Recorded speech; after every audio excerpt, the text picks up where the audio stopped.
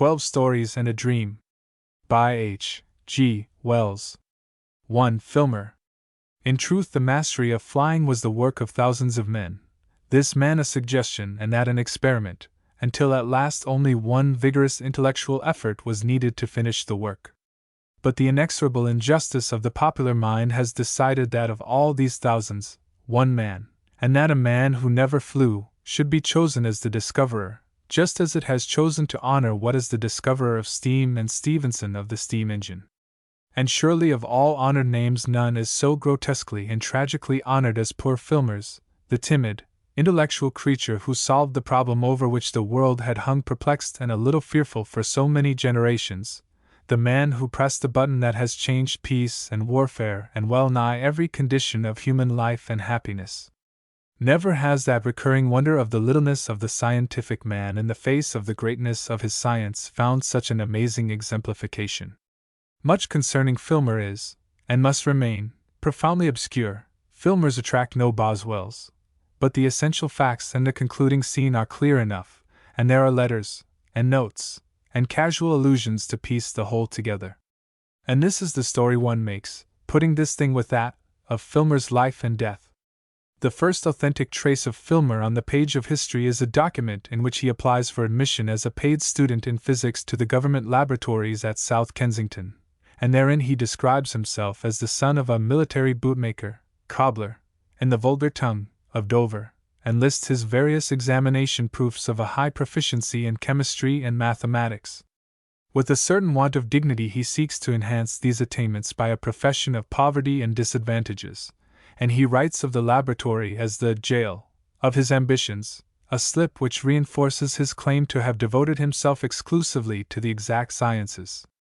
The document is endorsed in a manner that shows Filmer was admitted to this coveted opportunity, but until quite recently no traces of his success in the government institution could be found. It has now, however, been shown that in spite of his professed zeal for research, Filmer, before he had held this scholarship a year, was tempted by the possibility of a small increase in his immediate income, to abandon it in order to become one of the 9 pence an hour computers employed by a well-known professor in his vicarious conduct of those extensive researches of his in solar physics. Researches which are still a matter of perplexity to astronomers. Afterwards, for the space of 7 years, save for the past lists of the London University, in which he is seen to climb slowly to a double first-class B.Sc. in mathematics and chemistry, there is no evidence of how Filmer passed his life.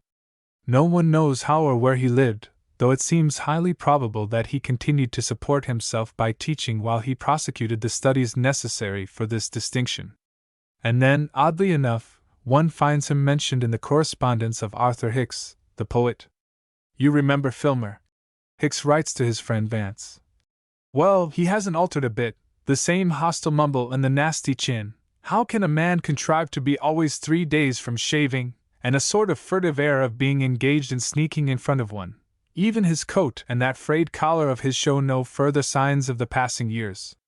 He was writing in the library, and I sat down beside him in the name of God's charity, whereupon he deliberately insulted me by covering up his memoranda. It seems he has some brilliant research on hand that he suspects me of all people, with a Bodley booklet printing, of stealing. He has taken remarkable honors at the university. He went through them with a sort of hasty slobber, as though he feared I might interrupt him before he had told me all, and he spoke of taking his D.Sc. as one might speak of taking a cab. And he asked what I was doing, with a sort of comparative accent, and his arm was spread nervously, positively a protecting arm, over the paper that hid the precious idea, his one hopeful idea. "Poetry," he said, "poetry. And what do you profess to teach in it, Hicks?" "The thing's a provincial professorling in the very act of budding, and I thank the Lord devoutly that but for the precious gift of indolence I also might have gone this way to D.Sc. and destruction." A curious little vignette that I am inclined to think caught Filmer in or near the very birth of his discovery. Hicks was wrong in anticipating a provincial professorship for Filmer.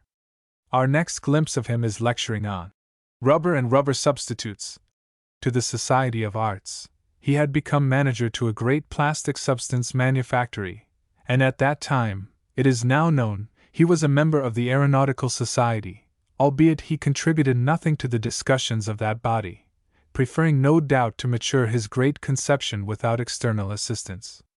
And within 2 years of that paper before the Society of Arts, he was hastily taking out a number of patents and proclaiming in various undignified ways the completion of the divergent inquiries which made his flying machine possible. The first definite statement to that effect appeared in a halfpenny evening paper through the agency of a man who lodged in the same house with Filmer. His final haste after his long laborious secret patience seems to have been due to a needless panic. Boodle, the notorious American scientific quack, having made an announcement that Filmer interpreted wrongly as an anticipation of his idea. Now, what precisely was Filmer's idea? Really a very simple one. Before his time, the pursuit of aeronautics had taken 2 divergent lines, and had developed on the one hand balloons, large apparatus lighter than air, easy in ascent, and comparatively safe in descent, but floating helplessly before any breeze that took them, and on the other, flying machines that flew only in theory, vast flat structures heavier than air, propelled and kept up by heavy engines and for the most part smashing at the first descent. But neglecting the fact that the inevitable final collapse rendered them impossible, the weight of the flying machines gave them this theoretical advantage, that they could go through the air against a wind, a necessary condition if aerial navigation was to have any practical value. It is Filmer's particular merit that he perceived the way in which the contrasted and hitherto incompatible merits of balloon and heavy flying machine might be combined in one apparatus, which should be at choice either heavier or lighter than air. He took hints from the contractile bladders of fish and the pneumatic cavities of birds. He devised an arrangement of contractile and absolutely closed balloons which, when expanded, could lift the actual flying apparatus with ease, and when retracted by the complicated musculature he wove about them, were withdrawn almost completely into the frame, and he built the large framework which these balloons sustained, of hollow, rigid tubes, the air in which, by an ingenious contrivance, was automatically pumped out as the apparatus fell, and which then remained exhausted so long as the aeronaut desired. There were no wings or propellers to his machine, such as there had been to all previous aeroplanes, and the only engine required was the compact and powerful little appliance needed to contract the balloons. He perceived that such an apparatus as he had devised might rise with frame exhausted and balloons expanded to a considerable height, might then contract its balloons and let the air into its frame, and by an adjustment of its weights slide down the air in any desired direction.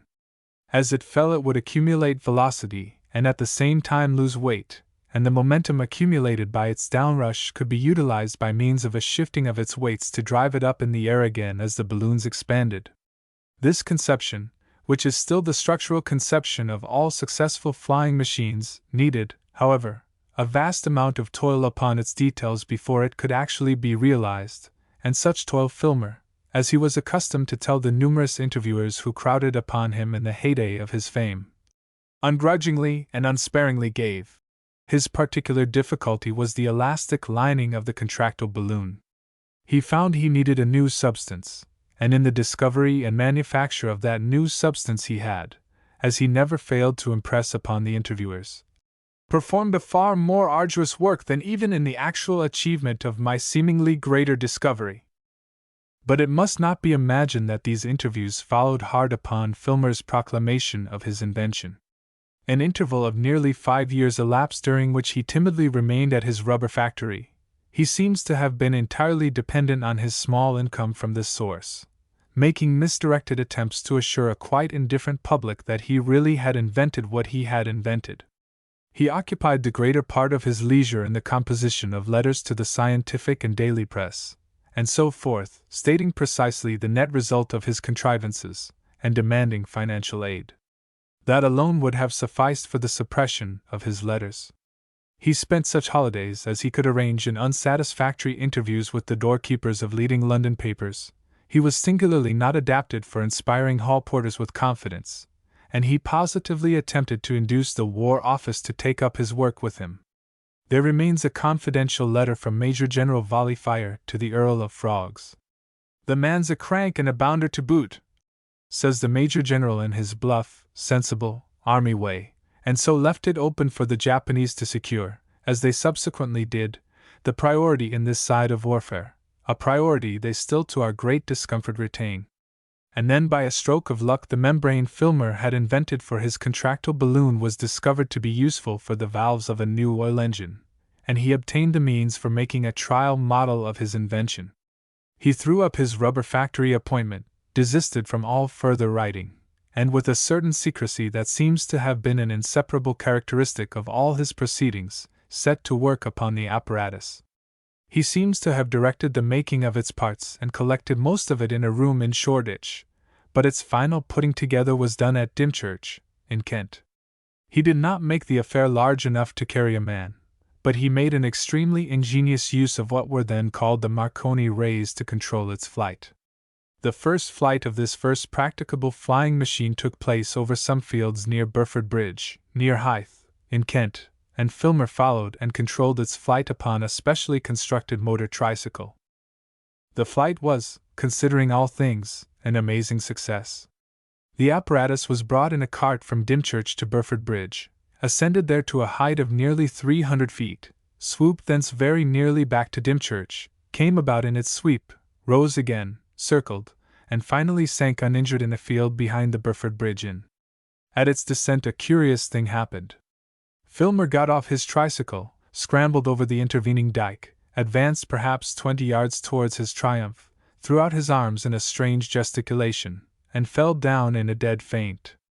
Every one could then recall the ghastliness of his features and all the evidences of extreme excitement they had observed throughout the trial, things they might otherwise have forgotten. Afterwards in the inn he had an unaccountable gust of hysterical weeping. Altogether there were not 20 witnesses of this affair, and those for the most part uneducated men. The New Romney doctor saw the ascent but not the descent, his horse being frightened by the electrical apparatus on Filmer's tricycle, and giving him a nasty spill. 2 members of the Kent Constabulary watched the affair from a cart in an unofficial spirit, and a grocer calling round the marsh for orders and 2 lady cyclists seem almost to complete the list of educated people. There were 2 reporters present, one representing a Folkestone paper and the other being a 4th-class interviewer and symposium journalist, whose expenses down, Filmer, anxious as ever for adequate advertisement, and now quite realizing the way in which adequate advertisement may be obtained, had paid. The latter was one of those writers who can throw a convincing air of unreality over the most credible events, and his half-facetious account of the affair appeared in the magazine page of a popular journal. But happily for Filmer, this person's colloquial methods were more convincing. He went to offer some further screed upon the subject to Banghurst, the proprietor of the new paper, and one of the ablest and most unscrupulous men in London journalism, and Banghurst instantly seized upon the situation. The interviewer vanishes from the narrative, no doubt very doubtfully remunerated, and Banghurst himself, double chin, grey twill suit, abdomen, voice, gestures and all, appears at Dymchurch, following his large, unrivaled journalistic nose.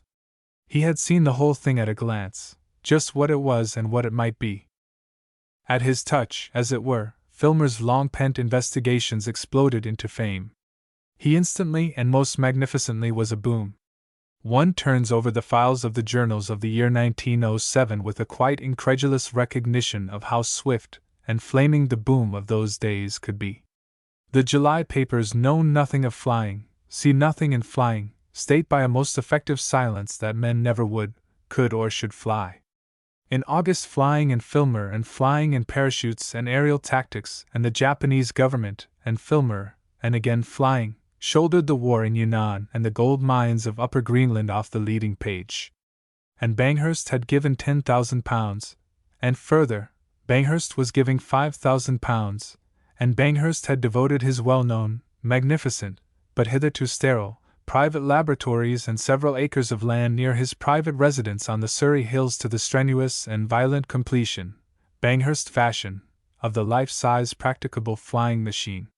Meanwhile, in the sight of privileged multitudes in the walled garden of the Banghurst town residence in Fulham, Filmer was exhibited at weekly garden parties putting the working model through its paces. At enormous initial cost, but with a final profit, the new paper presented its readers with a beautiful photographic souvenir of the first of these occasions. Here again the correspondence of Arthur Hicks and his friend Vance comes to our aid. I saw Filmer in his glory, he writes, with just the touch of envy natural to his position as a poet passé. The man is brushed and shaved, dressed in the fashion of a Royal Institution afternoon lecturer, the very newest shape in frock coats and long patent shoes, and altogether in a state of extraordinary streakiness between an oldish great man and a scared abashed self-conscious bounder cruelly exposed. He hasn't a touch of color in the skin of his face, his head juts forward, and those queer little dark amber eyes of his watch furtively round him for his fame. His clothes fit perfectly and yet sit upon him as though he had bought them ready-made. He speaks in a mumble still, but he says, you perceive indistinctly, enormous self-assertive things. He backs into the rear of groups by instinct if Banghurst drops the line for a minute, and when he walks across Banghurst's lawn one perceives him a little out of breath and going jerky, and that his weak white hands are clenched. His is a state of tension, horrible tension. And he is the greatest discoverer of this or any age, the greatest discoverer of this or any age. What strikes one so forcibly about him is that he didn't somehow quite expect it ever, at any rate, not at all like this. Banghurst is about everywhere, the energetic MC of his great little catch, and I swear he will have every one down on his lawn there before he has finished with the engine. He had bagged the Prime Minister yesterday, and he, bless his heart, didn't look particularly outsize on the very first occasion. Conceive it! Filmer! Our obscure unwashed Filmer, the glory of British science. Duchesses crowd upon him, beautiful, bold peeresses say in their beautiful, clear, loud voices, have you noticed how penetrating the great lady is becoming nowadays? Oh, Mr. Filmer, how did you do it? Common men on the edge of things are too remote for the answer. One imagines something in the way of that interview, toil ungrudgingly and unsparingly given, madam, and perhaps, I don't know, but perhaps a little special aptitude. So far Hicks, and the photographic supplement to the new paper is in sufficient harmony with the description. In one picture the machine swings down towards the river, and the tower of Fulham Church appears below it through a gap in the elms, and in another, Filmer sits at his guiding batteries, and the great and beautiful of the earth stand around him, with Banghurst massed modestly but resolutely in the rear. The grouping is oddly apposite. Occluding much of Banghurst, and looking with a pensive, speculative expression at Filmer, stands the Lady Mary Elkinghorn, still beautiful, in spite of the breath of scandal and her 38 years, the only person whose face does not admit a perception of the camera that was in the act of snapping them all. So much for the exterior facts of the story, but, after all, they are very exterior facts. About the real interest of the business one is necessarily very much in the dark. How was Filmer feeling at the time? How much was a certain unpleasant anticipation present inside that very new and fashionable frock coat? He was in the halfpenny, penny, sixpenny, and more expensive papers alike, and acknowledged by the whole world as the greatest discoverer of this or any age. He had invented a practicable flying machine, and every day down among the Surrey hills the life-sized model was getting ready. And when it was ready, it followed as a clear inevitable consequence of his having invented and made it. Everybody in the world, indeed, seemed to take it for granted. There wasn't a gap anywhere in that serried front of anticipation, that he would proudly and cheerfully get aboard it, ascend with it, and fly. But we know now pretty clearly that simple pride and cheerfulness in such an act were singularly out of harmony with Filmer's private constitution. It occurred to no one at the time, but there the fact is. We can guess with some confidence now that it must have been drifting about in his mind a great deal during the day, and from a little note to his physician complaining of persistent insomnia, we have the soundest reason for supposing it dominated his nights, the idea that it would be after all, in spite of his theoretical security, an abominably sickening, uncomfortable, and dangerous thing for him to flap about in nothingness 1,000 feet or so in the air. It must have dawned upon him quite early in the period of being the greatest discoverer of this or any age, the vision of doing this and that with an extensive void below. Perhaps someone in his youth he had looked down a great height or fallen down in some excessively uncomfortable way. Perhaps some habit of sleeping on the wrong side had resulted in that disagreeable falling nightmare one knows, and given him his horror. Of the strength of that horror there remains now not a particle of doubt. Apparently he had never weighed this duty of flying in his earlier days of research, The machine had been his end, but now things were opening out beyond his end, and particularly this giddy whirl up above there. He was a discoverer, and he had discovered. But he was not a flying man, and it was only now that he was beginning to perceive clearly that he was expected to fly. Yet, however much the thing was present in his mind, he gave no expression to it until the very end, and meanwhile he went to and fro from Banghurst's magnificent laboratories, and was interviewed and lionized, and wore good clothes, and ate good food, and lived in an elegant flat, enjoying a very abundant feast of such good, coarse, wholesome fame and success as a man, starved for all his years as he had been starved, might be reasonably expected to enjoy. After a time, the weekly gatherings in Fulham ceased. The model had failed one day just for a moment to respond to Filmer's guidance, or he had been distracted by the compliments of an archbishop. At any rate, it suddenly dug its nose into the air just a little too steeply as the archbishop was sailing through a Latin quotation for all the world like an archbishop in a book, and it came down in the Fulham road within 3 yards of a bus horse. It stood for a second perhaps, astonishing and in its attitude astonished, then it crumpled, shivered into pieces, and the bus horse was incidentally killed. Filmer lost the end of the archiepiscopal compliment. He stood up and stared as his invention swooped out of sight and reach of him. His long, white hands still gripped his useless apparatus. The archbishop followed his skyward stare with an apprehension unbecoming in an archbishop. Then came the crash and the shouts and uproar from the road to relieve Filmer's tension. "My God!" he whispered, and sat down. Everyone else almost was staring to see where the machine had vanished, or rushing into the house. The making of the big machine progressed all the more rapidly for this. Over its making presided Filmer, always a little slow and very careful in his manner, always with a growing preoccupation in his mind. His care over the strength and soundness of the apparatus was prodigious. The slightest doubt, and he delayed everything until the doubtful part could be replaced. Wilkinson, his senior assistant, fumed at some of these delays, which, he insisted, were for the most part unnecessary. Banghurst magnified the patient certitude of Filmer in the new paper, and reviled it bitterly to his wife, and McAndrew, the second assistant, approved Filmer's wisdom. "We're not wanting a fiasco man," said McAndrew. "He's perfectly well advised."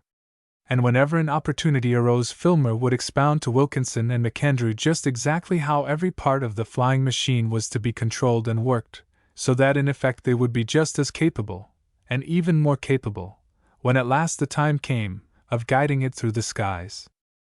Now I should imagine that if Filmer had seen fit at this stage to define just what he was feeling, and to take a definite line in the matter of his assent, he might have escaped that painful ordeal quite easily. If he had had it clearly in his mind, he could have done endless things. He would surely have found no difficulty with a specialist to demonstrate a weak heart, or something gastric or pulmonary, to stand in his way. That is the line I am astonished he did not take, or he might, had he been man enough, have declared simply and finally that he did not intend to do the thing. But the fact is, though the dread was hugely present in his mind, the thing was by no means sharp and clear. I fancy that all through this period he kept telling himself that when the occasion came he would find himself equal to it. He was like a man just gripped by a great illness, who says he feels a little out of sorts, and expects to be better presently. Meanwhile he delayed the completion of the machine, and let the assumption that he was going to fly it take root and flourish exceedingly about him. He even accepted anticipatory compliments on his courage. And barring this secret squeamishness, there can be no doubt he found all the praise and distinction and fuss he got a delightful and even intoxicating draught. The Lady Mary Elkinghorn made things a little more complicated for him. How that began was a subject of inexhaustible speculation to Hicks. Probably in the beginning she was just a little nice to him with that impartial partiality of hers, and it may be that to her eyes, standing out conspicuously as he did ruling his monster in the upper air, he had a distinction that Hicks was not disposed to find. And somehow they must have had a moment of sufficient isolation, and the great discoverer a moment of sufficient courage for something just a little personal to be mumbled or blurted. However it began, there is no doubt that it did begin, and presently became quite perceptible to a world accustomed to find in the proceedings of the Lady Mary Elkinghorn a matter of entertainment.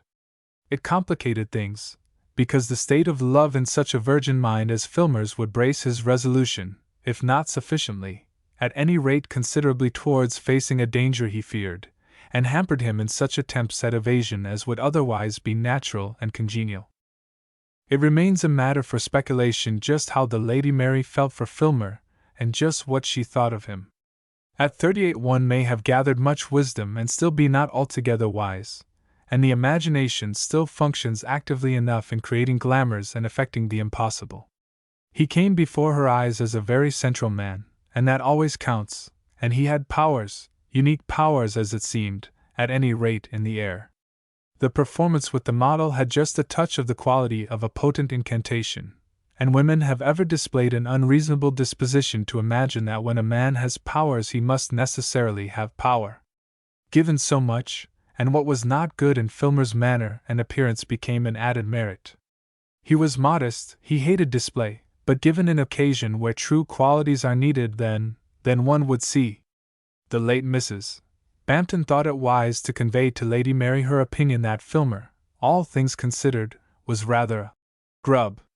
"He's certainly not a sort of man I have ever met before," said the Lady Mary, with a quite unruffled serenity. And Mrs.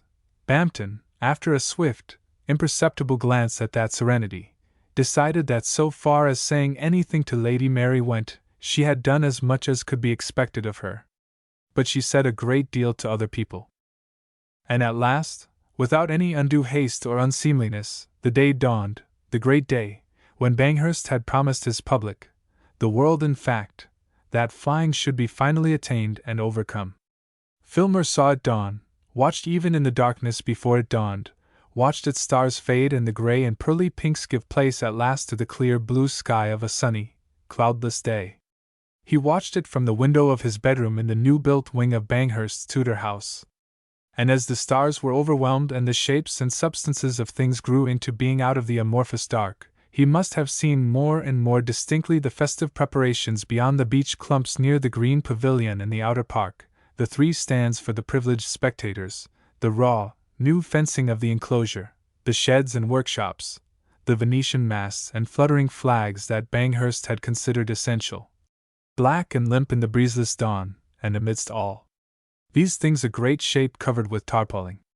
A strange and terrible portent for humanity was that shape, a beginning that must surely spread and widen and change and dominate all the affairs of men, but to Filmer it is very doubtful whether it appeared in anything but a narrow and personal light. Several people heard him pacing in the small hours, for the vast place was packed with guests by a proprietor-editor who, before all, understood compression. And about 5 o'clock, if not before, Filmer left his room and wandered out of the sleeping house into the park, alive by that time with sunlight and birds and squirrels and the fallow deer. MacAndrew, who was also an early riser, met him near the machine, and they went and had a look at it together. It is doubtful if Filmer took any breakfast, in spite of the urgency of Banghurst. So soon as the guests began to be about in some number he seems to have retreated to his room. Thence about 10 he went into the shrubbery, very probably because he had seen the Lady Mary Elkinghorn there. She was walking up and down, engaged in conversation with her old school friend, Mrs. Bruce Craven, and although Filmer had never met the latter lady before, he joined them and walked beside them for some time. There were several silences in spite of the Lady Mary's brilliance. The situation was a difficult one, and Mrs. Bruce Craven did not master its difficulty. "He struck me," she said afterwards with a luminous self-contradiction, "as a very unhappy person who had something to say, and wanted before all things to be helped to say it. But how was one to help him when one didn't know what it was?" At 11:30 the enclosures for the public in the outer park were crammed. There was an intermittent stream of equipages along the belt which circles the outer park, and the house party was dotted over the lawn and shrubbery and the corner of the inner park, in a series of brilliantly attired knots, all making for the flying machine. Filmer walked in a group of 3 with Banghurst, who was supremely and conspicuously happy, and Sir Theodore Hickle, the president of the Aeronautical Society. Mrs. Banghurst was close behind with the Lady Mary Elkinghorn, Georgina Hickle, and the Dean of Stays. Banghurst was large and copious in speech, and such interstices as he left were filled in by Hickle with complimentary remarks to Filmer. And Filmer walked between them saying not a word except by way of unavoidable reply. Behind Mrs. Banghurst listened to the admirably suitable and shapely conversation of the Dean with that fluttered attention to the ampler clergy 10 years of social ascent and ascendancy had not cured in her, and the Lady Mary watched, no doubt with an entire confidence in the world's disillusionment, the drooping shoulders of the sort of man she had never met before. There was some cheering as the central party came into view of the enclosures, but it was not very unanimous nor invigorating cheering. They were within 50 yards of the apparatus when Filmer took a hasty glance over his shoulder to measure the distance of the ladies behind them, and decided to make the first remark he had initiated since the house had been left. His voice was just a little hoarse, and he cut in on Banghurst in mid-sentence on progress. "I say, Banghurst," he said, and stopped. "Yes," said Banghurst. "I wish—" He moistened his lips. "I'm not feeling well." Banghurst stopped dead. "Eh?" he shouted. "A queer feeling." Filmer made to move on, but Banghurst was immovable. "I don't know. I may be better in a minute. If not, perhaps, MacAndrew." "You're not feeling well?" said Banghurst, and stared at his white face. "My dear," he said as Mrs. Banghurst came up with him, "Filmer says he isn't feeling well." "A little queer," exclaimed Filmer, avoiding the Lady Mary's eyes. "It may pass off." There was a pause. It came to Filmer that he was the most isolated person in the world. "In any case," said Banghurst, "the ascent must be made. Perhaps if you were to sit down somewhere for a moment."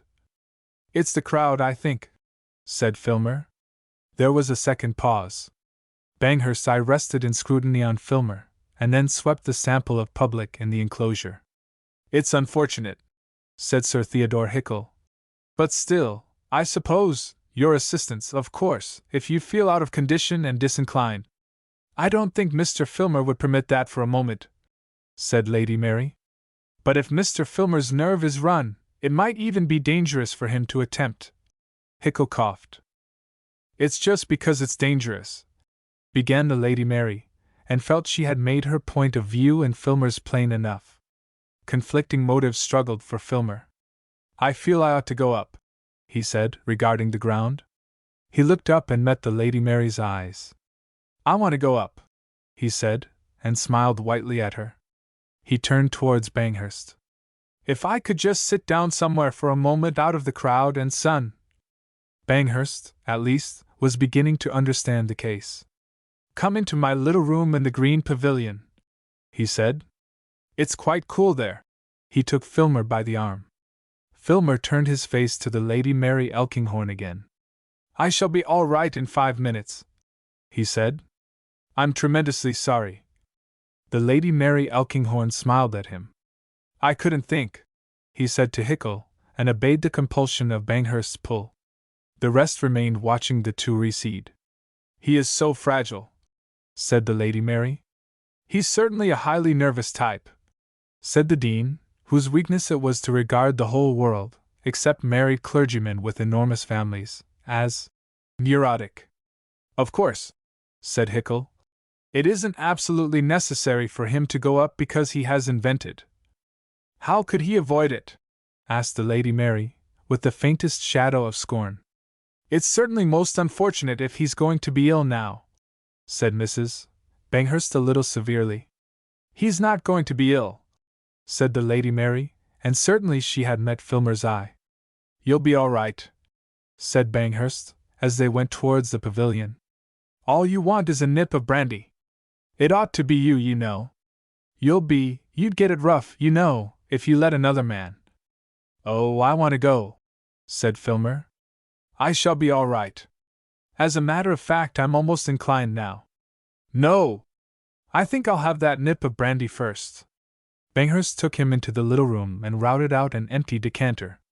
He departed in search of a supply. He was gone perhaps 5 minutes. The history of those 5 minutes cannot be written.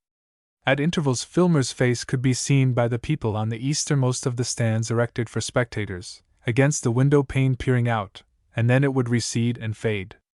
Banghurst vanished shouting behind the grandstand, and presently the butler appeared going pavilionward with a tray. The apartment in which Filmer came to his last solution was a pleasant little room very simply furnished with green furniture and an old bureau, for Banghurst was simple in all his private ways. It was hung with little engravings after Morland, and it had a shelf of books. But as it happened, Banghurst had left a rook rifle he sometimes played with on the top of the desk, and on the corner of the mantelshelf was a tin with 3 or 4 cartridges remaining in it. As Filmer went up and down that room wrestling with his intolerable dilemma, he went first towards the neat little rifle athwart the blotting pad and then towards the neat little red label. Point too long. The thing must have jumped into his mind in a moment.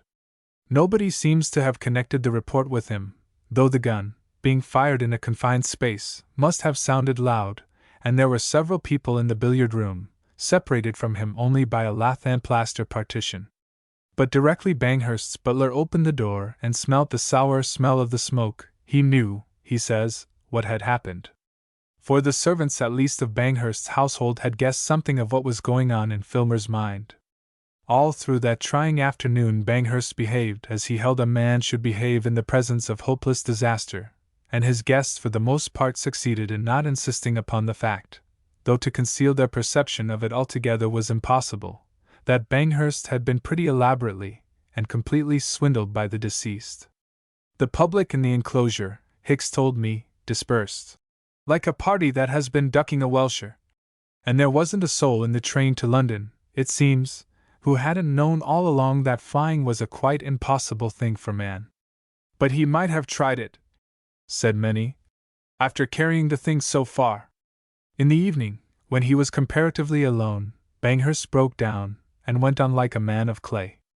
I have been told he wept, which must have made an imposing scene, and he certainly said Filmer had ruined his life, and offered and sold the whole apparatus to MacAndrew for half a crown. I've been thinking, said MacAndrew at the conclusion of the bargain, and stopped. The next morning the name of Filmer was, for the first time, less conspicuous in the new paper than in any other daily paper in the world.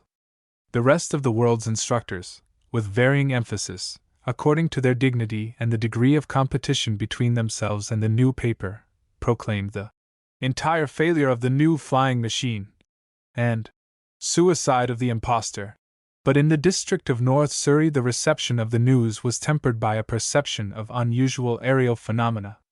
Overnight Wilkinson and MacAndrew had fallen into violent argument on the exact motives of their principal's rash act. The man was certainly a poor, cowardly body, but so far as his science went he was no impostor, said MacAndrew. And I'm prepared to give that proposition a very practical demonstration, Mr. Wilkinson, so soon as we've got the place a little more to ourselves. For I've no faith in all this publicity for experimental trials. And to that end, while all the world was reading of the certain failure of the new flying machine, MacAndrew was soaring and curvetting with great amplitude and dignity over the Epsom and Wimbledon divisions, and Banghurst, restored once more to hope and energy, and regardless of public security and the Board of Trade, was pursuing his gyrations and trying to attract his attention, on a motor car and in his pajamas. He had caught sight of the ascent when pulling up the blind of his bedroom window, equipped, among other things, with a film camera that was subsequently discovered to be jammed. And Filmer was lying on the billiard table in the green pavilion with a sheet about his body. 2. The Magic Shop. I had seen the Magic Shop from afar several times. I had passed it once or twice, a shop window of alluring little objects, magic balls, magic hens, wonderful cones, ventriloquist dolls, the material of the basket trick, packs of cards that looked all right, and all that sort of thing, but never had I thought of going in until one day, almost without warning, Jip hauled me by my finger right up to the window, and so conducted himself that there was nothing for it but to take him in. I had not thought the place was there, to tell the truth, a modest-sized frontage in Regent Street, between the picture shop and the place where the chicks run about just out of patent incubators, but there it was sure enough. I had fancied it was down nearer the circus, or round the corner in Oxford Street, or even in Holborn.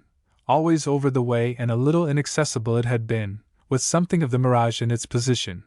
But here it was now quite indisputably, and the fat end of Jip's pointing finger made a noise upon the glass. "If I was rich," said Jip, dabbing a finger at the disappearing egg, "I'd buy myself that. And that, which was the crying baby, very human. And that, which was a mystery and called, so a neat card asserted, buy one and astonish your friends. Anything," said Jip, "will disappear under one of those cones. I have read about it in a book. And there, data, is the vanishing halfpenny, only they've put it this way up so's we can't see how it's done.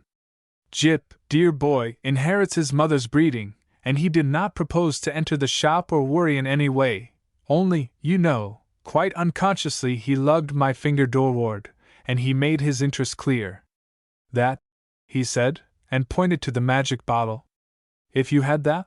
I said, at which promising inquiry he looked up with a sudden radiance.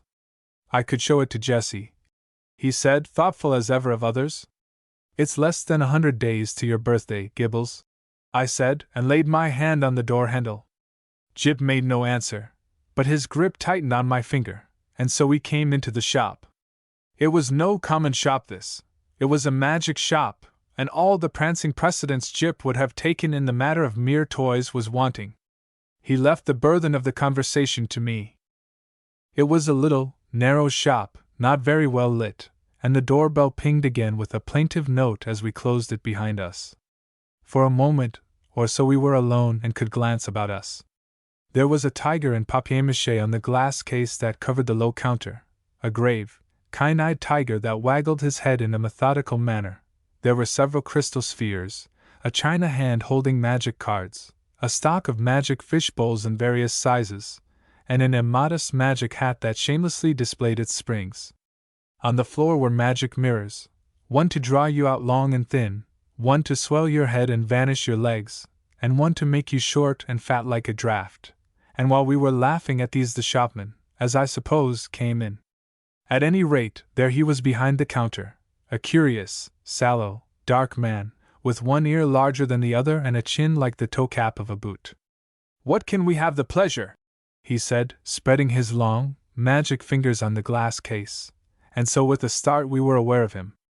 "I want," I said, "to buy my little boy a few simple tricks." "Legerdemain?" he asked. "Mechanical? Domestic? Anything amusing?" said I. Said the shopman, and scratched his head for a moment as if thinking. Then, quite distinctly, he drew from his head a glass ball. "Something in this way?" he said, and held it out. The action was unexpected. I had seen the trick done at entertainments endless times before. It's part of the common stock of conjurers. But I had not expected it here. "That's good," I said with a laugh. "Isn't it?" said the shopman. Jip stretched out his disengaged hand to take this object, and found merely a blank palm. "It's in your pocket," said the shopman, and there it was. "How much will that be?" I asked. "We make no charge for glass balls," said the shopman politely. "We get them." He picked one out of his elbow as he spoke. "Free." He produced another from the back of his neck, and laid it beside its predecessor on the counter. Jip regarded his glass ball sagely, then directed a look of inquiry at the two on the counter, and finally brought his round-eyed scrutiny to the shopman, who smiled. "You may have those too," said the shopman. "And if you don't mind, one from my mouth." "So!" Jip counseled me mutely for a moment, and then in a profound silence put away the 4 balls, resumed my reassuring finger, and nerved himself for the next event. "We get all our smaller tricks in that way," the shopman remarked. I laughed in the manner of one who subscribes to a jest. "Instead of going to the wholesale shop," I said. "Of course, it's cheaper." "In a way," the shopman said. "Though we pay in the end. But not so heavily, as people suppose.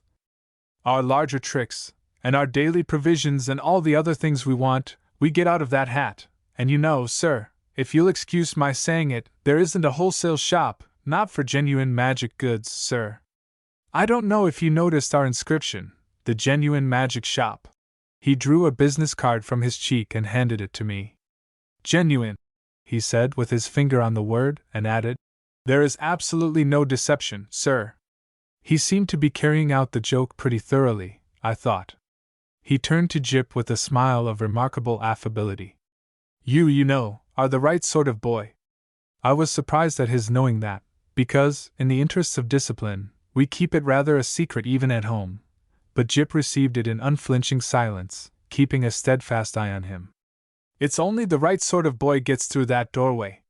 And, as if by way of illustration, there came a rattling at the door, and a squeaking little voice could be faintly heard. "Nyar! I warna go in there, Dada, I warna go in there. New York, aya!" And then the accents of a downtrodden parent, urging consolations and propitiations. "It's locked, Edward," he said. "But it isn't," said I. "It is, sir," said the shopman. "Always, for that sort of child." And as he spoke we had a glimpse of the other youngster, a little, white face, pallid from sweet eating and oversapid food, and distorted by evil passions, a ruthless little egotist, pawing at the enchanted pane. "It's no good, sir," said the shopman, as I moved, with my natural helpfulness, doorward, and presently the spoilt child was carried off howling. "How do you manage that?" I said, breathing a little more freely. "Magic," said the shopman, with a careless wave of the hand, and behold, sparks of colored fire flew out of his fingers and vanished into the shadows of the shop. "You were saying," he said, addressing himself to Jip, "before you came in that you would like one of our buy one and astonish your friends boxes?" Jip, after a gallant effort, said, "Yes. It's in your pocket." And leaning over the counter, he really had an extraordinarily long body.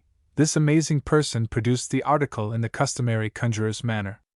"Paper," he said, and took a sheet out of the empty hat with the springs. "String."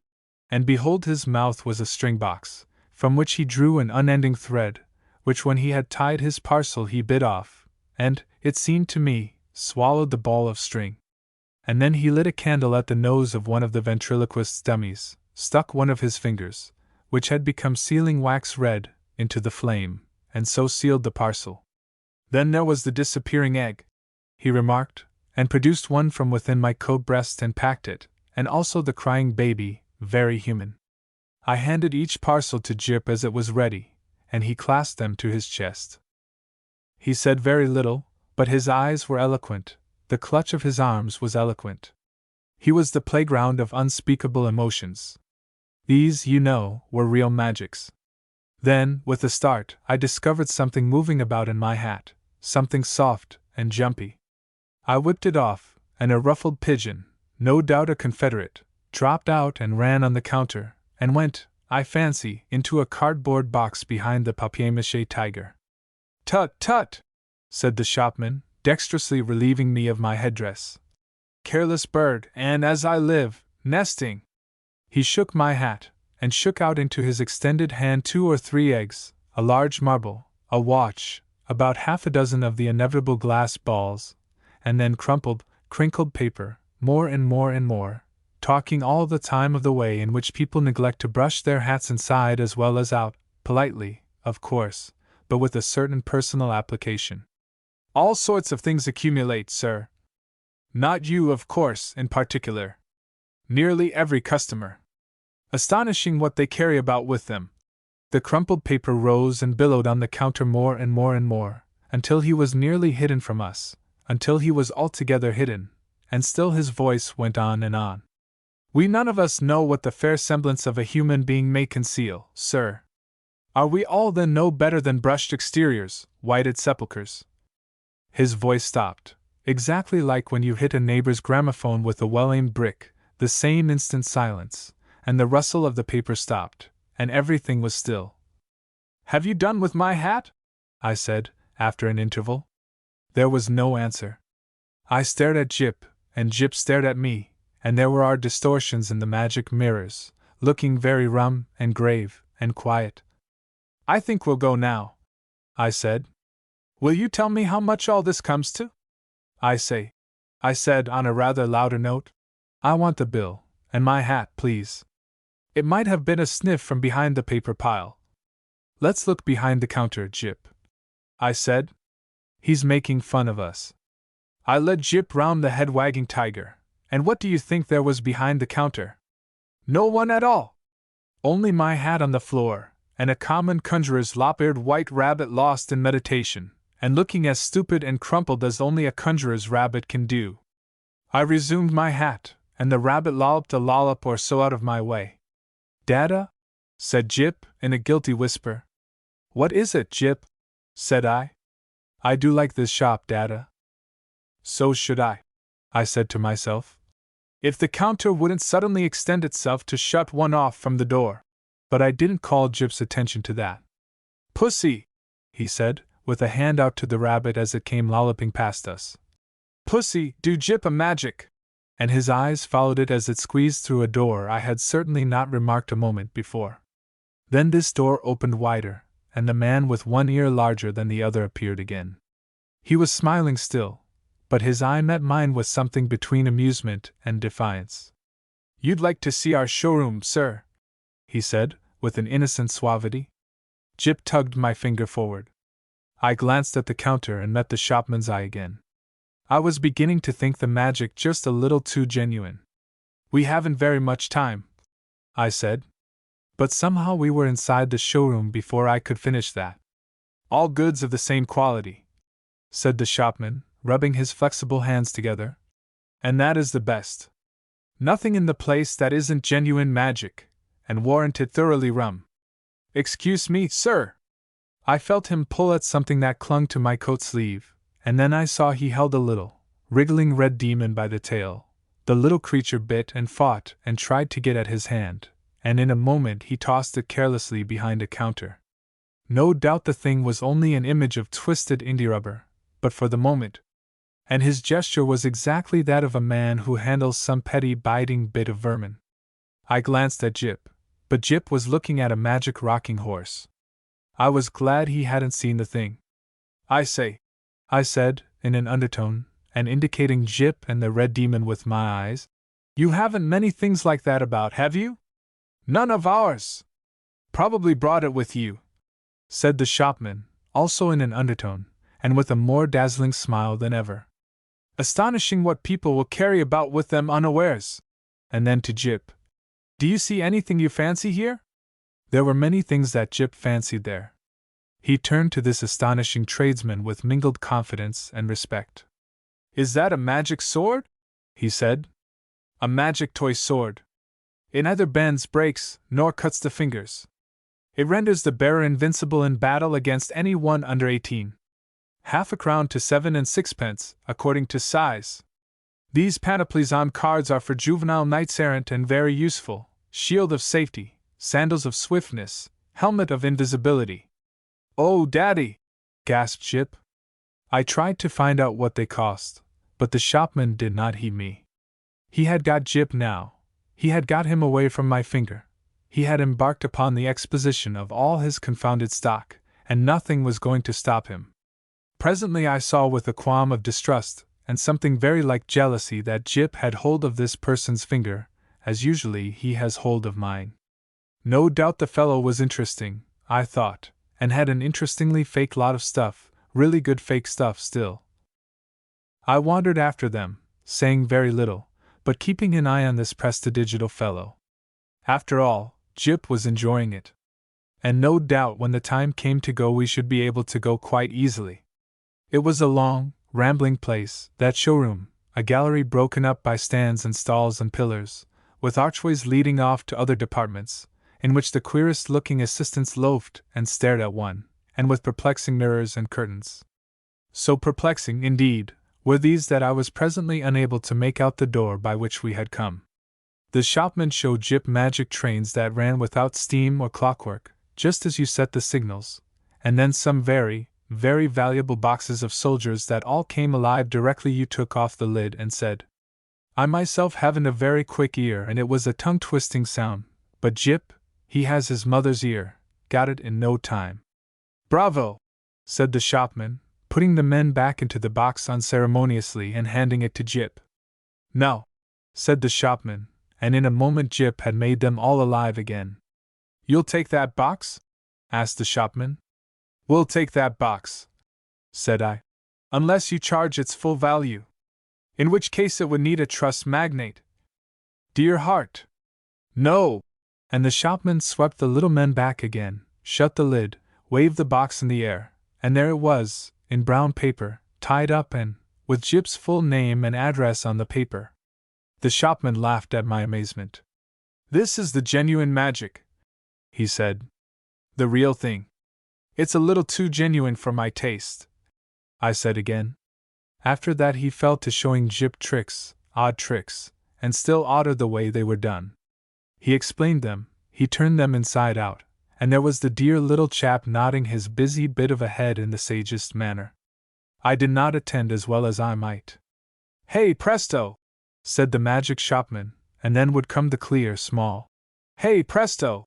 of the boy. But I was distracted by other things.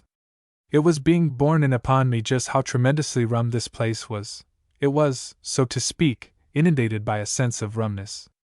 There was something a little rum about the fixtures even, about the ceiling, about the floor, about the casually distributed chairs. I had a queer feeling that whenever I wasn't looking at them straight they went askew, and moved about, and played a noiseless puss in the corner behind my back. And the cornice had a serpentine design with masks altogether too expressive for proper plaster. Then abruptly my attention was caught by one of the odd-looking assistants. He was some way off and evidently unaware of my presence. I saw a sort of three-quarter length of him over a pile of toys and through an arch, and he was leaning against a pillar in an idle sort of way doing the most horrid things with his features. The particular horrid thing he did was with his nose. He did it just as though he was idle and wanted to amuse himself. First of all it was a short, blobby nose, and then suddenly he shot it out like a telescope, and then out it flew and became thinner and thinner until it was like a long, red, flexible whip. Like a thing in a nightmare it was. He flourished it about and flung it forth as a fly fisher flings his line. My instant thought was that Jip mustn't see him. I turned about, and there was Jip quite preoccupied with the shopman, and thinking no evil. They were whispering together and looking at me. Jip was standing on a little stool, and the shopman was holding a sort of big drum in his hand. "Hide and seek, Dada!" cried Jip. "You're he!" And before I could do anything to prevent it, the shopman had clapped the big drum over him. I saw what was up directly. "Take that off!" I cried. "This instant! You'll frighten the boy. Take it off!" The shopman with the unequal ears did so without a word, and held the big cylinder towards me to show its emptiness. And the little stool was vacant! In that instant my boy had utterly disappeared. You know, perhaps, that sinister something that comes like a hand out of the unseen and grips your heart about. You know it takes your common self away and leaves you tense and deliberate, either slow nor hasty, either angry nor afraid. So it was with me. I came up to this grinning shopman and kicked his stool aside. "Stop this folly," I said. "Where is my boy?" "You see," he said, still displaying the drum's interior, "there is no deception, dash." I put out my hand to grip him, and he eluded me by a dexterous movement. I snatched again, and he turned from me and pushed open a door to escape. "Stop!" I said, and he laughed, receding. I leapt after him, into utter darkness. Thud! "Lord bless my earth! I didn't see you coming, sir!" I was in Regent Street, and I had collided with a decent-looking working man, and a yard away, perhaps, and looking a little perplexed with himself, was Jip. There was some sort of apology, and then Jip had turned and come to me with a bright little smile, as though for a moment he had missed me. And he was carrying 4 parcels in his arm. He secured immediate possession of my finger. For the second I was rather at a loss. I stared round to see the door of the magic shop, and behold, it was not there. There was no door, no shop, nothing, only the common pilaster between the shop where they sell pictures and the window with the chicks. I did the only thing possible in that mental tumult. I walked straight to the curbstone and held up my umbrella for a cab. "Ansoms," said Jip, in a note of culminating exultation. I helped him in, recalled my address with an effort, and got in also. Something unusual proclaimed itself in my tailcoat pocket, and I felt and discovered a glass ball. With a petulant expression, I flung it into the street. Jip said nothing. For a space, neither of us spoke. "Dada," said Jip at last, "that was a proper shop." I came round with that to the problem of just how the whole thing had seemed to him. He looked completely undamaged. So far, good.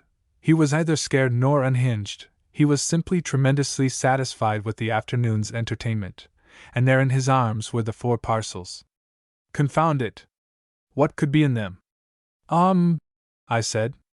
"Little boys can't go to shops like that every day."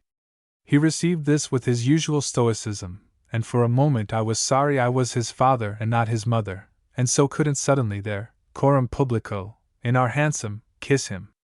After all, I thought, the thing wasn't so very bad. But it was only when we opened the parcels that I really began to be reassured.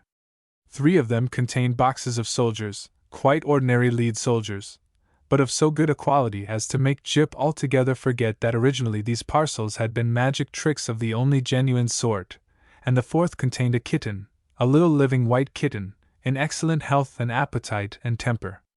I saw this unpacking with a sort of provisional relief. I hung about in the nursery for quite an unconscionable time. That happened 6 months ago. And now I am beginning to believe it is all right. The kitten had only the magic natural to all kittens, and the soldiers seem as steady a company as any colonel could desire. And Jip? The intelligent parent will understand that I have to go cautiously with Jip. But I went so far as this one day. I said, "How would you like your soldiers to come alive, Jip, and march about by themselves?" "Mine do," said Jip. "I just have to say a word I know before I open the lid." "Then they march about alone?" "Oh, quite, Dada. I shouldn't like them if they didn't do that." I displayed no unbecoming surprise, and since then I have taken occasion to drop in upon him once or twice, unannounced, when the soldiers were about, but so far I have never discovered them performing in anything like a magical manner. It's so difficult to tell. There's also a question of finance. I have an incurable habit of paying bills.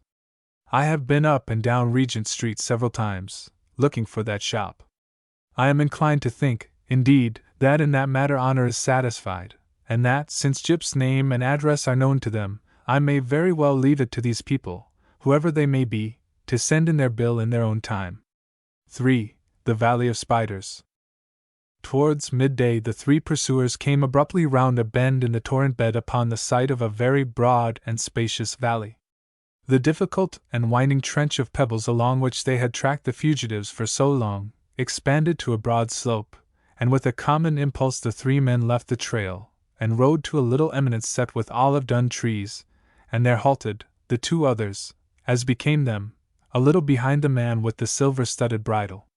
For a space they scanned the great expanse below them with eager eyes.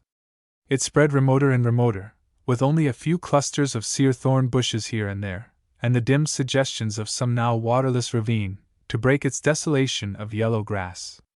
Its purple distances melted at last into the bluish slopes of the further hills, hills that might be of a greener kind, and above them invisibly supported, and seeming indeed to hang in the blue, were the snow-clad summits of mountains that grew larger and bolder to the northwestward as the sides of the valley drew together. And westward the valley opened until a distant darkness under the sky told where the forests began. But the 3 men looked neither east nor west, but only steadfastly across the valley. The gaunt man with the scarred lip was the first to speak. "Nowhere," he said, with a sigh of disappointment in his voice. "But after all, they had a full day's start." "They don't know we are after them," said the little man on the white horse. "She would know," said the leader bitterly, as if speaking to himself. "Even then they can't go fast. They've got no beast but the mule, and all today the girl's foot has been bleeding, dash." The man with the silver bridle flashed a quick intensity of rage on him. "Do you think I haven't seen that?" he snarled. "It helps anyhow," whispered the little man to himself. The gaunt man with the scarred lips stared impassively. "They can't be over the valley," he said. "If we ride hard." He glanced at the white horse and paused. "Curse all white horses!" said the man with the silver bridle, and turned to scan the beast his curse included. The little man looked down between the melancholy ears of his steed. "I did my best," he said. The two others stared again across the valley for a space. The gaunt man passed the back of his hand across the scarred lip. "Come up!" said the man who owned the silver bridle, suddenly. The little man started and jerked his rein, and the horse hoofs of the three made a multitudinous faint pattering upon the withered grass as they turned back towards the trail. They rode cautiously down the long slope before them, and so came through a waste of prickly, twisted bushes and strange dry shapes of horny branches that grew amongst the rocks, into the levels below. And there the trail grew faint, for the soil was scanty, and the only herbage was this scorched dead straw that lay upon the ground. Still, by hard scanning, by leaning beside the horses' necks and pausing ever and again, even these white men could contrive to follow after their prey. There were trodden places, bent and broken blades of the coarse grass, and ever and again the sufficient intimation of a footmark. And once the leader saw a brown smear of blood where the half-caste girl may have trod. And at that under his breath he cursed her for a fool. The gaunt man checked his leader's tracking, and the little man on the white horse rode behind, a man lost in a dream. They rode one after another, the man with the silver bridle led the way, and they spoke never a word. After a time it came to the little man on the white horse that the world was very still. He started out of his dream. Besides the little noises of their horses and equipment, the whole great valley kept the brooding quiet of a painted scene. Before him went his master and his fellow, each intently leaning forward to the left, each impassively moving with the paces of his horse. Their shadows went before them, still, noiseless, tapering attendants, and nearer a crouched cool shape was his own. He looked about him. What was it had gone? Then he remembered the reverberation from the banks of the gorge and the perpetual accompaniment of shifting, jostling pebbles. And, moreover, there was no breeze. That was it. What a vast, still place it was, a monotonous afternoon slumber. And the sky open and blank, except for a somber veil of haze that had gathered in the upper valley. He straightened his back, fretted with his bridle, puckered his lips to whistle, and simply sighed. He turned in his saddle for a time, and stared at the throat of the mountain gorge out of which they had come.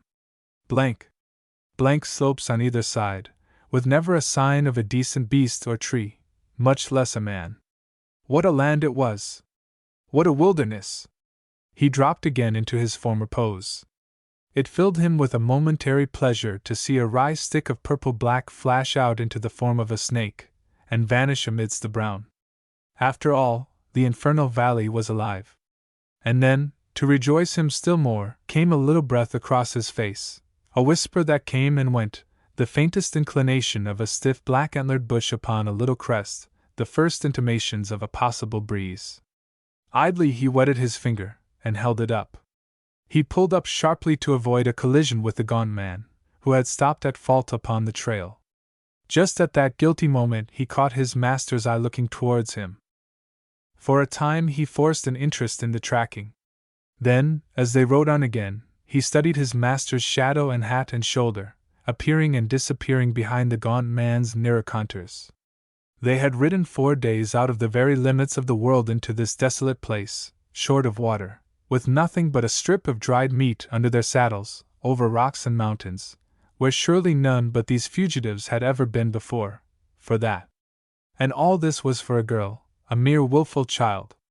And the man had whole cityfuls of people to do his basest bidding, girls, women.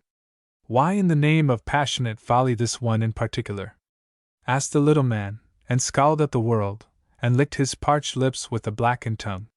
It was the way of the master, and that was all he knew. Just because she sought to evade him. His eye caught a whole row of high-plumed canes bending in unison, and then the tails of silk that hung before his neck flapped and fell. The breeze was growing stronger. Somehow it took the stiff stillness out of things, and that was well. "Hello?" said the gaunt man. All three stopped abruptly.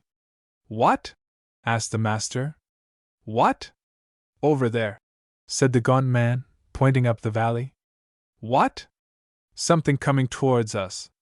And as he spoke, a yellow animal crested a rise and came bearing down upon them. It was a big wild dog, coming before the wind, tongue out, at a steady pace, and running with such an intensity of purpose that he did not seem to see the horseman he approached. He ran with his nose up, following, it was plain, either scent nor quarry. As he drew nearer, the little man felt for his sword. "He's mad," said the gaunt rider. "Shout!" said the little man, and shouted. The dog came on. Then, when the little man's blade was already out, it swerved aside and went panting by them and passed. The eyes of the little man followed its flight.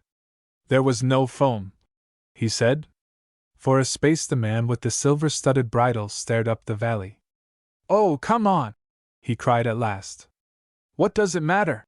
and jerked his horse into movement again. The little man left the insoluble mystery of a dog that fled from nothing but the wind, and lapsed into profound musings on human character. "Come on!" he whispered to himself. Why should it be given to one man to say "come on," with that stupendous violence of effect? Always, all his life, the man with the silver bridle has been saying that.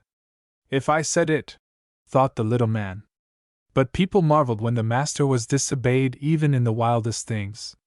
This half-caste girl seemed to everyone, mad, blasphemous almost. The little man, by way of comparison, reflected on the gaunt rider with the scarred lip, as stalwart as his master, as brave and, indeed, perhaps braver, and yet for him there was obedience, nothing but to give obedience duly and stoutly. Certain sensations of the hands and knees called the little man back to more immediate things. He became aware of something. He rode up beside his gaunt fellow. "Do you notice the horses?" he said in an undertone. The gaunt face looked interrogation. "They don't like this wind," said the little man, and dropped behind as the man with the silver bridle turned upon him. "It's all right," said the gaunt-faced man. They rode on again for a space in silence. The foremost two rode downcast upon the trail. The hindmost man watched the haze that crept down the vastness of the valley, nearer and nearer, and noted how the wind grew in strength moment by moment. Far away on the left he saw a line of dark bulks, wild hog perhaps, galloping down the valley, but of that he said nothing, nor did he remark again upon the uneasiness of the horses. And then he saw first one and then a second great white ball, a great shining white ball like a gigantic head of thistledown, that drove before the wind athwart the path. These balls soared high in the air, and dropped and rose again and caught for a moment, and hurried on and passed, but at the sight of them the restlessness of the horses increased. Then presently he saw that more of these drifting globes, and then soon very many more, were hurrying towards him down the valley. They became aware of a squealing. Athwart the path a huge boar rushed, turning his head but for one instant to glance at them, and then hurling on down the valley again. And at that, all three stopped and sat in their saddles, staring into the thickening haze that was coming upon them. "If it were not for this thistledown," began the leader. But now a big globe came drifting past within a score of yards of them. It was really not an even sphere at all, but a vast, soft, ragged, filmy thing, a sheet gathered by the corners, an aerial jellyfish, as it were, but rolling over and over as it advanced, and trailing long, cobwebby threads and streamers that floated in its wake. "It isn't thistledown," said the little man. "I don't like the stuff," said the gaunt man. And they looked at one another. "Curse it!" cried the leader. "The air's full of it up there. If it keeps on at this pace long, it will stop us altogether." An instinctive feeling, such as lines out a herd of deer at the approach of some ambiguous thing, prompted them to turn their horses to the wind, ride forward for a few paces, and stare at that advancing multitude of floating masses. They came on before the wind with a sort of smooth swiftness, rising and falling noiselessly, sinking to earth, rebounding high, soaring, all with a perfect unanimity, with a still, deliberate assurance. Right and left of the horsemen the pioneers of this strange army passed. At one that rolled along the ground, breaking shapelessly and trailing out reluctantly into long grappling ribbons and bands, all three horses began to shy and dance. The master was seized with a sudden unreasonable impatience. He cursed the drifting globes roundly. "Get on!" he cried. "Get on! What do these things matter? How can they matter? Back to the trail!" He fell swearing at his horse and sawed the bit across its mouth. He shouted aloud with rage. "I will follow that trail, I tell you!" he cried. "Where is the trail?" He gripped the bridle of his prancing horse and searched amidst the grass. A long and clinging thread fell across his face, a gray streamer dropped about his bridle arm, some big, active thing with many legs ran down the back of his head. He looked up to discover one of those gray masses anchored as it were above him by these things and flapping out ends as a sail flaps when a boat comes about, but noiselessly. He had an impression of many eyes, of a dense crew of squat bodies, of long, many-jointed limbs hauling at their mooring ropes to bring the thing down upon him. For a space he stared up, reining in his prancing horse with the instinct born of years of horsemanship. Then the flat of a sword smote his back, and a blade flashed overhead and cut the drifting balloon of spiderweb free, and the whole mass lifted softly and drove clear and away. "Spiders!" cried the voice of the gaunt man. "The things are full of big spiders! Look, my lord!" The man with the silver bridle still followed the mass that drove away. "Look, my lord!" The master found himself staring down at a red, smashed thing on the ground that, in spite of partial obliteration, could still wriggle unavailing legs. Then, when the gaunt man pointed to another mass that bore down upon them, he drew his sword hastily. Up the valley now it was like a fog bank torn to rags. He tried to grasp the situation. "Ride for it!" the little man was shouting. "Ride for it down the valley!" What happened then was like the confusion of a battle. The man with the silver bridle saw the little man go past him slashing furiously at imaginary cobwebs, saw him cannon into the horse of the gaunt man and hurl it, and its rider to earth. His own horse went a dozen paces before he could rein it in. Then he looked up to avoid imaginary dangers, and then back again to see a horse rolling on the ground, the gaunt man standing and slashing over it at a rent and fluttering mass of gray that streamed and wrapped about them both. And thick and fast as thistledown on waste land on a windy day in July, the cobweb masses were coming on. The little man had dismounted, but he dared not release his horse. He was endeavoring to lug the struggling brute back with the strength of one arm, while with the other he slashed aimlessly. The tentacles of a second gray mass had entangled themselves with the struggle, and this second gray mass came to its moorings, and slowly sank. The master set his teeth, gripped his bridle, lowered his head, and spurred his horse forward. The horse on the ground rolled over, there were blood and moving shapes upon the flanks, and the gaunt man, suddenly leaving it, ran forward towards his master, perhaps 10 paces. His legs were swathed and encumbered with gray. He made ineffectual movements with his sword. Gray streamers waved from him. There was a thin veil of gray across his face. With his left hand he beat at something on his body, and suddenly he stumbled and fell. He struggled to rise, and fell again, and suddenly, horribly, began to howl. "Oh hoo, oh hoo!" The master could see the great spiders upon him, and others upon the ground. As he strove to force his horse nearer to this gesticulating, screaming gray object that struggled up and down, there came a clatter of hoofs, and the little man, in act of mounting, swordless, balanced on his belly athwart the white horse, and clutching its mane, whirled past. And again a clinging thread of gray gossamer swept across the master's face.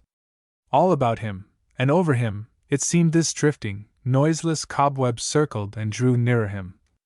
To the day of his death he never knew just how the event of that moment happened. Did he, indeed, turn his horse, or did it really of its own accord stampede after its fellow? Suffice it that in another second he was galloping full tilt down the valley with his sword whirling furiously overhead. And all about him on the quickening breeze, the spiders' airships, their air bundles and air sheets, seemed to him to hurry in a conscious pursuit. Clatter, clatter, thud, thud, the man with the silver bridle rode, heedless of his direction, with his fearful face looking up now right, now left, and his sword arm ready to slash. And a few hundred yards ahead of him, with a tail of torn cobweb trailing behind him, rode the little man on the white horse, still but imperfectly in the saddle. The reeds bent before them, the wind blew fresh and strong, over his shoulder the master could see the webs hurrying to overtake, He was so intent to escape the spider's webs that only as his horse gathered together for a leap did he realize the ravine ahead. And then he realized it only to misunderstand and interfere. He was leaning forward on his horse's neck and sat up and back all too late. But if in his excitement he had failed to leap, at any rate he had not forgotten how to fall. He was horseman again in midair. He came off clear with a mere bruise upon his shoulder, and his horse rolled, kicking spasmodic legs, and lay still. But the master's sword drove its point into the hard soil, and snapped clean across, as though chance refused him any longer as her knight, and the splintered end missed his face by an inch or so. He was on his feet in a moment, breathlessly scanning the onrushing spider webs. For a moment he was minded to run, and then thought of the ravine, and turned back. He ran aside once to dodge one drifting terror, and then he was swiftly clambering down the precipitous sides, and out of the touch of the gale. There under the lee of the dry torrent's steeper banks he might crouch, and watch these strange, grey masses pass and pass in safety till the wind fell, and it became possible to escape. And there for a long time he crouched, watching the strange, grey, ragged masses trail their streamers across his narrowed sky. Once a stray spider fell into the ravine close beside him, a full foot it measured from leg to leg, and its body was half a man's hand, and after he had watched its monstrous alacrity of search and escape for a little while, and tempted it to bite his broken sword, he lifted up his iron-heeled boot and smashed it into a pulp. He swore as he did so, and for a time sought up and down for another. Then presently, when he was sure these spider swarms could not drop into the ravine, he found a place where he could sit down, and sat and fell into deep thought and began after his manner to gnaw his knuckles and bite his nails. And from this he was moved by the coming of the man with the white horse. He heard him long before he saw him, as a clattering of hoofs, stumbling footsteps, and a reassuring voice. Then the little man appeared, a rueful figure, still with a tail of white cobweb trailing behind him. They approached each other without speaking, without a salutation. The little man was fatigued and shamed to the pitch of hopeless bitterness, and came to a stop at last, face to face with his seated master. The latter winced a little under his dependent's eye. "Well?" he said at last, with no pretense of authority. "You left him?" "My horse bolted." "I know. So did mine." He laughed at his master mirthlessly. "I say my horse bolted," said the man who once had a silver-studded bridle. "Cowards both," said the little man. The other gnawed his knuckle through some meditative moments, with his eye on his inferior. "Don't call me a coward," he said at length. "You are a coward like myself. A coward possibly. There is a limit beyond which every man must fear. That I have learned at last. But not like yourself. That is where the difference comes in. I never could have dreamt you would have left him. He saved your life 2 minutes before. Why are you our lord?" The master gnawed his knuckles again, and his countenance was dark. "No man calls me a coward," he said. "No, a broken sword is better than none. One spavined white horse cannot be expected to carry 2 men a 4 days' journey. I hate white horses, but this time it cannot be helped. You begin to understand me? I perceive that you are minded, on the strength of what you have seen in fancy, to taint my reputation. It is men of your sort who unmake kings. Besides which, I never liked you." "My lord," said the little man. "No," said the master. "No!" He stood up sharply as the little man moved. For a minute perhaps they faced one another. Overhead the spider's balls went driving. There was a quick movement among the pebbles, a running of feet, a cry of despair, a gasp and a blow. Towards nightfall the wind fell. The sun set in a calm serenity, and the man who had once possessed the silver bridle came at last very cautiously and by an easy slope out of the ravine again. But now he led the white horse that once belonged to the little man. He would have gone back to his horse to get his silver-mounted bridle again, but he feared night, and a quickening breeze might still find him in the valley, and besides he disliked greatly to think he might discover his horse all swathed in cobwebs and perhaps unpleasantly eaten. And as he thought of those cobwebs and of all the dangers he had been through, and the manner in which he had been preserved that day, His hand sought a little reliquary that hung about his neck, and he clasped it for a moment with heartfelt gratitude. As he did so, his eyes went across the valley. "I was hot with passion," he said, "and now she has met her reward. They also, no doubt." And behold, far away out of the wooded slopes across the valley, but in the clearness of the sunset distinct and unmistakable, he saw a little spire of smoke. At that his expression of serene resignation changed to an amazed anger. "Smoke?" He turned the head of the white horse about, and hesitated. And as he did so, a little rustle of air went through the grass about him. Far away upon some reeds swayed a tattered sheet of gray. He looked at the cobwebs. He looked at the smoke. "Perhaps, after all, it is not them," he said at last. But he knew better. After he had stared at the smoke for some time, he mounted the white horse. As he rode, he picked his way amidst stranded masses of web. For some reason there were many dead spiders on the ground, and those that lived feasted guiltily on their fellows. At the sound of his horse's hoofs they fled. Their time had passed. From the ground, without either a wind to carry them or a winding sheet ready, these things, for all their poison, could do him little evil. He flicked with his belt at those he fancied came too near. Once, where a number ran together over a bare place, he was minded to dismount and trample them with his boots, but this impulse he overcame. Ever and again he turned in his saddle, and looked back at the smoke. "Spiders," he muttered over and over again. "Spiders! Well, well.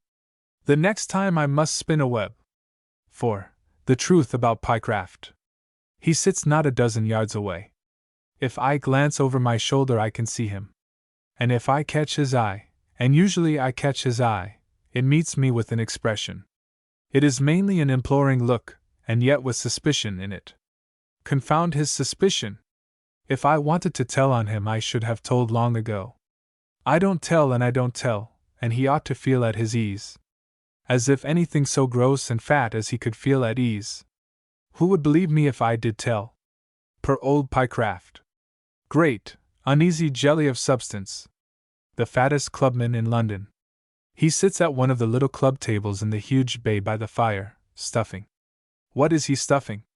I glance judiciously and catch him biting at a round of hot buttered tea cake, with his eyes on me. Confound him, with his eyes on me. That settles it, Pyecraft. Since you will be abject, since you will behave as though I was not a man of honor, here, right under your embedded eyes, I write the thing down, the plain truth about Pyecraft. The man I helped, the man I shielded, and who has requited me by making my club unendurable, absolutely unendurable, with his liquid appeal, with the perpetual "don't tell" of his looks. And besides, why does he keep on eternally eating? Well, here goes for the truth, the whole truth, and nothing but the truth. Pyecraft. I made the acquaintance of Pyecraft in this very smoking room. I was a young, nervous new member, and he saw it. I was sitting all alone, wishing I knew more of the members, and suddenly he came, a great rolling front of chins and abdomina, towards me, and grunted and sat down in a chair close by me and wheezed for a space, and scraped for a space with a match and lit a cigar, and then addressed me. I forget what he said, something about the matches not lighting properly, and afterwards as he talked he kept stopping the waiters one by one as they went by, and telling them about the matches in that thin, fluty voice he has. But anyhow, it was in some such way we began our talking. He talked about various things and came round to games. And thence to my figure and complexion. "You ought to be a good cricketer," he said. "I suppose I am slender to what some people would call lean, and I suppose I am rather dark, still, I am not ashamed of having a Hindu great-grandmother, but for all that, I don't want casual strangers to see through me at a glance to her. So that I was set against Pyecraft from the beginning. But he only talked about me in order to get to himself. "I expect," he said, "you take no more exercise than I do, and probably you eat no less." Like all excessively obese people, he fancied he ate nothing. Yet, and he smiled an oblique smile, "we differ." And then he began to talk about his fatness and his fatness, all he did for his fatness and all he was going to do for his fatness, what people had advised him to do for his fatness, and what he had heard of people doing for fatness similar to his. A priori, he said, one would think a question of nutrition could be answered by dietary and a question of assimilation by drugs. It was stifling. It was dumpling talk. It made me feel swelled to hear him.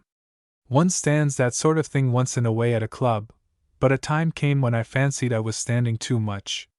He took to me altogether too conspicuously. I could never go into the smoking room but he would come wallowing towards me, and sometimes he came and gourmandized round and about me while I had my lunch. He seemed at times almost to be clinging to me. He was a bore, but not so fearful a bore as to be limited to me, and from the first there was something in his manner, almost as though he knew, almost as though he penetrated to the fact that there was a remote, exceptional chance in me that no one else presented. "I'd give anything to get it down," he would say. "Anything," and peer at me over his vast cheeks and pant. "Per old Pycraft. He has just gonged, no doubt to order another butter tea cake." He came to the actual thing one day. "Our pharmacopoeia," he said, "our Western pharmacopoeia, is anything but the last word of medical science. In the East I've been told—" He stopped and stared at me. It was like being at an aquarium. I was quite suddenly angry with him. "Look here," I said, "who told you about my great-grandmother's recipes?" "Well," he fenced. "Every time we've met for a week," I said, "and we've met pretty often, you've given me a broad hint or so about that little secret of mine." "Well," he said, "now the cat's out of the bag, I'll admit yes it is so. I had it." "From Pattison?" "Indirectly," he said, which I believe was lying. "Yes. Pattison," I said, "took that stuff at his own risk." He pursed his mouth and bowed. "My great-grandmother's recipes," I said, "are queer things to handle. My father was near making me promise." "He didn't?" "No, but he warned me. He himself used one, once." "Ah. But do you think? Suppose there did happen to be one." "The things are curious documents," I said. "Even the smell of them." "No!" But after going so far, Pycraft was resolved I should go farther. I was always a little afraid if I tried his patience too much he would fall on me suddenly and smother me. I own I was weak. But I was also annoyed with Pycraft. I had got to that state of feeling for him that disposed me to say, "Well, take the risk." The little affair of Pattison to which I have alluded was a different matter altogether. What it was doesn't concern us now, but I knew, anyhow, that the particular recipe I used then was safe. The rest I didn't know so much about, and on the whole, I was inclined to doubt their safety pretty completely. Yet even if Pycraft got poisoned, I must confess the poisoning of Pycraft struck me as an immense undertaking. That evening I took that queer, odd-scented sandalwood box out of my safe and turned the rustling skins over. The gentleman who wrote the recipes for my great-grandmother evidently had a weakness for skins of a miscellaneous origin, and his handwriting was cramped to the last degree. Some of the things are quite unreadable to me, though my family, with its Indian civil service associations, has kept up a knowledge of Hindustani from generation to generation, and none are absolutely plain sailing. But I found the one that I knew was there soon enough, and sat on the floor by my safe for some time looking at it. "Look here," said I to Pycraft next day, and snatched the slip away from his eager grasp. "So far as I can make it out, this is a recipe for loss of weight." "Ah," said Pycraft, "I'm not absolutely sure, but I think it's that. And if you take my advice you'll leave it alone. Because, you know, I blacken my blood in your interests, Pycraft. My ancestors on that side were, so far as I can gather, a jolly queer lot." "See? Let me try it," said Pycraft. I leant back in my chair. My imagination made one mighty effort and fell flat within me. "What in heaven's name, Pycraft?" I asked. "Do you think you'll look like when you get thin?" He was impervious to reason. I made him promise never to say a word to me about his disgusting fatness again, whatever happened. Never, and then I handed him that little piece of skin. "It's nasty stuff," I said. "No matter," he said, and took it. He goggled at it. But, he said. He had just discovered that it wasn't English. To the best of my ability, I said. I will do you a translation. I did my best. After that, we didn't speak for a fortnight. Whenever he approached me, I frowned and motioned him away, and he respected our compact, but at the end of a fortnight he was as fat as ever. And then he got a word in. I must speak, he said. It isn't fair. There's something wrong. It's done me no good. You're not doing your great-grandmother justice. Where's the recipe? He produced it gingerly from his pocketbook. I ran my eye over the items. Was the egg addled? I asked. No, ought it to have been. That, I said, goes without saying in all my poor dear great-grandmother's recipes. When condition or quality is not specified, you must get the worst. She was drastic or nothing. And there's one or two possible alternatives to some of these other things. You got fresh rattlesnake venom. I got a rattlesnake from Jamraka's. It cost. That's your affair, anyhow. This last item. I know a man who. Yes. Him. Well, I'll write the alternatives down. So far as I know the language, the spelling of this recipe is particularly atrocious. By the by, dog here probably means pariah dog. For a month after that I saw Pycraft constantly at the club and as fat and anxious as ever. He kept our treaty, but at times he broke the spirit of it by shaking his head despondently. Then one day in the cloakroom he said, Your great-grandmother. Not a word against her, I said, and he held his peace. I could have fancied he had desisted, and I saw him one day talking to 3 new members about his fatness as though he was in search of other recipes. And then, quite unexpectedly, his telegram came. Mr. Formalin, bawled a page boy under my nose, and I took the telegram and opened it at once. For heaven's sake come, Pycraft. Said I, and to tell the truth I was so pleased at the rehabilitation of my great-grandmother's reputation this evidently promised that I made a most excellent lunch. I got Pycraft's address from the hall porter. Pycraft inhabited the upper half of a house in Bloomsbury, and I went there so soon as I had done my coffee and Trappisten. I did not wait to finish my cigar. Mr. Pycraft? Said I at the front door. They believed he was ill. He hadn't been out for 2 days. He expects me, said I, and they sent me up. I rang the bell at the lattice door upon the landing. He shouldn't have tried it anyhow, I said to myself. A man who eats like a pig ought to look like a pig. An obviously worthy woman, with an anxious face and a carelessly placed cap, came and surveyed me through the lattice. I gave my name, and she let me in a dubious fashion. Well? Said I, as we stood together inside Pycraft's piece of the landing. He said you was to come in if you came, she said, and regarded me, making no motion to show me anywhere. And then, confidentially, He's locked in, sir. Locked in?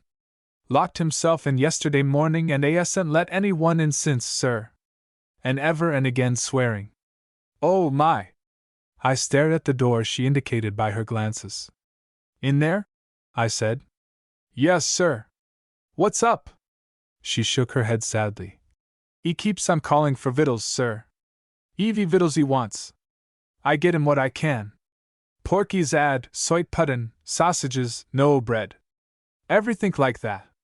Left outside, if you please, and me go away. He's eaten, sir, something awful. There came a piping bawl from inside the door. That Formalin? That you, Pycraft? I shouted, and went and banged the door. Tell her to go away. I did. Then I could hear a curious pattering upon the door, almost like someone feeling for the handle in the dark, and Pycraft's familiar grunts. It's all right, I said. She's gone. But for a long time the door didn't open. I heard the key turn. Then Pycraft's voice said, Come in. I turned the handle and opened the door. Naturally, I expected to see Pycraft. Well, you know, he wasn't there. I never had such a shock in my life. There was his sitting room in a state of untidy disorder, plates and dishes among the books and writing things, and several chairs overturned, but Pycraft. It's all right, old man, shut the door, he said, and then I discovered him. There he was right up close to the cornice in the corner by the door, as though someone had glued him to the ceiling. His face was anxious and angry. He panted and gesticulated. Shut the door, he said. If that woman gets hold of it.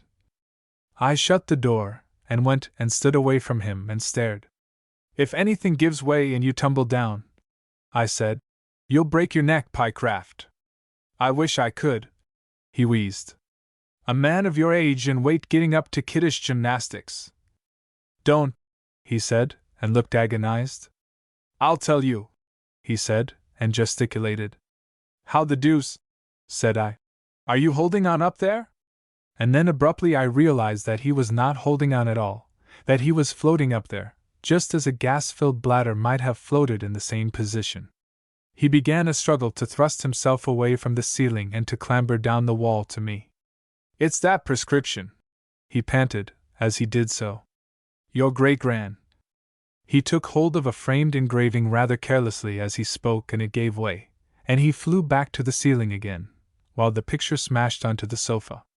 Bump he went against the ceiling, and I knew then why he was all over white on the more salient curves and angles of his person. He tried again more carefully, coming down by way of the mantel. It was really a most extraordinary spectacle, that great, fat, apoplectic-looking man upside down and trying to get from the ceiling to the floor. That prescription, he said. Too successful. How? Loss of weight, almost complete. And then, of course, I understood. By Jove, Pycraft, said I. What you wanted was a cure for fatness. But you always called it weight. You would call it weight.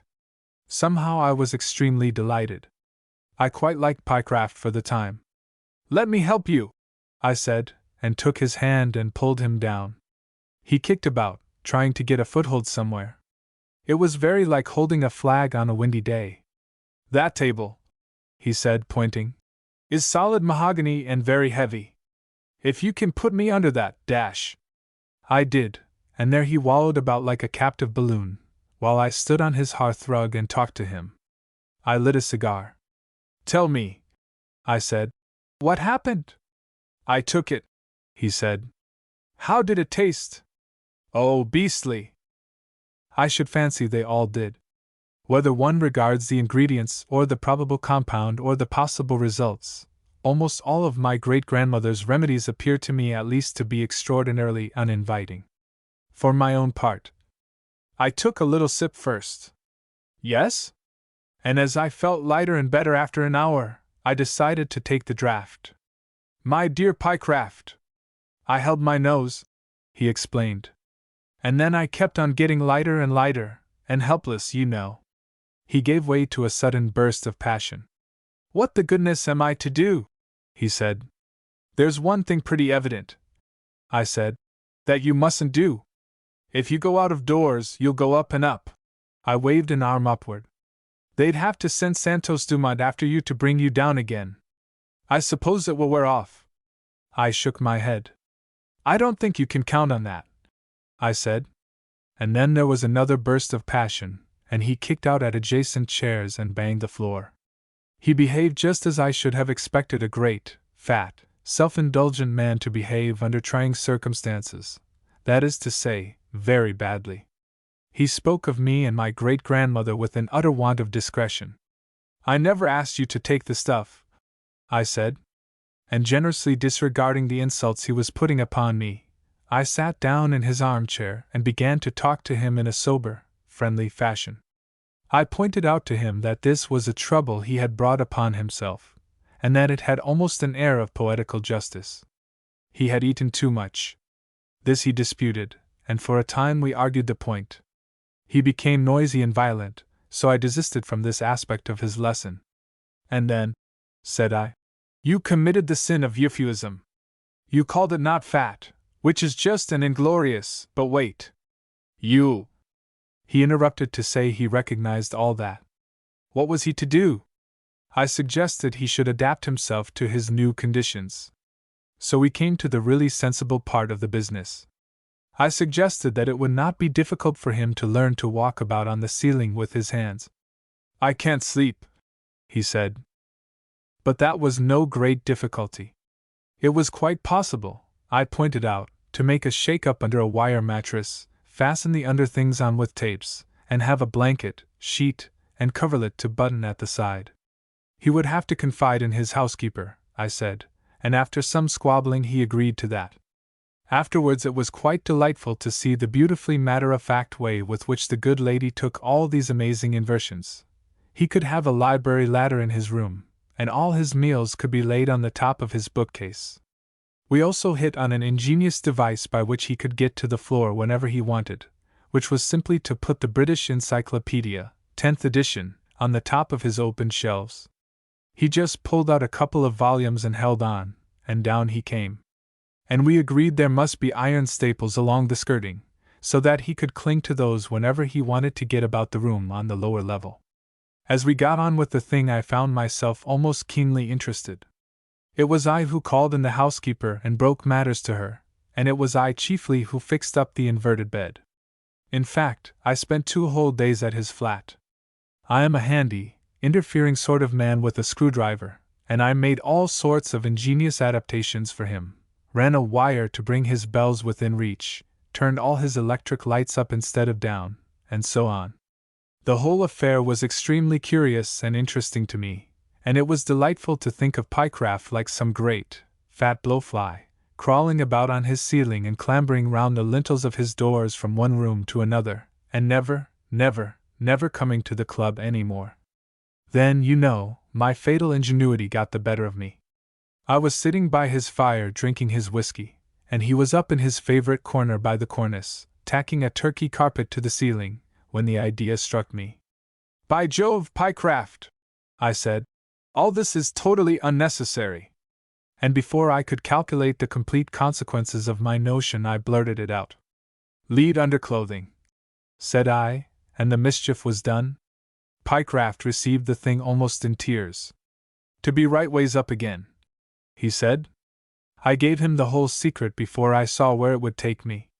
Buy sheet lead, I said. Stamp it into discs. Sew 'em all over your underclothes until you have enough. Have lead-soled boots, carry a bag of solid lead, and the thing is done. Instead of being a prisoner here, you may go abroad again, Pycraft, you may travel. A still happier idea came to me. You need never fear a shipwreck. All you need do is just slip off some or all of your clothes, take the necessary amount of luggage in your hand, and float up in the air. In his emotion he dropped the tack hammer within an ace of my head. By Jove, he said, I shall be able to come back to the club again. The thing pulled me up short. By Jove, I said faintly. Yes. Of course you will. He did. He does. There he sits behind me now, stuffing, as I live, a 3rd go of buttered tea cake. And no one in the whole world knows, except his housekeeper and me, that he weighs practically nothing, that he is a mere boring mass of assimilatory matter, mere clouds and clothing, niente, nefas, the most inconsiderable of men. There he sits watching until I have done this writing. Then, if he can, he will waylay me. He will come billowing up to me. He will tell me over again all about it, how it feels, how it doesn't feel, how he sometimes hopes it is passing off a little. And always somewhere in that fat, abundant discourse he will say, the secret's keeping, eh? If anyone knew of it, I should be so ashamed. Makes a fellow look such a fool, you know. Crawling about on a ceiling and all that. And now to elude Pycraft, occupying, as he does, an admirable strategic position between me and the door. 5. Mr. Skelmersdale in Fairyland. There's a man in that shop, said the doctor. Who has been in Fairyland?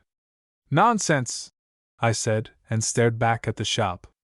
It was the usual village shop, post office, telegraph wire on its brow, zinc pans and brushes outside, boots, shirtings, and potted meats in the window. Tell me about it, I said after a pause.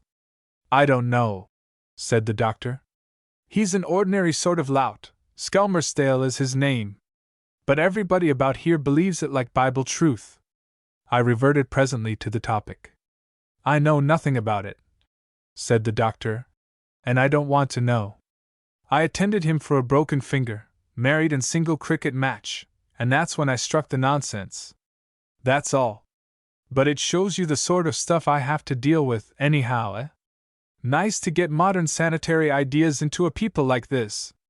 Very, I said in a mildly sympathetic tone, and he went on to tell me about that business of the Bonham drain.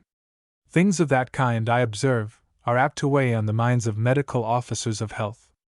I was as sympathetic as I knew how, and when he called the Bonham people asses, I said they were thundering asses, but even that did not allay him.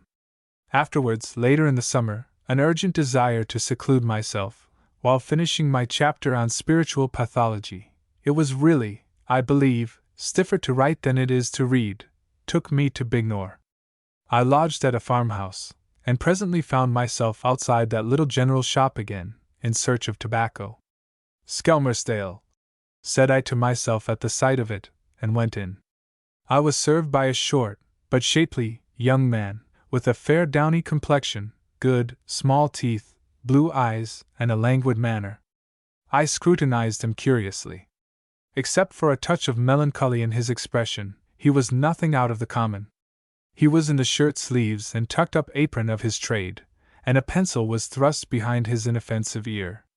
Athwart his black waistcoat was a gold chain, from which dangled a bent guinea. "Nothing more today, sir?" he inquired. He leant forward over my bill as he spoke. "Are you Mr. Skelmersdale?" said I. "I am, sir," he said without looking up. "Is it true that you have been in Fairyland?" He looked up at me for a moment with wrinkled brows, with an aggrieved, exasperated face. "Oh, shut it!" he said, and after a moment of hostility eye to eye, he went on adding up my bill. 4, 6.5, he said after a pause. "Thank you, sir." So, unpropitiously, my acquaintance with Mr. Skelmersdale began. Well, I got from that to confidence, through a series of toilsome efforts.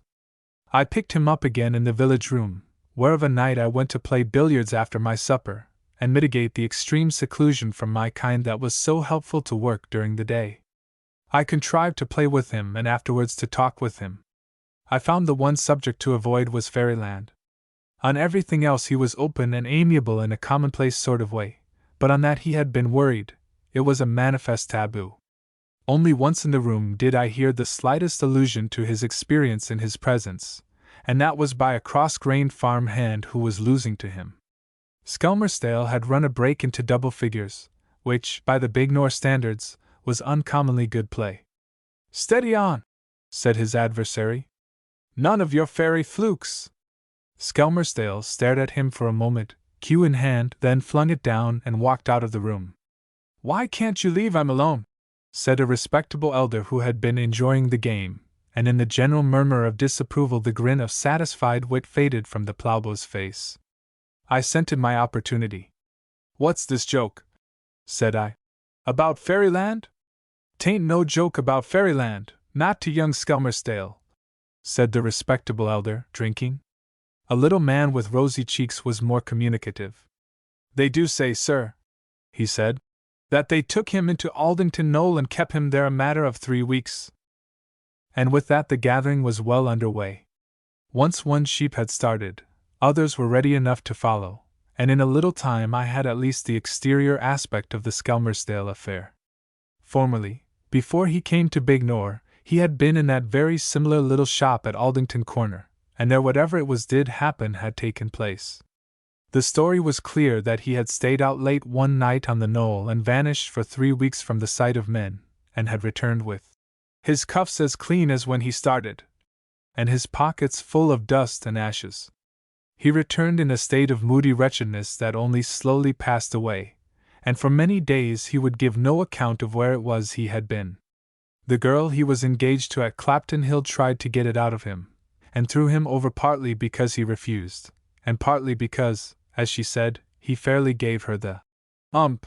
And then when, some time after, he let out to some one carelessly that he had been in Fairyland and wanted to go back, and when the thing spread and the simple badinage of the countryside came into play, He threw up his situation abruptly, and came to Bignor to get out of the fuss. But as to what had happened in Fairyland, none of these people knew. There the gathering in the village room went to pieces like a pack at fault. One said this, and another said that. Their air in dealing with this marvel was ostensibly critical and skeptical, but I could see a considerable amount of belief showing through their guarded qualifications. I took a line of intelligent interest, tinged with a reasonable doubt of the whole story. "It fairylands inside Aldington Knoll," I said. "Why don't you dig it out?" "That's what I says," said the young ploughboy.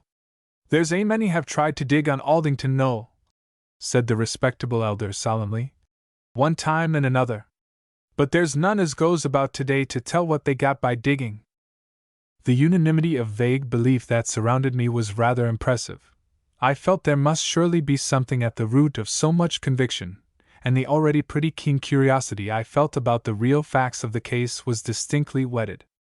If these real facts were to be got from anyone, they were to be got from Skelmersdale himself, and I set myself, therefore, still more assiduously to efface the first bad impression I had made and win his confidence to the pitch of voluntary speech. In that endeavor I had a social advantage.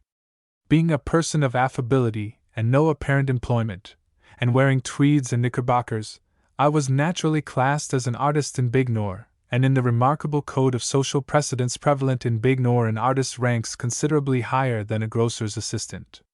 Skelmersdale, like too many of his class, is something of a snob.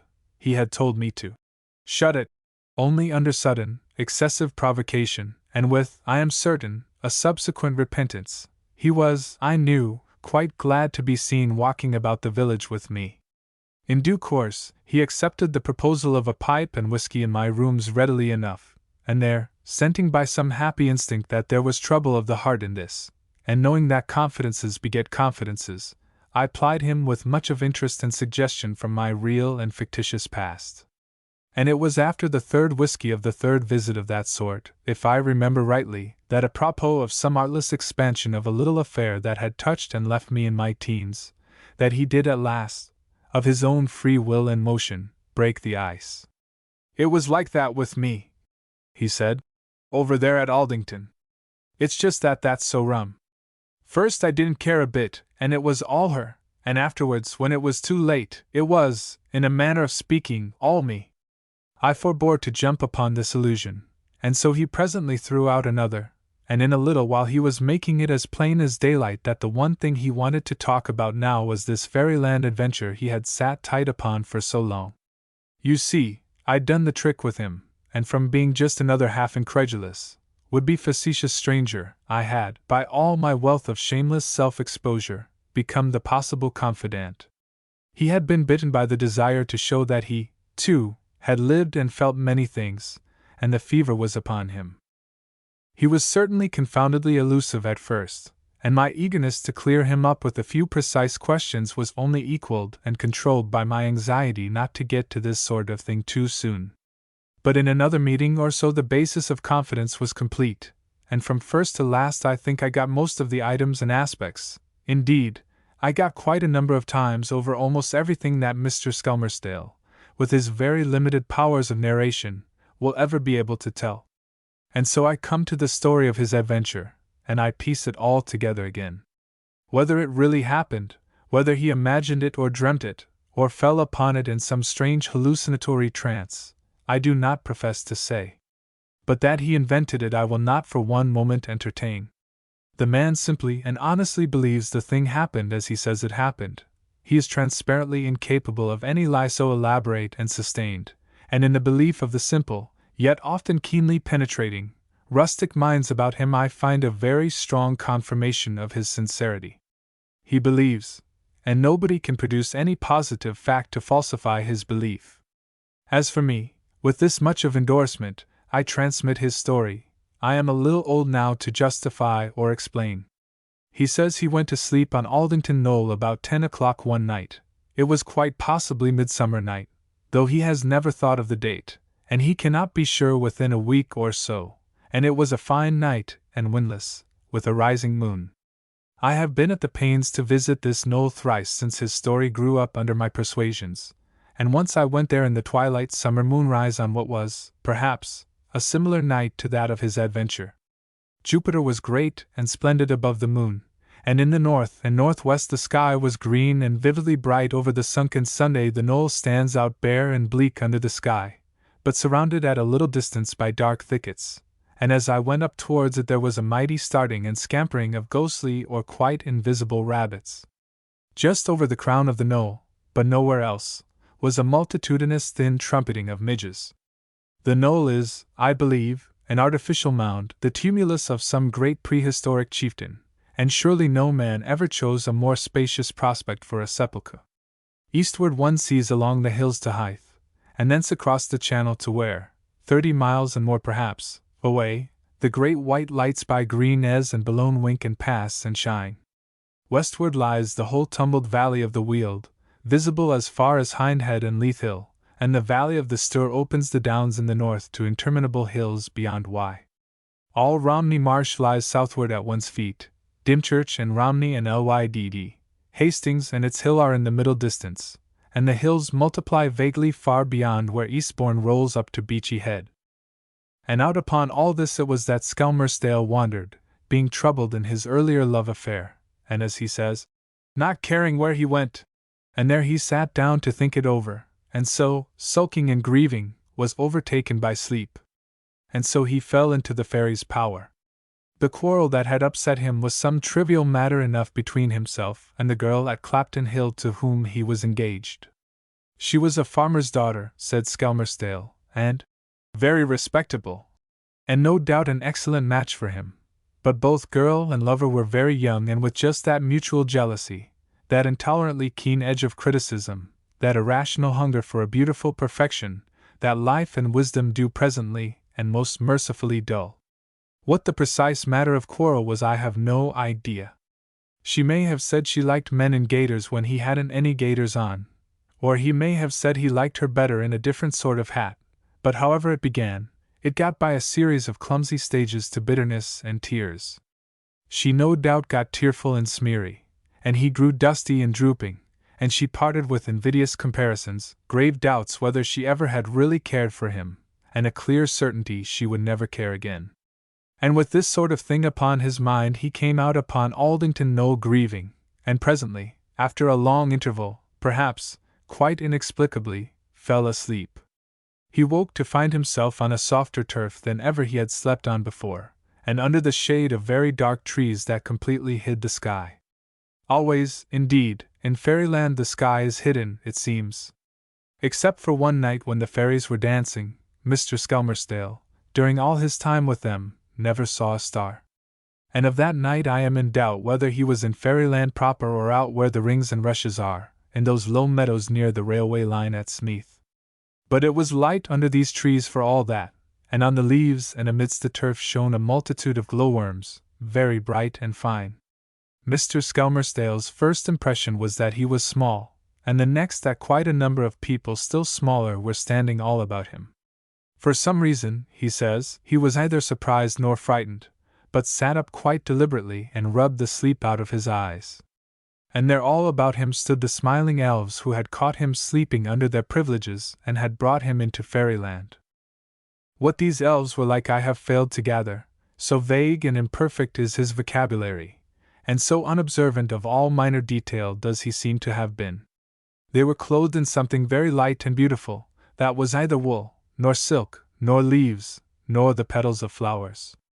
They stood all about him as he sat and waked, and down the glade towards him, down a glowworm avenue and fronted by a star, came at once that fairy lady who is the chief personage of his memory and tale.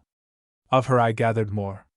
She was clothed in filmy green, and about her little waist was a broad silver girdle. Her hair waved back from her forehead on either side, there were curls not too wayward and yet astray, and on her brow was a little tiara, set with a single star. Her sleeves were some sort of open sleeves that gave little glimpses of her arms. Her throat, I think, was a little displayed, because he speaks of the beauty of her neck and chin.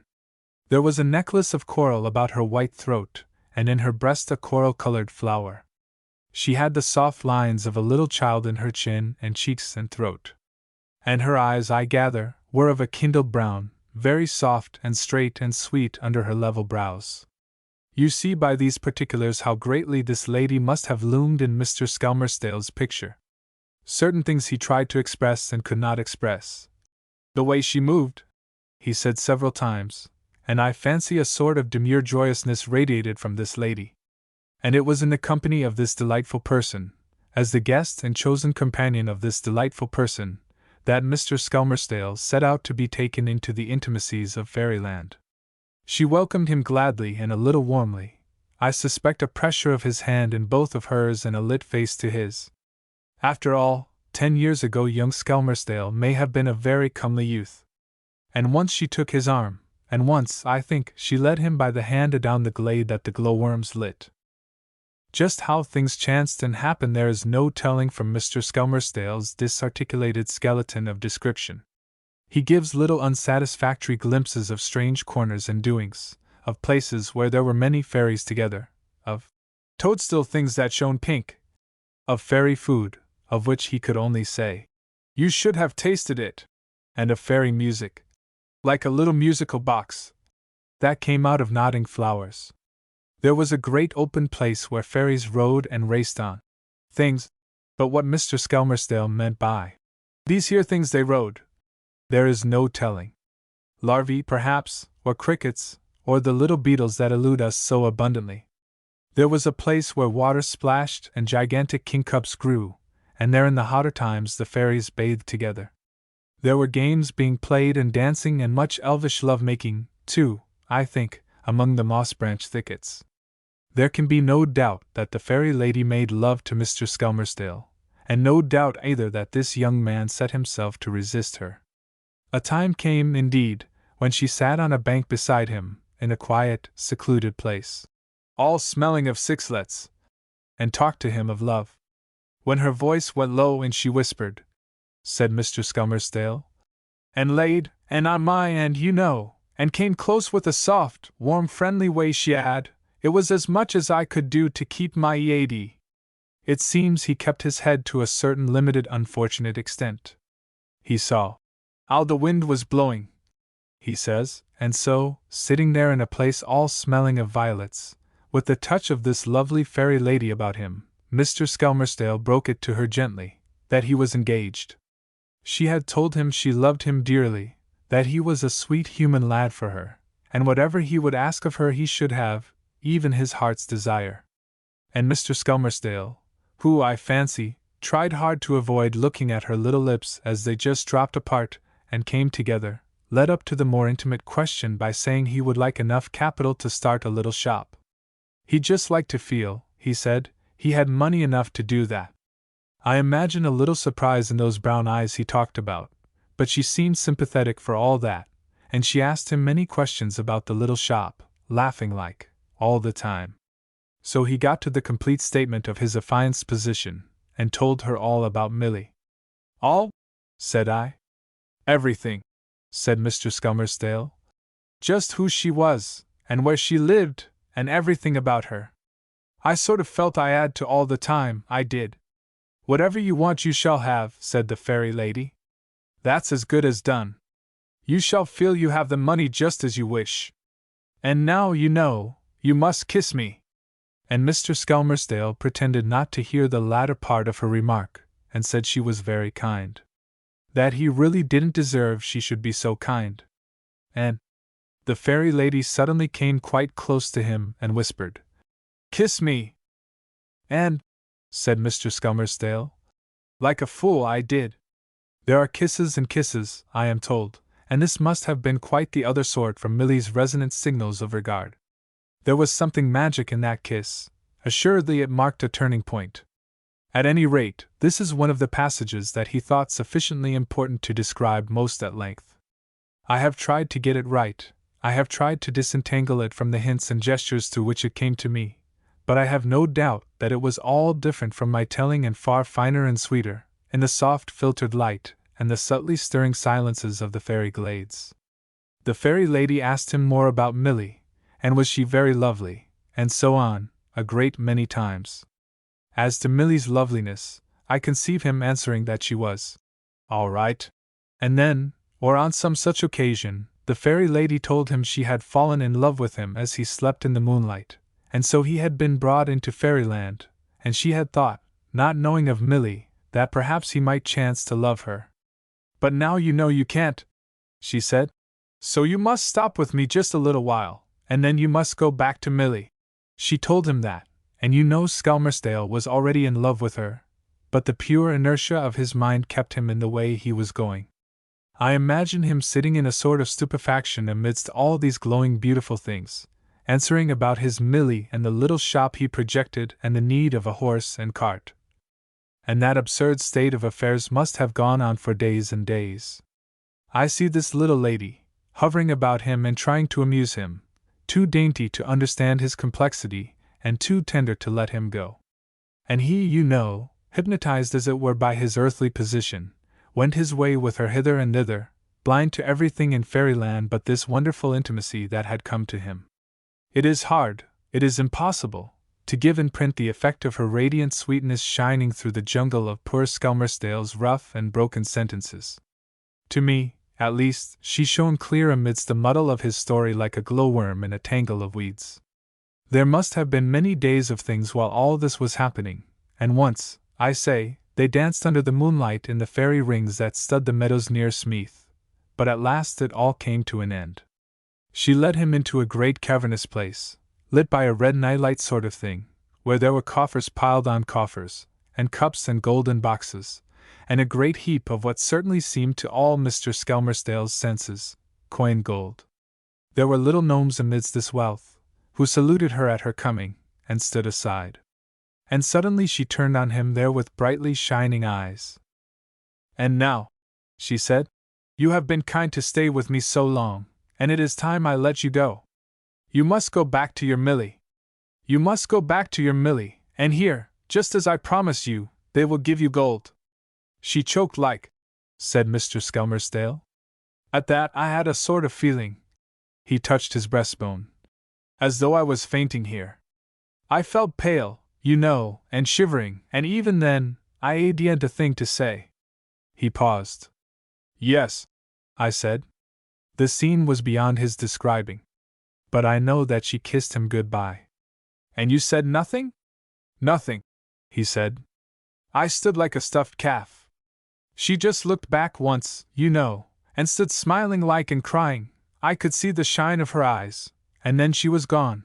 And there was all these little fellows bustling about me, stuffing my hands in my pockets and the back of my collar and everywhere with gold. And then it was, when the fairy lady had vanished, that Mr. Skelmersdale really understood and knew.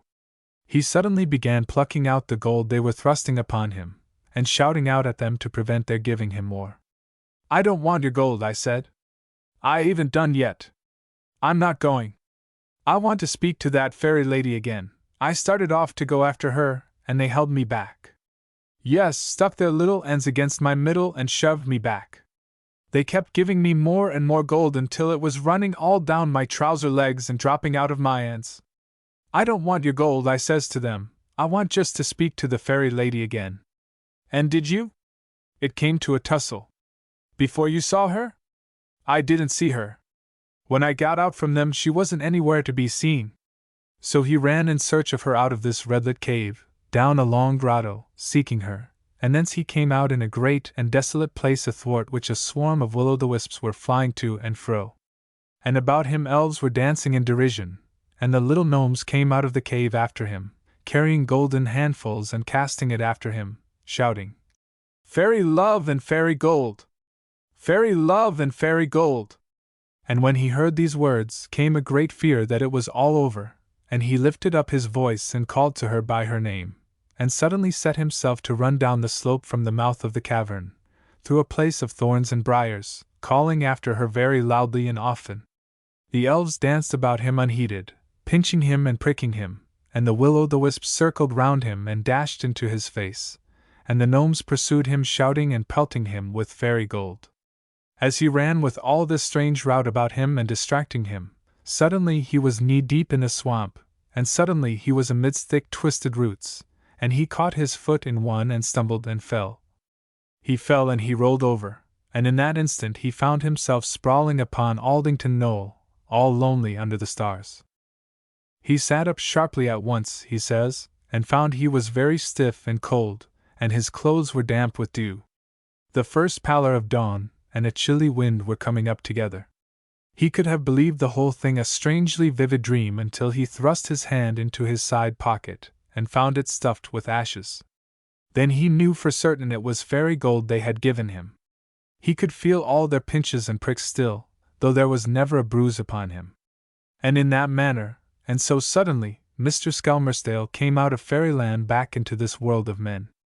Even then he fancied the thing was but the matter of a night until he returned to the shop at Aldington Corner, and discovered amidst their astonishment that he had been away 3 weeks. "Lor! The trouble I 'ad," said Mr. Skelmersdale. "How?" "Explaining. I suppose you've never had anything like that to explain." "Never," I said, and he expatiated for a time on the behavior of this person and that. One name he avoided for a space. "And Milly?" said I at last. "I didn't seem to care a bit for seeing Milly," he said. "I expect she seemed changed?" "Every one was changed. Changed for good.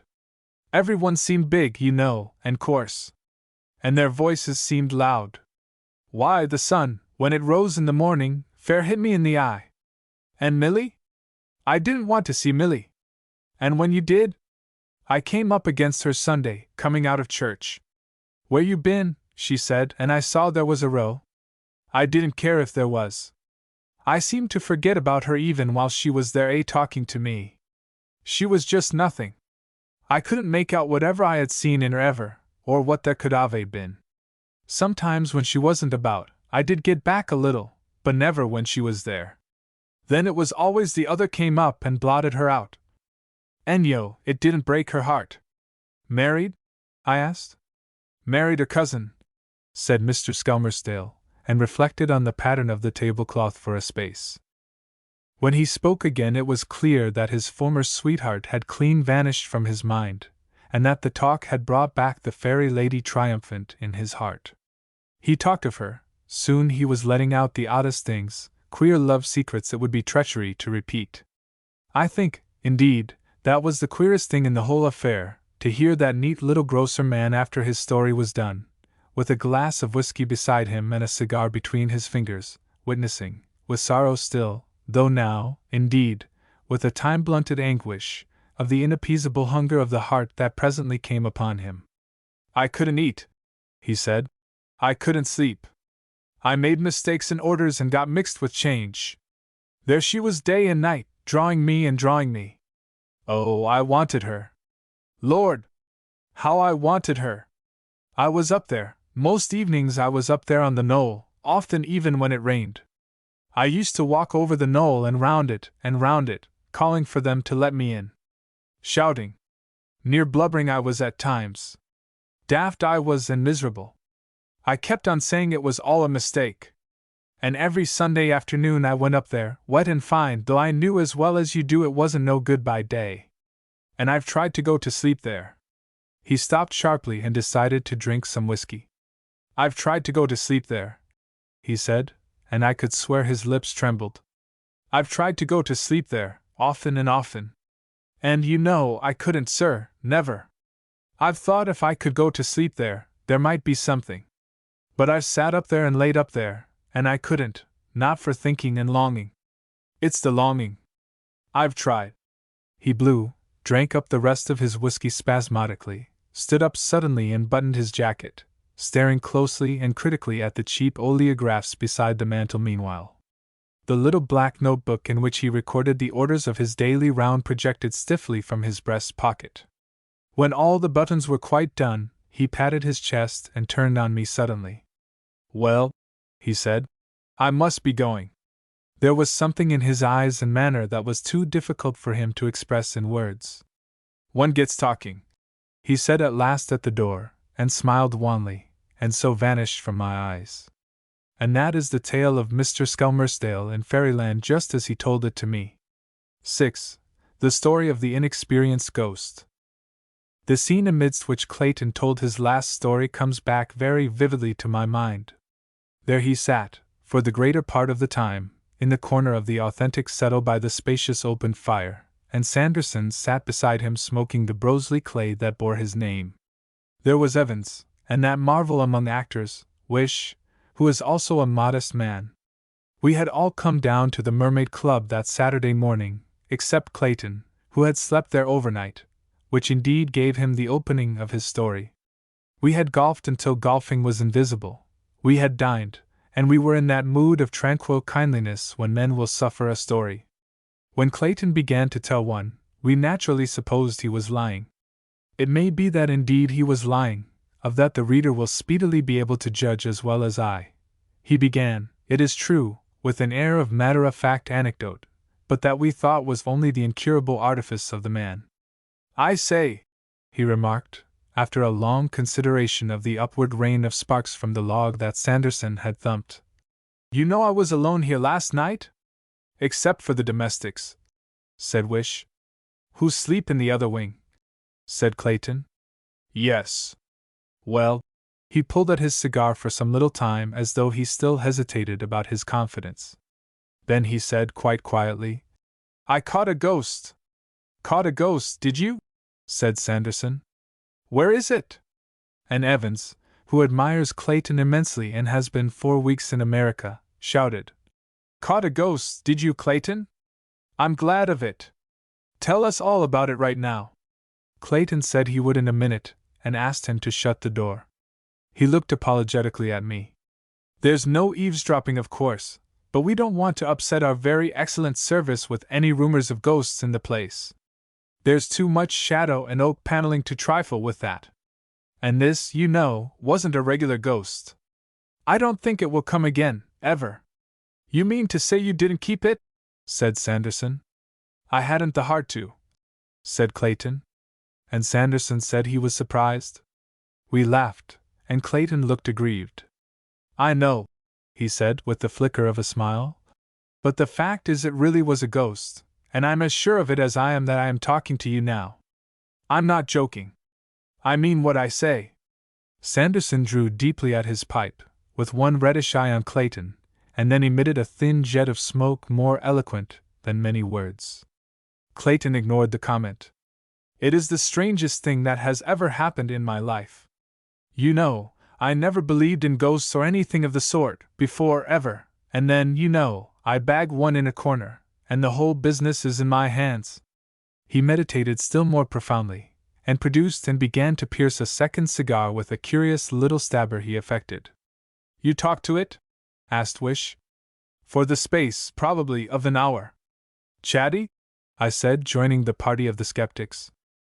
"The poor devil was in trouble," said Clayton, bowed over his cigar end and with the very faintest note of reproof. "Sobbing?"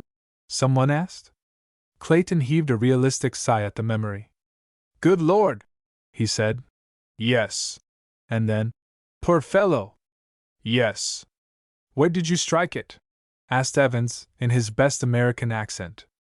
"I never realized," said Clayton, ignoring him. "The poor sort of thing a ghost might be."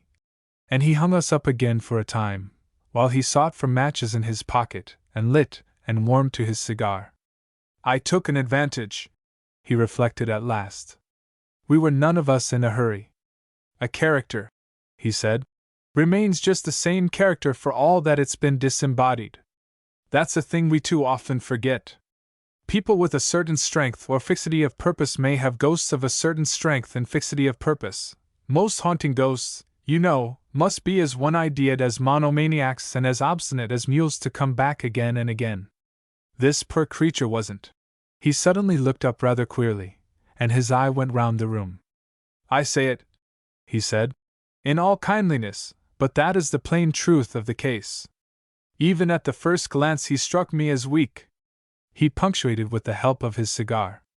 "I came upon him, you know, in the long passage. His back was towards me and I saw him first. Right off I knew him for a ghost.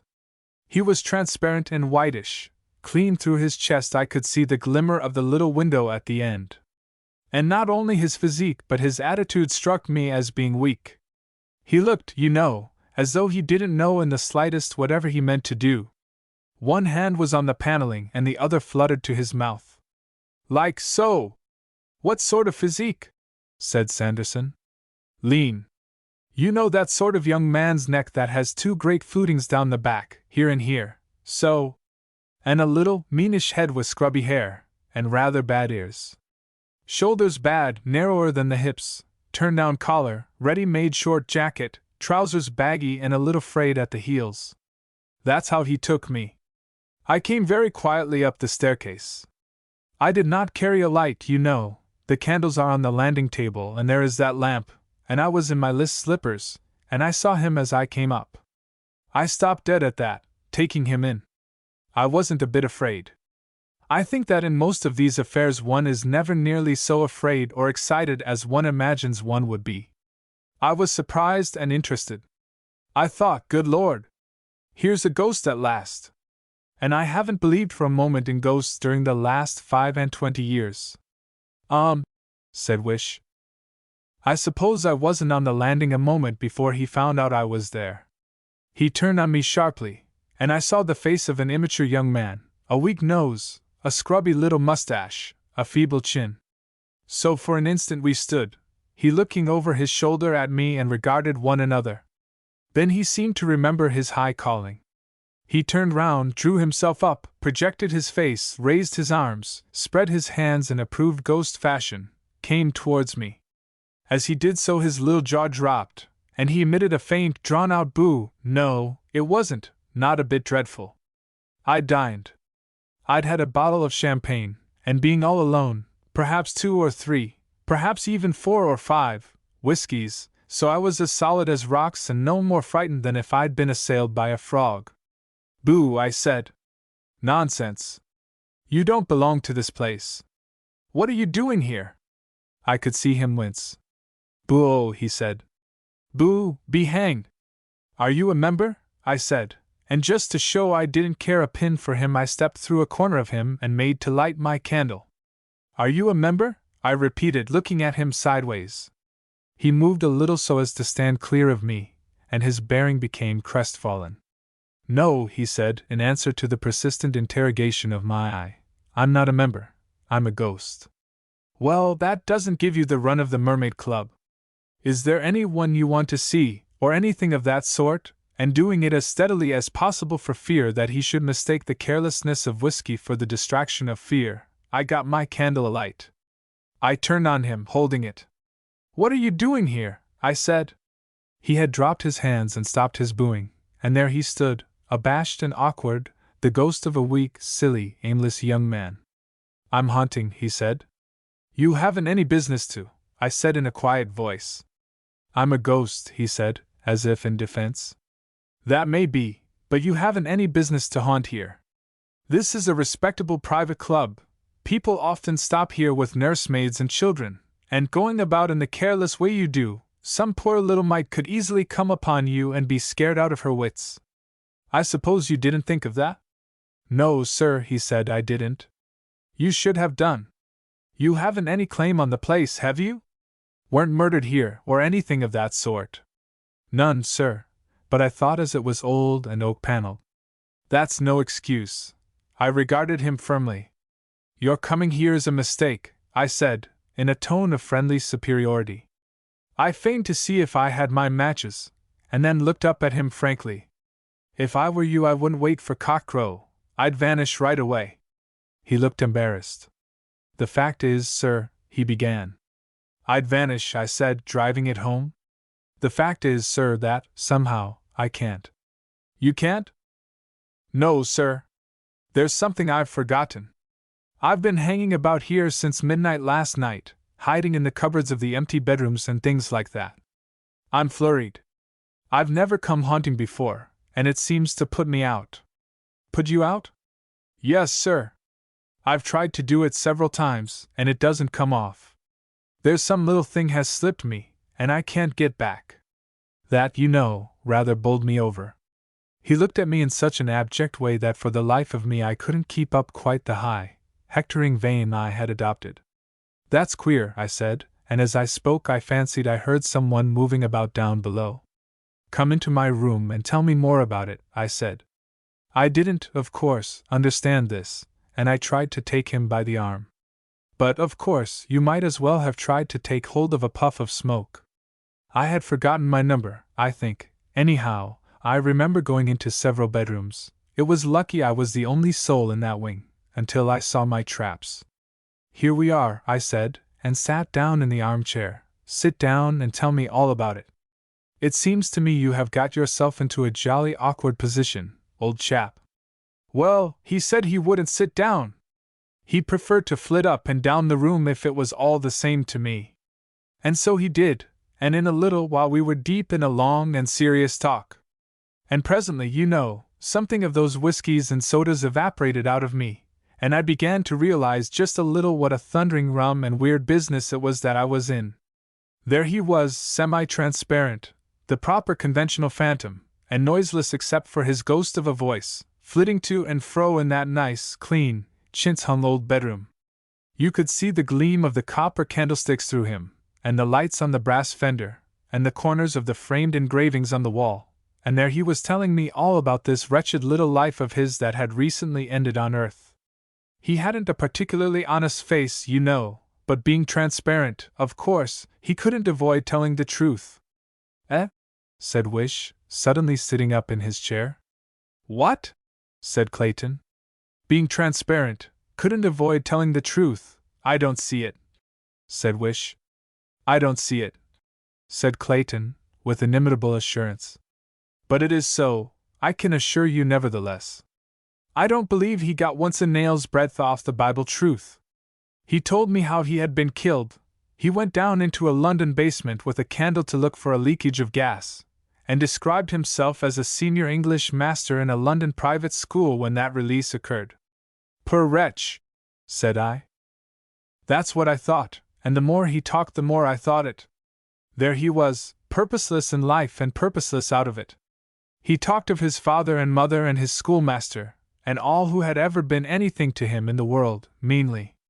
He had been too sensitive, too nervous. None of them had ever valued him properly or understood him, he said. He had never had a real friend in the world, I think. He had never had a success. He had shirked games and failed examinations. It's like that with some people, he said. Whenever I got into the examination room or anywhere, everything seemed to go. Engaged to be married, of course, to another oversensitive person, I suppose, when the indiscretion with the gas escape ended his affairs. And where are you now? I asked. Not in? He wasn't clear on that point at all. The impression he gave me was of a sort of vague, intermediate state, a special reserve for souls too non-existent for anything so positive as either sin or virtue. I don't know. He was much too egotistical and unobservant to give me any clear idea of the kind of place, kind of country, there's on the other side of things. Wherever he was, he seems to have fallen in with a set of kindred spirits, ghosts of weak Cockney young men, who were on a footing of Christian names, and among these there was certainly a lot of talk about going haunting and things like that. Yes, going haunting. They seemed to think haunting a tremendous adventure, and most of them funked it all the time. And so primed, he had come. But really, said Wish to the fire, these are the impressions he gave me, anyhow, said Clayton modestly. I may, of course, have been in a rather uncritical state, but that was the sort of background he gave to himself. He kept flitting up and down, with his thin voice talking about his wretched self, and never a word of clear, firm statement from first to last. He was thinner and sillier and more pointless than if he had been real and alive. Only then, he would not have been in my bedroom here, if he had been alive. I should have kicked him out. Of course, said Evans, there are poor mortals like that. And there's just as much chance of their having ghosts as the rest of us. I admitted. What gave a sort of point to him, was the fact that he did seem within limits to have found himself out. The mess he had made of haunting had depressed him terribly. He had been told it would be a lark. He had come expecting it to be a lark, and here it was, nothing but another failure added to his record. He proclaimed himself an utter out-and-out failure. He said, and I can quite believe it, that he had never tried to do anything all his life that he hadn't made a perfect mess of, and through all the wastes of eternity he never would. If he had had sympathy, perhaps. He paused at that, and stood regarding me. He remarked that, strange as it might seem to me, nobody, not anyone, ever, had given him the amount of sympathy I was doing now. I could see what he wanted straight away, and I determined to head him off at once. I may be a brute, you know, but being the only real friend, the recipient of the confidences of one of these egotistical weaklings, ghost or body, is beyond my physical endurance. I got up briskly. Don't you brood on these things too much, I said. The thing you've got to do is to get out of this, sharp. You pull yourself together and try. I can't, he said. You try, I said, and try he did. Try, said Sanderson. How? Passes, said Clayton. Passes? Complicated series of gestures and passes with the hands. That's how he had come in, and that's how he had to get out again. Lord! What a business I had! But how could any series of passes? I began. My dear man, said Clayton, turning on me and putting a great emphasis on certain words. You want everything clear. I don't know how. All I know is that you do, that he did, anyhow, at least. After a fearful time, you know, he got his passes right and suddenly disappeared. Did you, said Sanderson, slowly, observe the passes? Yes, said Clayton, and seemed to think. It was tremendously queer, he said. There we were, I and this thin vague ghost, in that silent room, in this silent, empty inn, in this silent little Friday night town. Not a sound except our voices and a faint panting he made when he swung. There was the bedroom candle, and one candle on the dressing table alight, that was all. Sometimes one or other would flare up into a tall, lean, astonished flame for a space. And queer things happened. I can't, he said, I shall never, and suddenly he sat down on a little chair at the foot of the bed and began to sob and sob. Lord! What a harrowing, whimpering thing he seemed! You pull yourself together, I said, and tried to pat him on the back, and my confounded hand went through him. By that time, you know, I wasn't nearly so massive as I had been on the landing. I got the queerness of it full. I remember snatching back my hand out of him, as it were, with a little thrill, and walking over to the dressing table. You pull yourself together, I said to him, and try, and in order to encourage and help him I began to try as well. What? Said Sanderson. The passes? Yes, the passes. But, I said, moved by an idea that eluded me for a space. This is interesting, said Sanderson, with his finger in his pipe bowl. You mean to say this ghost of yours gave away? Did his level best to give away the whole confounded barrier? Yes. He didn't, said Wish. He couldn't. Or you'd have gone there too. That's precisely it, I said, finding my elusive idea put into words for me. That is precisely it, said Clayton, with thoughtful eyes upon the fire. For just a little while there was silence. And at last he did it? Said Sanderson. At last he did it. I had to keep him up to it hard, but he did it at last, rather suddenly. He despaired, we had a scene, and then he got up abruptly and asked me to go through the whole performance slowly, so that he might see. I believe, he said, if I could see I should spot what was wrong at once, and he did. I know, he said. What do you know? Said I. I know, he repeated. Then he said peevishly, I can't do it if you look at me, I really can't, it's been that, partly, all along. I'm such a nervous fellow that you put me out. Well, we had a bit of an argument. Naturally I wanted to see, but he was as obstinate as a mule, and suddenly I had come over as tired as a dog, he tired me out. All right, I said, I won't look at you, and turned towards the mirror on the wardrobe by the bed. He started off very fast. I tried to follow him by looking in the looking-glass, to see just what it was had hung. Round went his arms and his hands, so, and so, and so, and then with a rush came to the last gesture of all, you stand erect and open out your arms, and so, don't you know, he stood. And then he didn't. He didn't. He wasn't. I wheeled round from the looking-glass to him. There was nothing, I was alone, with the flaring candles and a staggering mind. What had happened? Had anything happened? Had I been dreaming? And then, with an absurd note of finality about it, the clock upon the landing discovered the moment was ripe for striking one. So, ping! And I was as grave and sober as a judge, with all my champagne and whiskey gone into the vast serene. Feeling queer, you know, confoundedly queer. Queer! Good Lord! He regarded his cigar ash for a moment. That's all that happened, he said. And then you went to bed? Asked Evans. What else was there to do? I looked Wish in the eye. We wanted to scoff, and there was something perhaps in Clayton's voice and manner, that hampered our desire. And about these passes? Said Sanderson. I believe I could do them now. Oh, said Sanderson, and produced a penknife and set himself to grub the dottel out of the bowl of his clay. Why don't you do them now? Said Sanderson, shutting his penknife with a click. That's what I'm going to do, said Clayton. They won't work, said Evans. If they do, I suggested. You know, I'd rather you didn't, said Wish, stretching out his legs. Why? Asked Evans.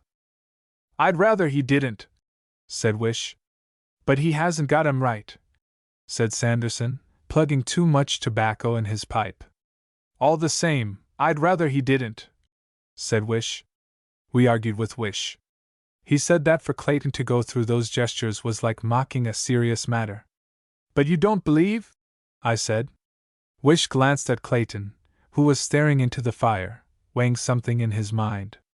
I do, more than half, anyhow I do, said Wish. Clayton, said I, you're too good a liar for us. Most of it was all right. But that disappearance happened to be convincing. Tell us, it's a tale of cock and bull. He stood up without heeding me, took the middle of the hearthrug, and faced me.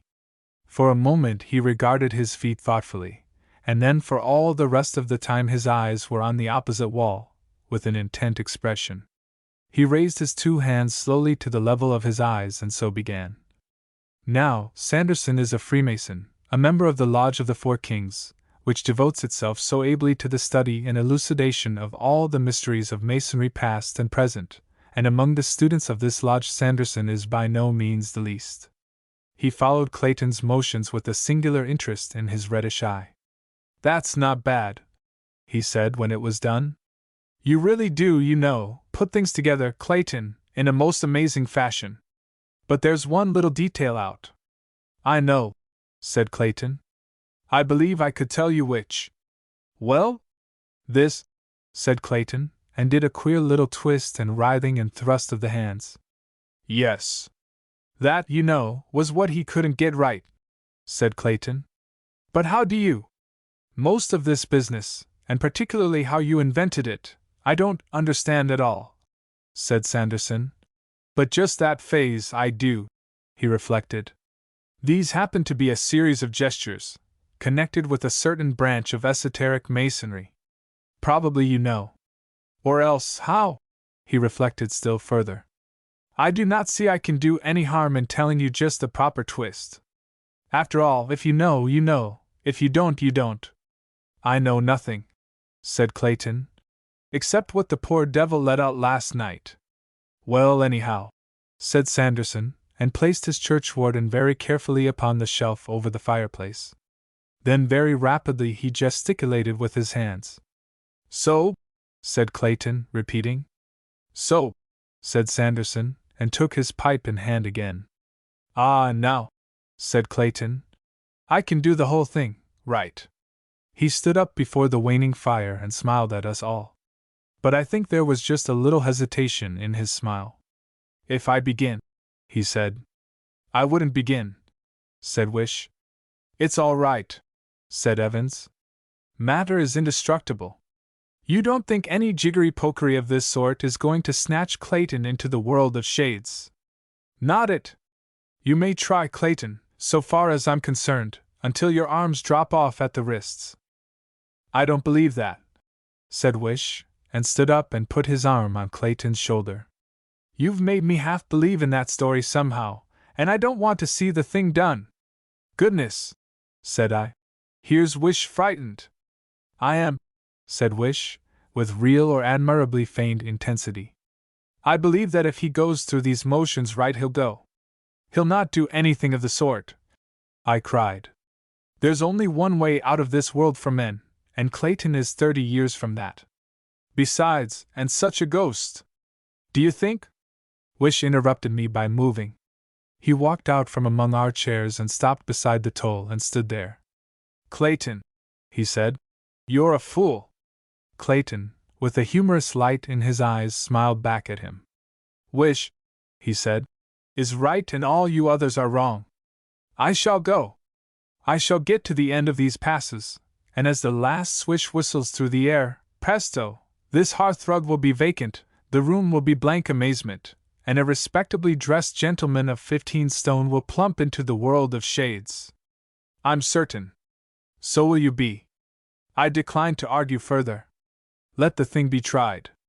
No, said Wish, and made a step and ceased, and Clayton raised his hands once more to repeat the spirit's passing. By that time, you know, we were all in a state of tension, largely because of the behavior of Wish. We sat all of us with our eyes on Clayton, I, at least, with a sort of tight, stiff feeling about me as though from the back of my skull to the middle of my thighs my body had been changed to steel. And there, with a gravity that was imperturbably serene, Clayton bowed and swayed and waved his hands and arms before us. As he drew towards the end, one piled up, one tingled in one's teeth. The last gesture, I have said, was to swing the arms out wide open, with the face held up. And when at last he swung out to this closing gesture, I ceased even to breathe. It was ridiculous, of course, but you know that ghost story feeling. It was after dinner, in a queer, old shadowy house. Would he, after all?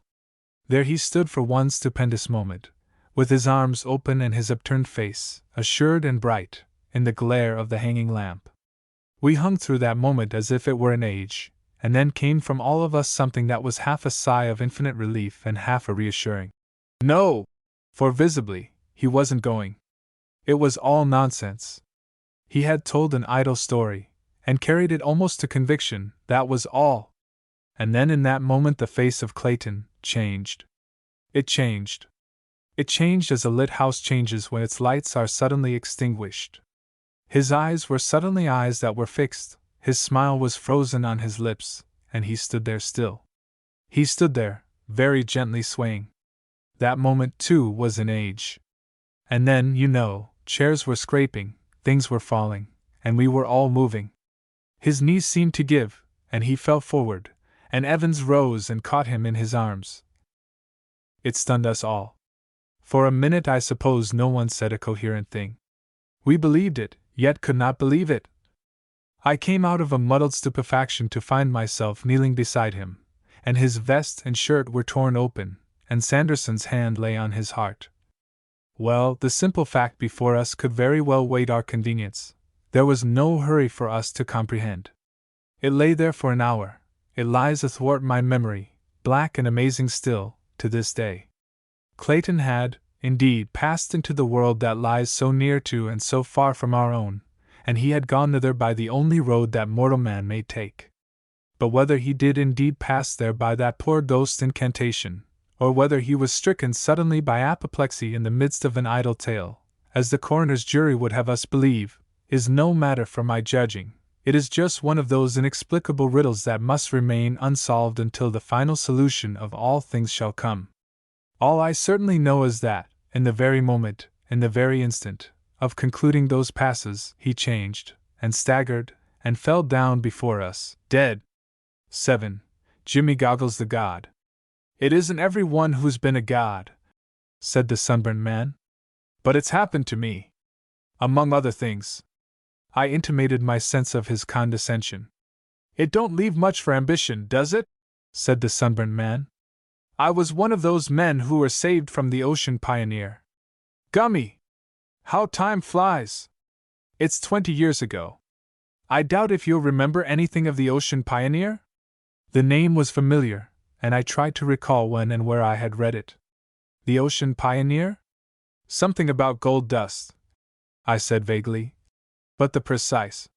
That's it, he said. In a beastly little channel she hadn't no business in, dodging pirates. It was before they'd put the kibosh on that business. And there'd been volcanoes or something and all the rocks was wrong. There's places about Bysuna where you fair have to follow the rocks about to see where they're going next.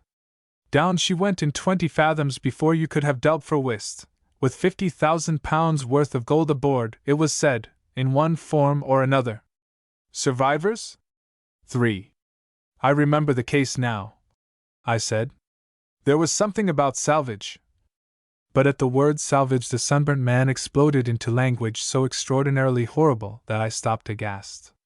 He came down to more ordinary swearing, and pulled himself up abruptly. "Excuse me," he said, "but salvage." He leant over towards me. "I was in that job," he said. "Tried to make myself a rich man, and got made a god instead. I've got my feelings. It ain't all jam being a god," said the sunburnt man, and for some time conversed by means of such pithy but unprogressive axioms. At last he took up his tale again. "There was me," said the sunburnt man, "and a seaman named Jacobs, and always the mate of the Ocean Pioneer. And him it was that set the whole thing going. I remember him now, when we was in the jolly boat, suggesting it all to our minds just by one sentence. He was a wonderful hand at suggesting things. There was £40,000, he said, on that ship, and it's for me to say just where she went down. It didn't need much brains to tumble to that. And he was the leader from the first to the last. He got hold of the Sanderses and their brig. They were brothers, and the brig was the Pride of Banya, and he it was bought the diving dress, a second-hand one with a compressed air apparatus instead of pumping. He'd have done the diving too, if it hadn't made him sick going down. And the salvage people were mucking about with a chart he'd cooked up, as solemn as could be, at Star Race, 120 miles away. I can tell you we was a happy lot aboard that brig, jokes and drink and bright hopes all the time.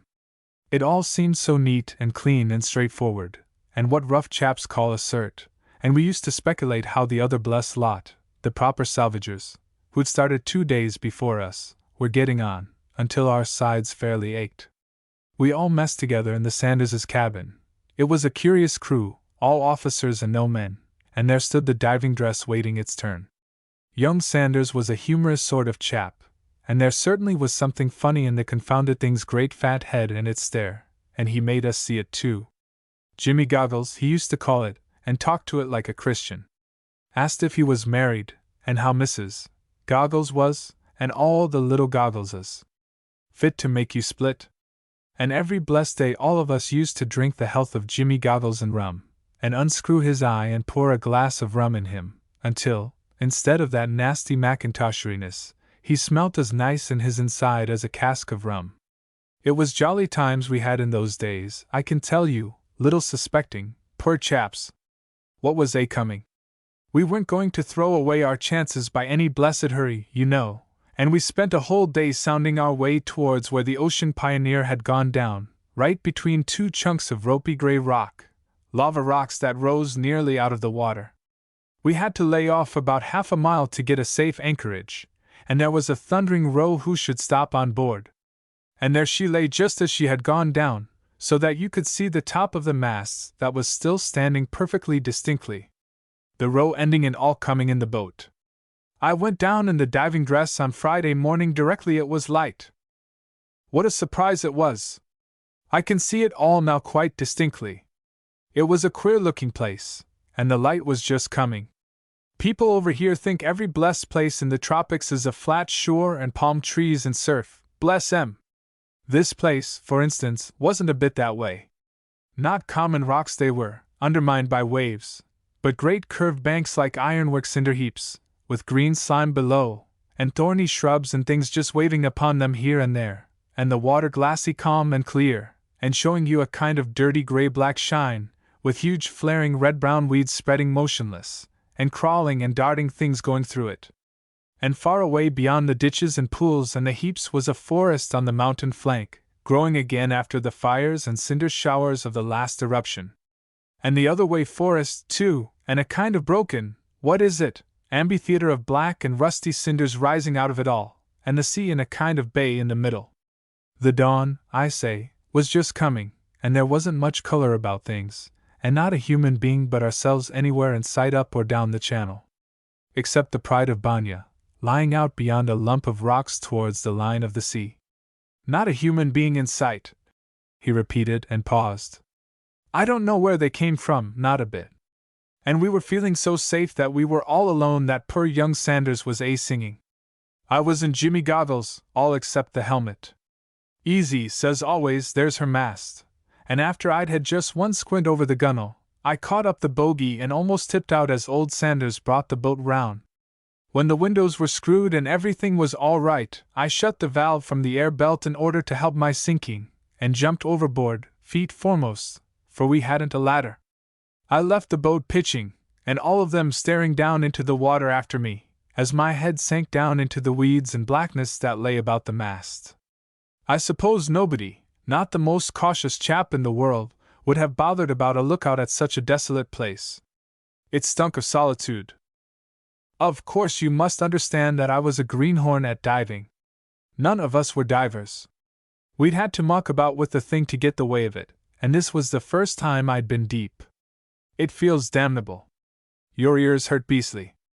I don't know if you've ever hurt yourself yawning or sneezing, but it takes you like that, only 10 times worse. And a pain over the eyebrows here, splitting, and a feeling like influenza in the head.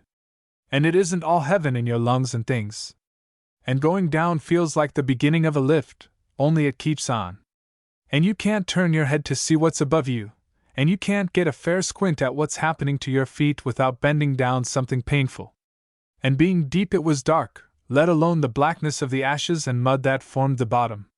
It was like going down out of the dawn back into the night, so to speak. The mast came up like a ghost out of the black, and then a lot of fishes, and then a lot of flapping red seaweed, and then whack I came with a kind of dull bang on the deck of the Ocean Pioneer, and the fishes that had been feeding on the dead rose about me like a swarm of flies from road stuff in summertime.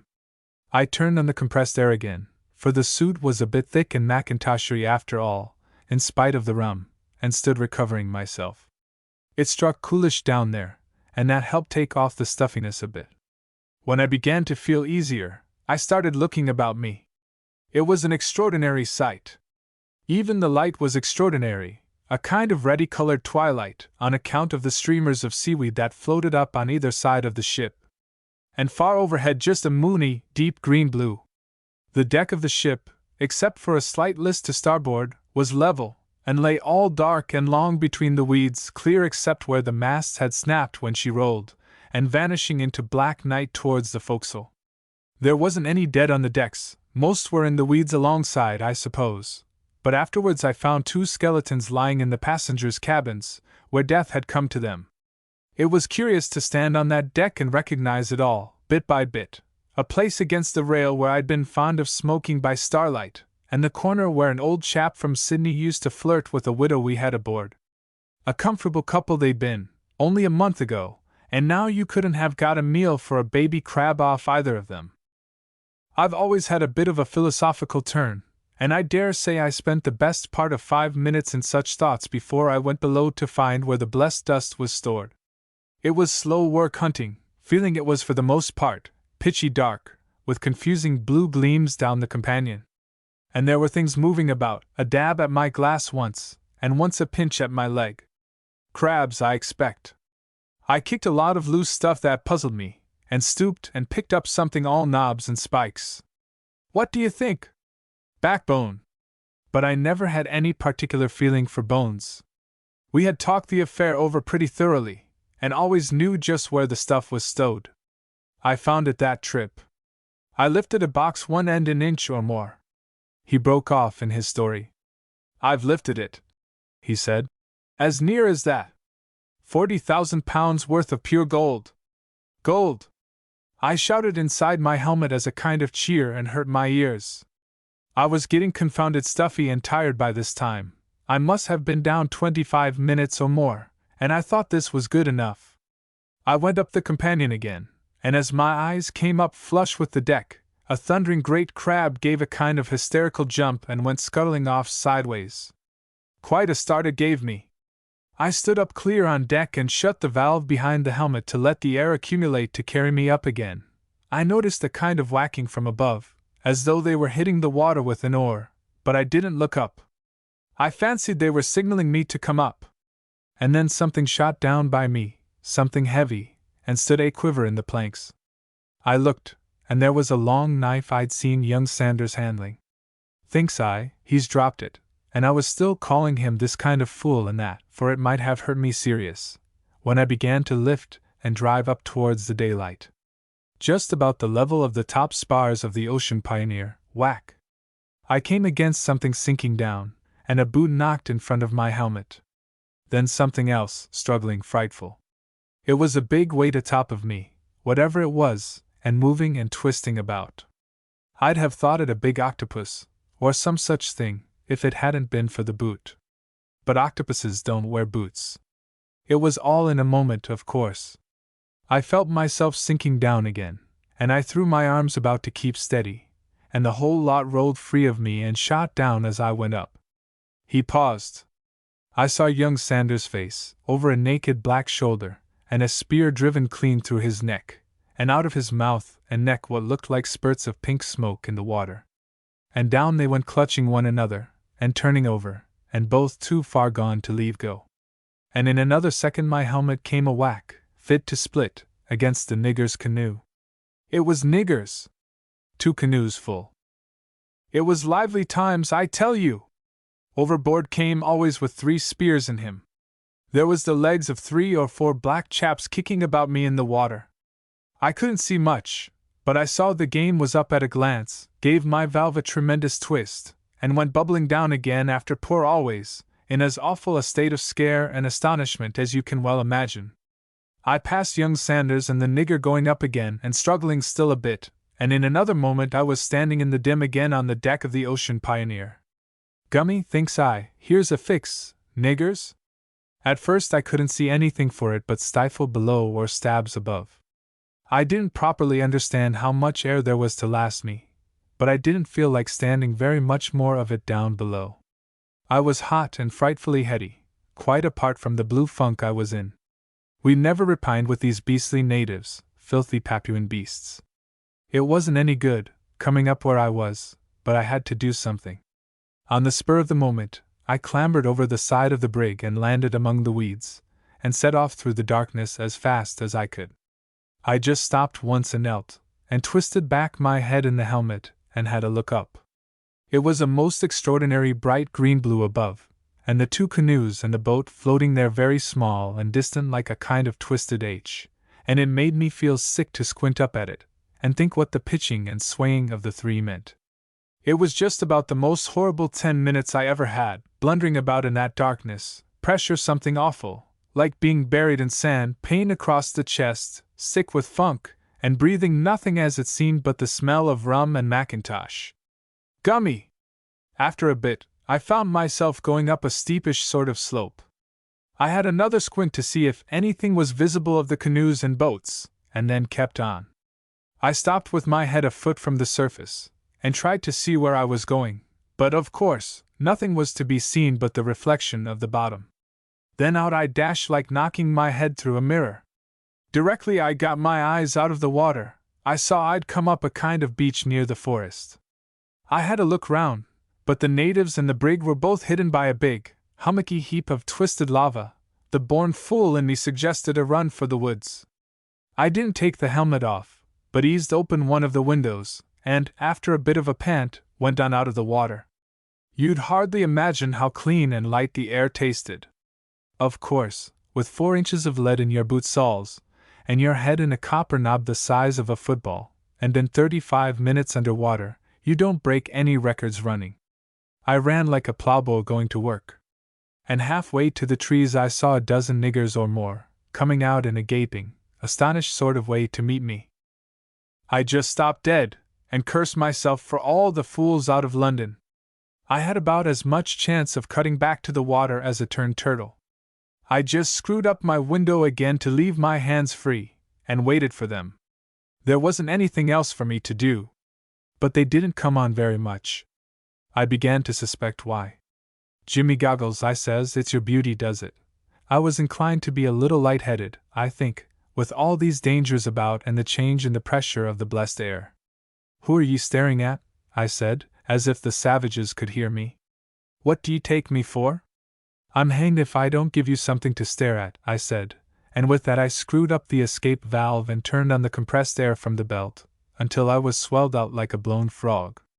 Regular imposing it must have been. I'm blessed if they'd come on a step, and presently one and then another went down on their hands and knees. They didn't know what to make of me, and they was doing the extra polite, which was very wise and reasonable of them. I had half a mind to edge back seaward and cut and run, but it seemed too hopeless. A step back and they'd have been after me.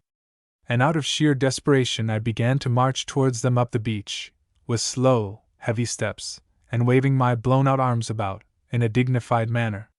And inside of me I was singing as small as a tomtit. But there's nothing like a striking appearance to help a man over a difficulty. I've found that before and since. People like ourselves, who are up to diving dresses by the time we're 7, can scarcely imagine the effect of one on a simple-minded savage. 1 or 2 of these niggers cut and run, the others started in a great hurry trying to knock their brains out on the ground. And on I went as slow and solemn and silly-looking and artful as a jobbing plumber. It was evident they took me for something immense. Then up jumped one and began pointing, making extraordinary gestures to me as he did so, and all the others began sharing their attention between me and something out at sea. What's the matter now? I said. I turned slowly on account of my dignity, and there I saw, coming round a point, the poor old Pride of Banya towed by a couple of canoes. The sight fairly made me sick. But they evidently expected some recognition, so I waved my arms in a striking sort of noncommittal manner. And then I turned and stalked on towards the trees again. At that time I was praying like mad, I remember, over and over again, Lord help me through with it. Lord help me through with it. It's only fools who know nothing of dangers can afford to laugh at praying. But these niggers weren't going to let me walk through and away like that. They started a kind of bowing dance about me, and sort of pressed me to take a pathway that lay through the trees. It was clear to me they didn't take me for a British citizen, whatever else they thought of me, and for my own part one was never less anxious to own up to the old country. You'd hardly believe it, perhaps, unless you're familiar with savages, but these poor misguided, ignorant creatures took me straight to their kind of joss place to present me to the blessed old black stone there. By this time I was beginning to sort of realize the depth of their ignorance, and directly I set eyes on this deity I took my cue. I started a baritone howl, wow wow, very long on one note, and began waving my arms about a lot, and then very slowly and ceremoniously turned their image over on its side and sat down on it. I wanted to sit down badly, for diving dresses ain't much wear in the tropics. Or, to put it different like, they're a sight too much. It took away their breath, I could see, my sitting on their joss, but in less time than a minute they made up their minds and were hard at work worshipping me. And I can tell you I felt a bit relieved to see things turning out so well, in spite of the weight on my shoulders and feet. But what made me anxious was what the chaps in the canoes might think when they came back.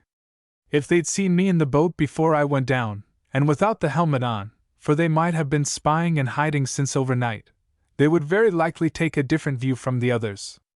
I was in a deuce of a stew about that for hours, as it seemed, until the shindig of the arrival began.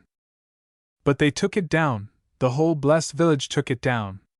At the cost of sitting up stiff and stern, as much like those sitting Egyptian images one sees as I could manage, for pretty nearly 12 hours, I should guess at least, on end, I got over it. You'd hardly think what it meant in that heat and stink. I don't think any of them dreamt of the man inside. I was just a wonderful leathery great joss that had come up with luck out of the water. But the fatigue, the heat, the beastly closeness, the macintoshiness and the rum, and the fuss. They lit a stinking fire on a kind of lava slab there was before me, and brought in a lot of gory muck, the worst parts of what they were feasting on outside, the beasts, and burned it all in my honor. I was getting a bit hungry, but I understand now how gods managed to do without eating, what with the smell of burnt offerings about them. And they brought in a lot of the stuff they'd got off the brig, and among other stuff, what I was a bit relieved to see, the kind of pneumatic pump that was used for the compressed air affair, and then a lot of chaps and girls came in and danced about me something disgraceful. It's extraordinary the different ways different people have of showing respect. If I'd had a hatchet handy, I'd have gone for the lot of them. They made me feel that wild. All this time I sat as stiff as company, not knowing anything better to do. And at last, when nightfall came, and the Wattle Joss house place got a bit too shadowy for their taste, all these here savages are afraid of the dark, you know, and I started a sort of moo noise. They built big bonfires outside and left me alone in peace in the darkness of my hut, free to unscrew my windows a bit and think things over, and feel just as bad as I liked. And, Lord! I was sick. I was weak and hungry, and my mind kept on behaving like a beetle on a pin, tremendous activity and nothing done at the end of it. Come round just where it was before. There was sorrowing for the other chaps, beastly drunkards certainly, but not deserving such a fate, and young Sanders with the spear through his neck wouldn't go out of my mind. There was the treasure down there in the Ocean Pioneer, and how one might get it and hide it somewhere safer, and get away and come back for it.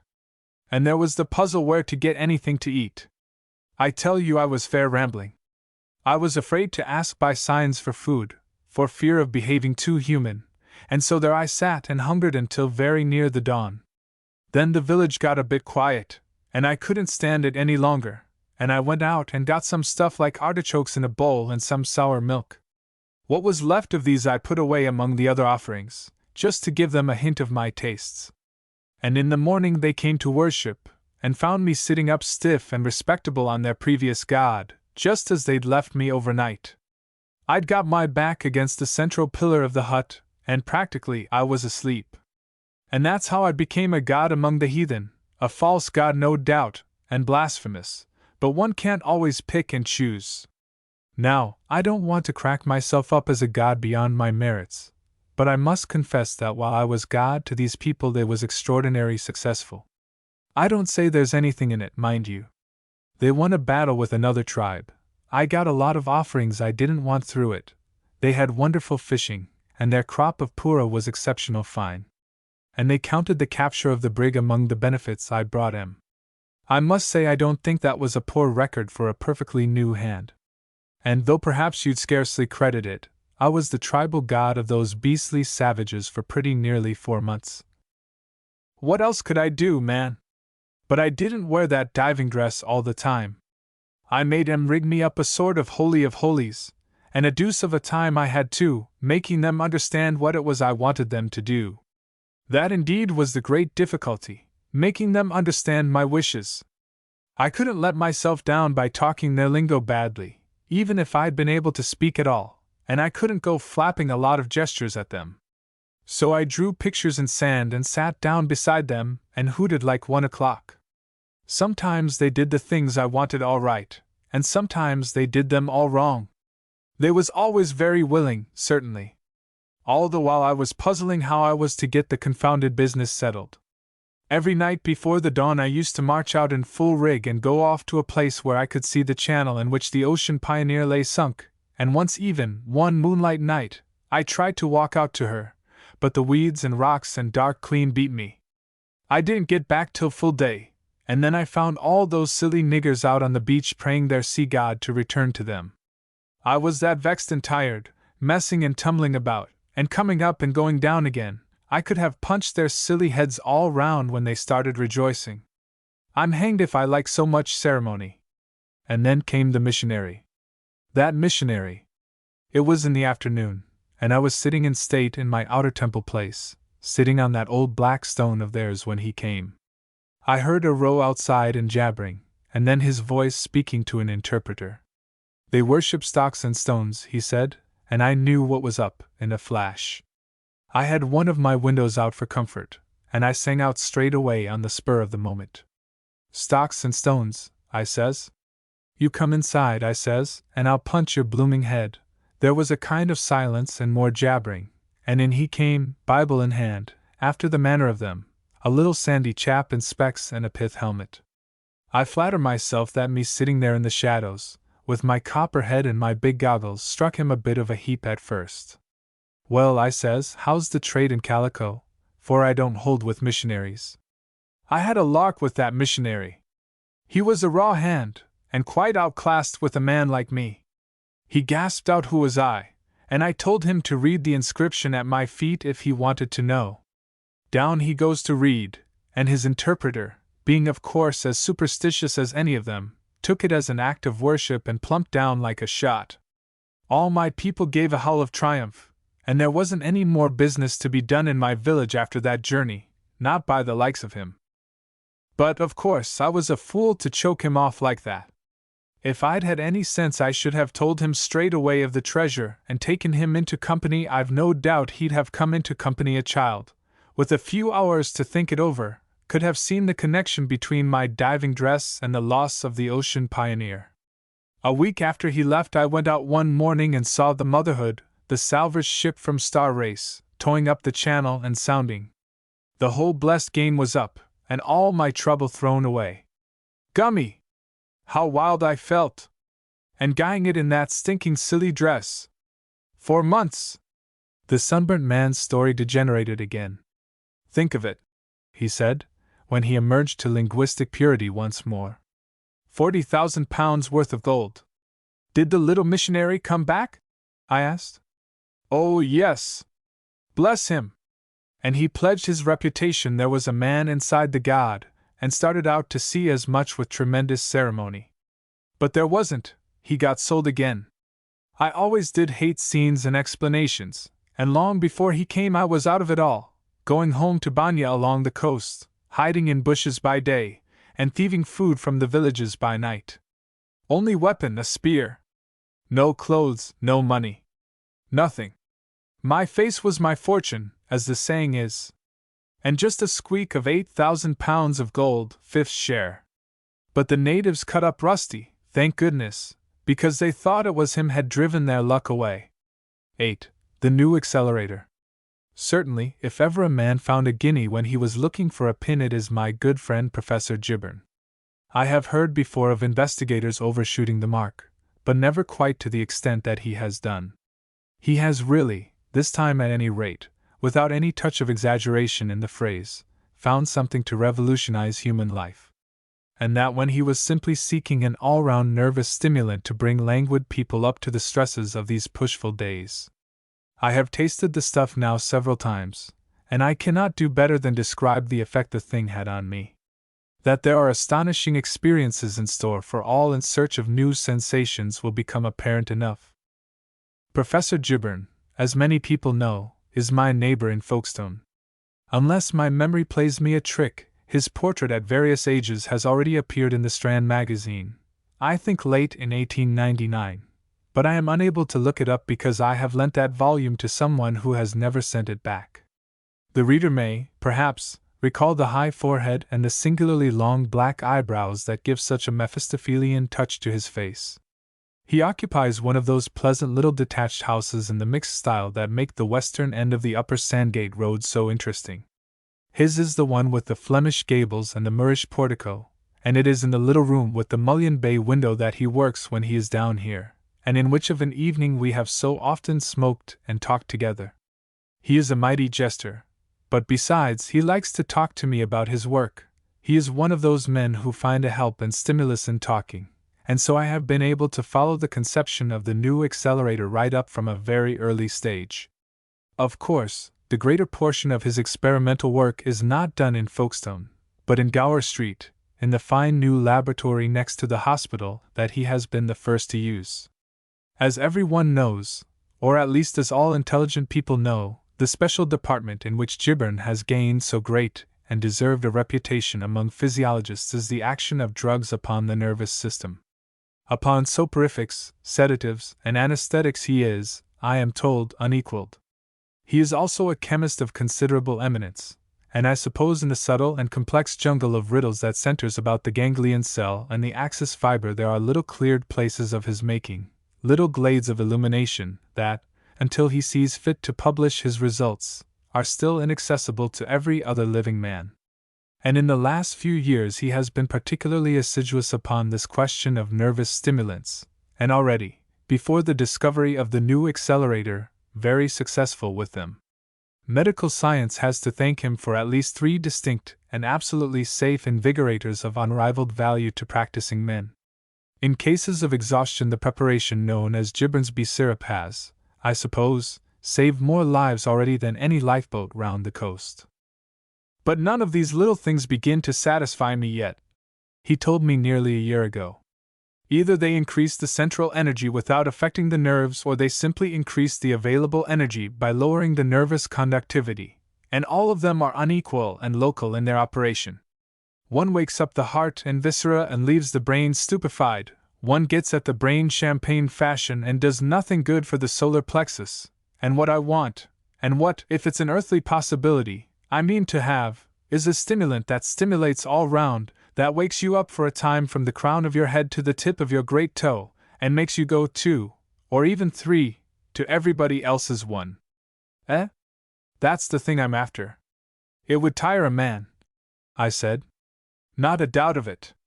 And you'd eat double or treble, and all that. But just think what the thing would mean. Imagine yourself with a little phial like this. He held up a little bottle of green glass and marked his points with it. And in this precious phial is the power to think twice as fast, move twice as quickly, do twice as much work in a given time as you could otherwise do. But is such a thing possible? I believe so. If it isn't, I've wasted my time for a year.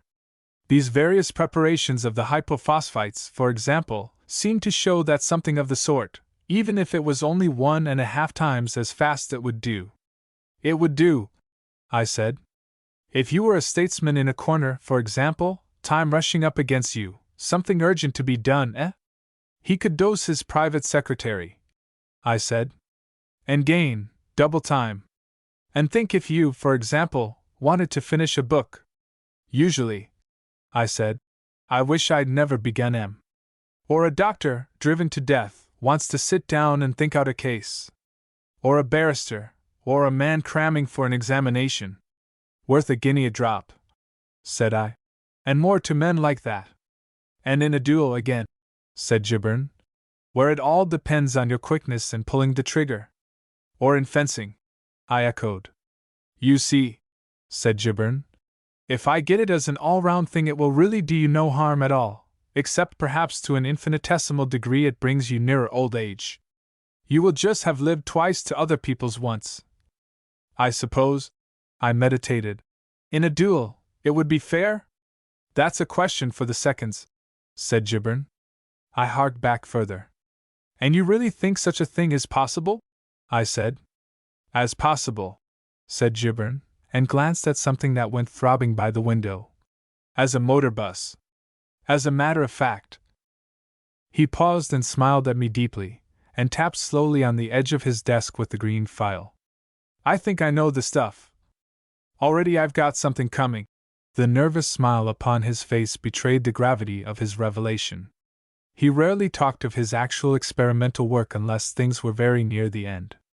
And it may be, I shouldn't be surprised, it may even do the thing at a greater rate than twice.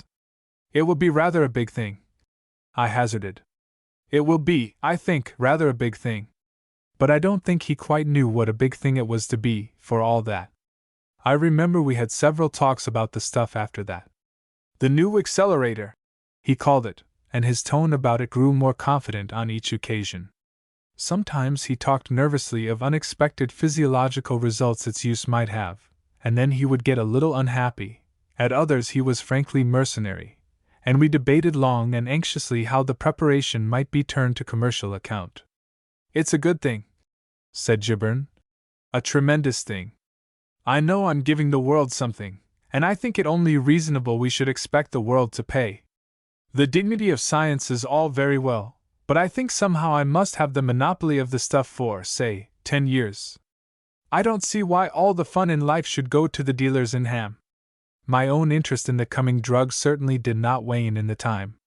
I have always had a queer little twist towards metaphysics in my mind. I have always been given to paradoxes about space and time, and it seemed to me that Gibberne was really preparing no less than the absolute acceleration of life. Suppose a man repeatedly dosed with such a preparation, he would live an active and record life indeed, but he would be an adult at 11, middle-aged at 25, and by 30 well on the road to senile decay. It seemed to me that so far Gibran was only going to do for anyone who took his drug exactly what nature has done for the Jews and Orientals, who are men in their teens and aged by 50, and quicker in thought and act than we are all the time. The marvel of drugs has always been great to my mind. You can madden a man, calm a man, make him incredibly strong and alert, or a helpless log, quicken this passion and allay that, all by means of drugs. And here was a new miracle to be added to this strange armory of files the doctors use.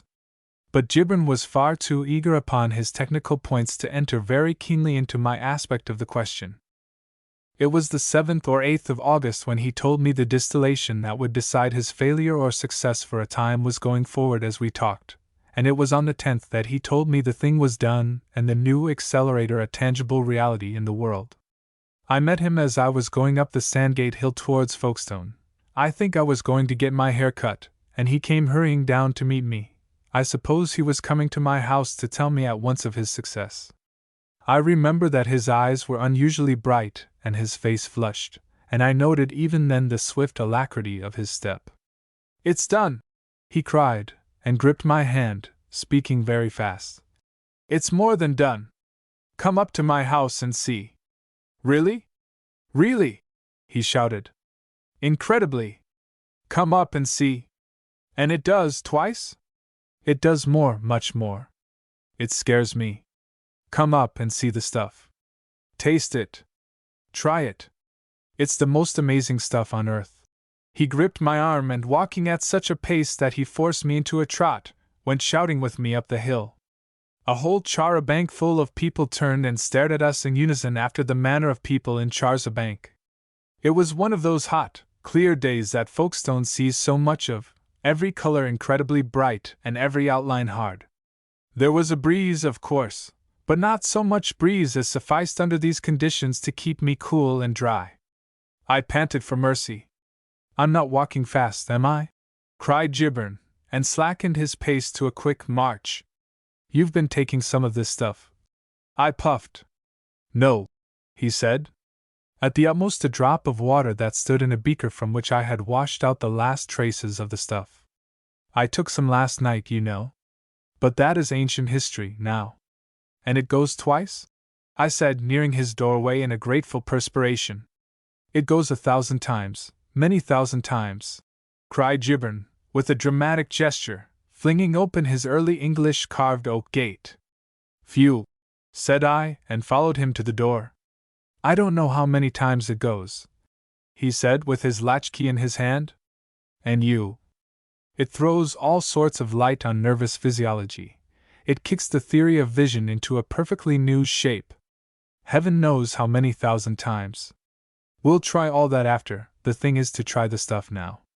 "Try the stuff?" I said, as we went along the passage. "Rather," said Gibran, turning on me in his study. "There it is in that little green file there. Unless you happen to be afraid? I am a careful man by nature, and only theoretically adventurous. I was afraid. But on the other hand there is pride." "Well," I haggled. "You say you've tried it?" "I've tried it," he said, "and I don't look hurt by it, do I? I don't even look livery, and I feel." I sat down. "Give me the potion," I said. "If the worst comes to the worst, it will save having my hair cut, and that I think is one of the most hateful duties of a civilized man. How do you take the mixture?" "With water," said Gibran, whacking down a carafe. He stood up in front of his desk and regarded me in his easy chair. His manner was suddenly affected by a touch of the Harley Street specialist. "It's rum stuff, you know," he said. I made a gesture with my hand. "I must warn you in the first place, as soon as you've got it down, to shut your eyes, and open them very cautiously in a minute or so's time. One still sees. The sense of vision is a question of length of vibration, and not of multitude of impacts, but there's a kind of shock to the retina, a nasty giddy confusion just at the time, if the eyes are open. Keep 'em shut." "Shut," I said.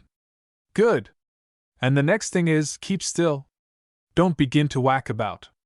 You may fetch something a nasty rap if you do. Remember, you will be going several thousand times faster than you ever did before. Heart, lungs, muscles, brain, everything, and you will hit hard without knowing it. You won't know it, you know. You'll feel just as you do now. Only everything in the world will seem to be going ever so many thousand times slower than it ever went before. That's what makes it so deuced queer. Lor, I said. And you mean? You'll see, said he, and took up a little measure. He glanced at the material on his desk. Glasses, he said. Water. All here. Mustn't take too much for the first attempt. The little phial looked out its precious contents. Don't forget what I told you, he said, turning the contents of the measure into a glass in the manner of an Italian waiter measuring whiskey. Sit with the eyes tightly shut and in absolute stillness for 2 minutes, he said. Then you will hear me speak. He added an inch or so of water to the little dose in each glass. By the by, he said, don't put your glass down. Keep it in your hand and rest your hand on your knee. Yes, so. And now. He raised his glass. The new accelerator, I said. The new accelerator, he answered, and we touched glasses and drank, and instantly I closed my eyes. You know that blank non-existence into which one drops when one has taken gas. For an indefinite interval it was like that. Then I heard Gibran telling me to wake up, and I stirred and opened my eyes. There he stood as he had been standing, glass still in hand. It was empty, that was all the difference. Well? Said I. Nothing out of the way? Nothing. A slight feeling of exhilaration, perhaps. Nothing more. Sounds? Things are still, I said. By Jove! Yes. They are still. Except the sort of faint patter, like rain falling on different things. What is it? Analyze sounds, I think he said, but I am not sure. He glanced at the window. Have you ever seen a curtain before a window fixed in that way before? I followed his eyes, and there was the end of the curtain, frozen, as it were, corner high, in the act of flapping briskly in the breeze. No, said I. That's odd. And here, he said, and opened the hand that held the glass. Naturally I winced, expecting the glass to smash. But so far from smashing it did not even seem to stir. It hung in midair, motionless. Roughly speaking, said Gibran, an object in these latitudes falls 16 feet in the first second. This glass is falling 16 feet in a second now. Only, you see, it hasn't been falling yet for the 100th part of a second. That gives you some idea of the pace of my accelerator. And he waved his hand round and round, over and under the slowly sinking glass. Finally, he took it by the bottom, pulled it down, and placed it very carefully on the table. He said to me, and laughed.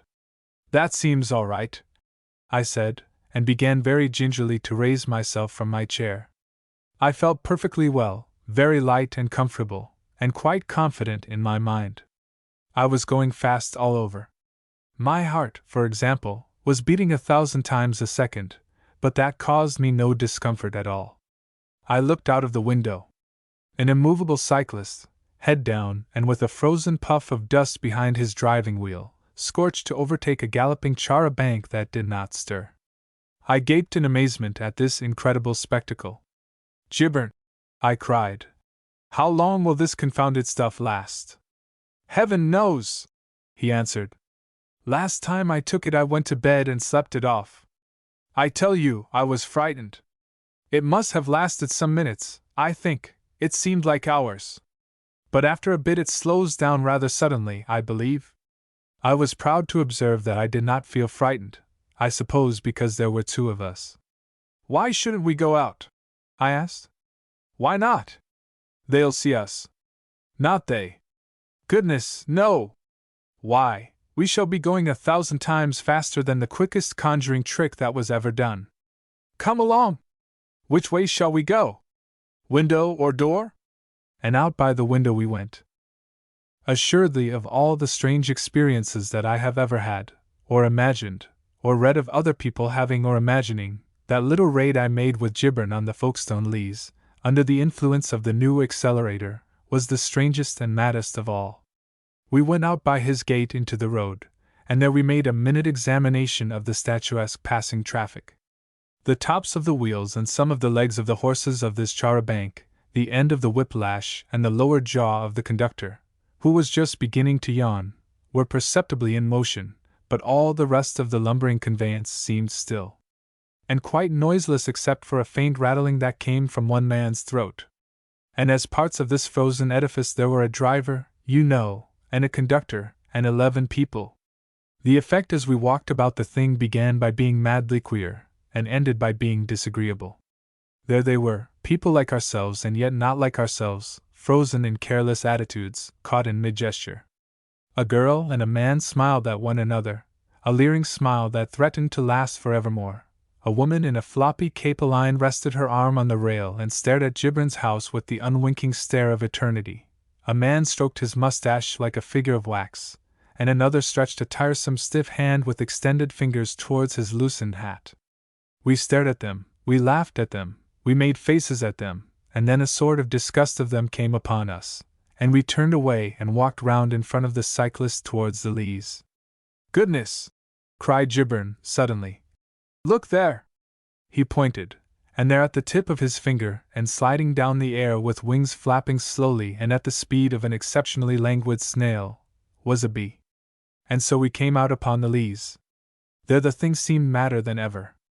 The band was playing in the upper stand, though all the sound it made for us was a low-pitched, wheezy rattle, a sort of prolonged last sigh that passed at times into a sound like the slow, muffled ticking of some monstrous clock. Frozen people stood erect, strange, silent, self-conscious-looking dummies hung unstably in mid-stride, promenading upon the grass.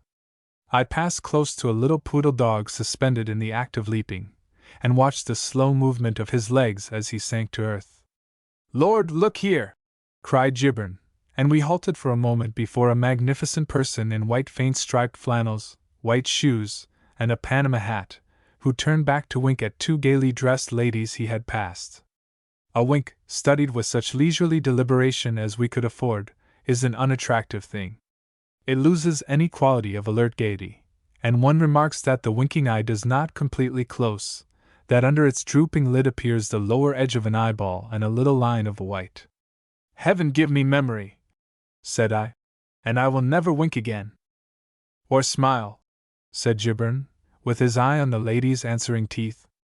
"It's infernally hot, somehow," said I. "Let's go slower." "Oh, come along," said Gibran. We picked our way among the bath chairs in the path. Many of the people sitting in the chairs seemed almost natural in their passive poses, but the contorted scarlet of the band's men was not a restful thing to see. A purple-faced little gentleman was frozen in the midst of a violent struggle to refold his newspaper against the wind. There were many evidences that all these people in their sluggish way were exposed to a considerable breeze, a breeze that had no existence so far as our sensations went. We came out and walked a little way from the crowd, and turned and regarded it. To see all that multitude changed, to a picture, smitten rigid, as it were, into the semblance of realistic wax, was impossibly wonderful. It was absurd, of course, but it filled me with an irrational, an exultant sense of superior advantage. Consider the wonder of it! All that I had said, and thought, and done since the stuff had begun to work in my veins had happened, so far as those people, so far as the world in general went, in the twinkling of an eye. "The new accelerator," I began, but Gibran interrupted me. "There's that infernal old woman," he said. "What old woman?" "Lives next door to me," said Gibran. "Has a lapdog that yaps. Gods! The temptation is strong." There is something very boyish and impulsive about Gibran at times. Before I could expostulate with him, he had dashed forward, snatched the unfortunate animal out of visible existence, and was running violently with it towards the cliff of the Leas. It was most extraordinary. The little brute, didn't bark or wriggle or make the slightest sign of vitality. It kept quite stiffly in an attitude of somnolent repose, and Gibran held it by the neck. It was like running about with a dog of wood. "Gibran!" I cried. "Put it down!" Then I said something else. "If you run like that, Gibran," I cried, You'll set your clothes on fire. Your linen trousers are going brown as it is. He clapped his hand on his thigh and stood hesitating on the verge. Gibbern, I cried, coming up. Put it down. This heat is too much. It's our running so. 2 or 3 miles a second. Friction of the air. What? He said, glancing at the dog. Friction of the air, I shouted. Friction of the air. Going too fast. Like meteorites and things. Too hot. And Gibbern. I'm all over pricking and a sort of perspiration. You can see people stirring slightly. I believe the stuff's working off. Put that dog down. Eh? He said. It's working off, I repeated. We're too hot and the stuff's working off. I'm wet through. He stared at me. Then at the band, the wheezy rattle of whose performance was certainly going faster. Then with a tremendous sweep of the arm he hurled the dog away from him, and it went spinning upward, still inanimate, and hung at last over the grouped parasols of a knot of chattering people. Gibbern was gripping my elbow. By Jove! He cried. I believe it is. A sort of hot pricking, and yes. That man's moving his pocket handkerchief. Perceptibly. We must get out of this sharp. But we could not get out of it sharply enough. Luckily, perhaps. For we might have run, and if we had run we should, I believe, have burst into flames. Almost certainly we should have burst into flames. You know we had neither of us thought of that. But before we could even begin to run, the action of the drug had ceased. It was the business of a minute fraction of a second. The effect of the new accelerator passed like the drawing of a curtain, vanished in the movement of a hand. I heard Gibbern's voice in infinite alarm.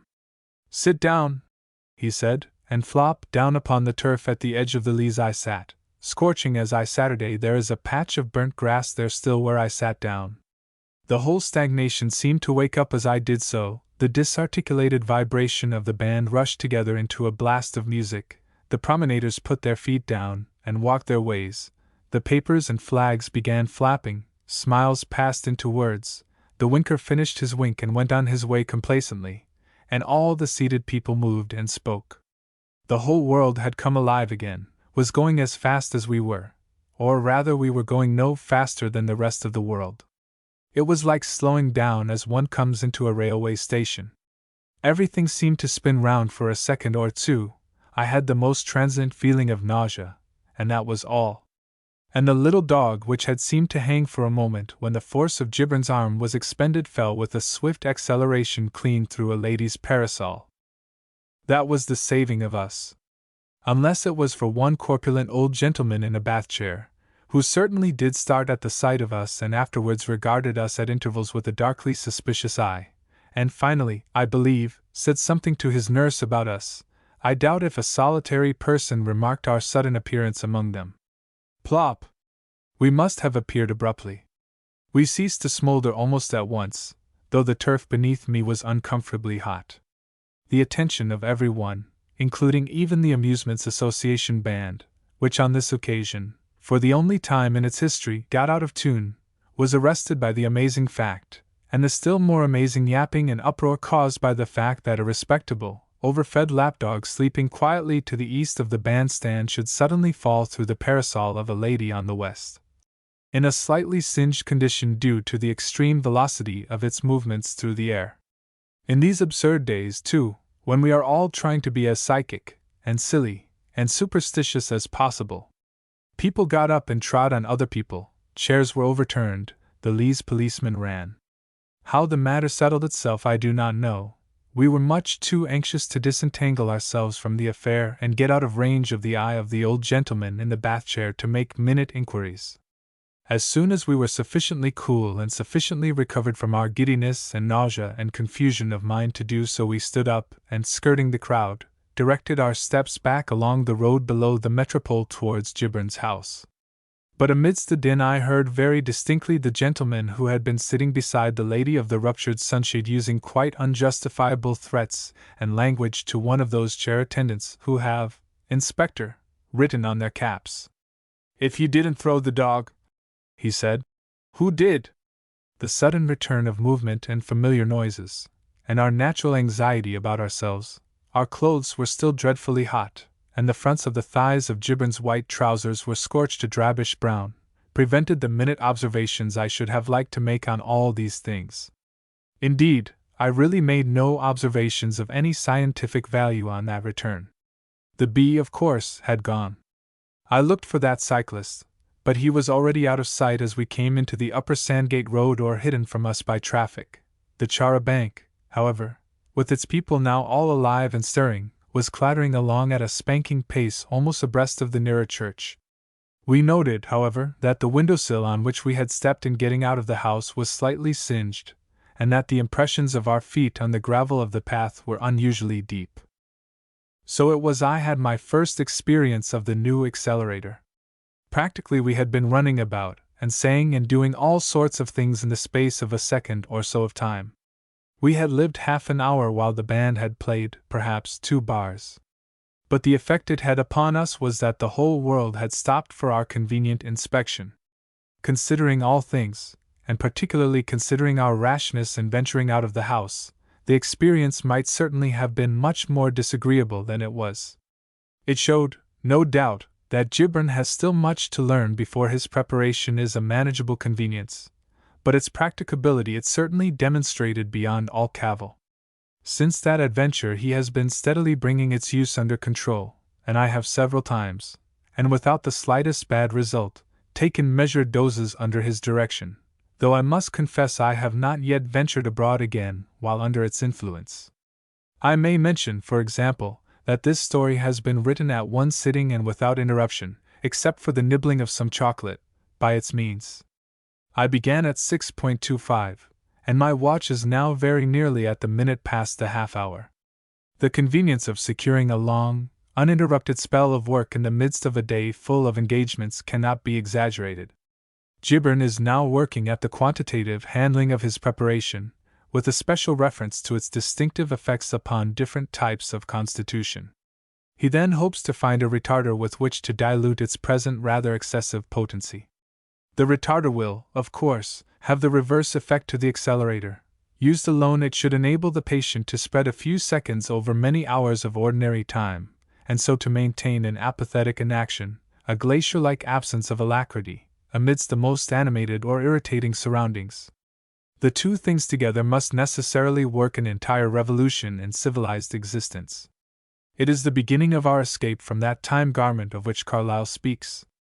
While this accelerator will enable us to concentrate ourselves with tremendous impact upon any moment or occasion that demands our utmost sense and vigor, the retarder will enable us to pass in passive tranquility through infinite hardship and tedium. Perhaps I am a little optimistic about the retarder, which has indeed still to be discovered, but about the accelerator there is no possible sort of doubt whatever. Its appearance upon the market in a convenient, controllable, and assimilable form is a matter of the next few months. It will be obtainable of all chemists and druggists, in small green bottles, at a high but, considering its extraordinary qualities, by no means excessive price.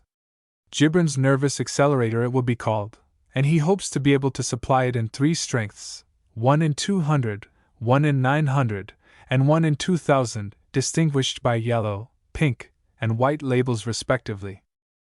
No doubt its use renders a great number of very extraordinary things possible, for, of course, the most remarkable and possibly even criminal proceedings may be effected with impunity by thus dodging, as it were, into the interstices of time. Like all potent preparations, it will be liable to abuse. We have, however, discussed this aspect of the question very thoroughly, and we have decided that this is purely a matter of medical jurisprudence and altogether outside our province. We shall manufacture and sell the accelerator, and, as for the consequences, we shall see. 9. Mr. Ledbetter's vacation. My friend, Mr. Ledbetter, is a round-faced little man, whose natural mildness of eye is gigantically exaggerated when you catch the beam through his glasses, and whose deep, deliberate voice irritates irritable people. A certain elaborate clearness of enunciation has come with him to his present vicarage from his scholastic days, an elaborate clearness of enunciation and a certain nervous determination to be firm and correct upon all issues, important and unimportant alike. He is a sacerdotalist and a chess player, and suspected by many of the secret practice of the higher mathematics, creditable rather than interesting things. His conversation is copious and given much to needless detail. By many, indeed, his intercourse is condemned, to put it plainly, as boring, and such have even done me the compliment to wonder why I countenance him. But on the other hand, there is a large faction who marvel at his countenancing such a disheveled, discreditable acquaintance as myself. Few appear to regard our friendship with equanimity. But that is because they do not know of the link that binds us, of my amiable connection via Jamaica with Mr. Ledbetter's past. About that past he displays an anxious modesty.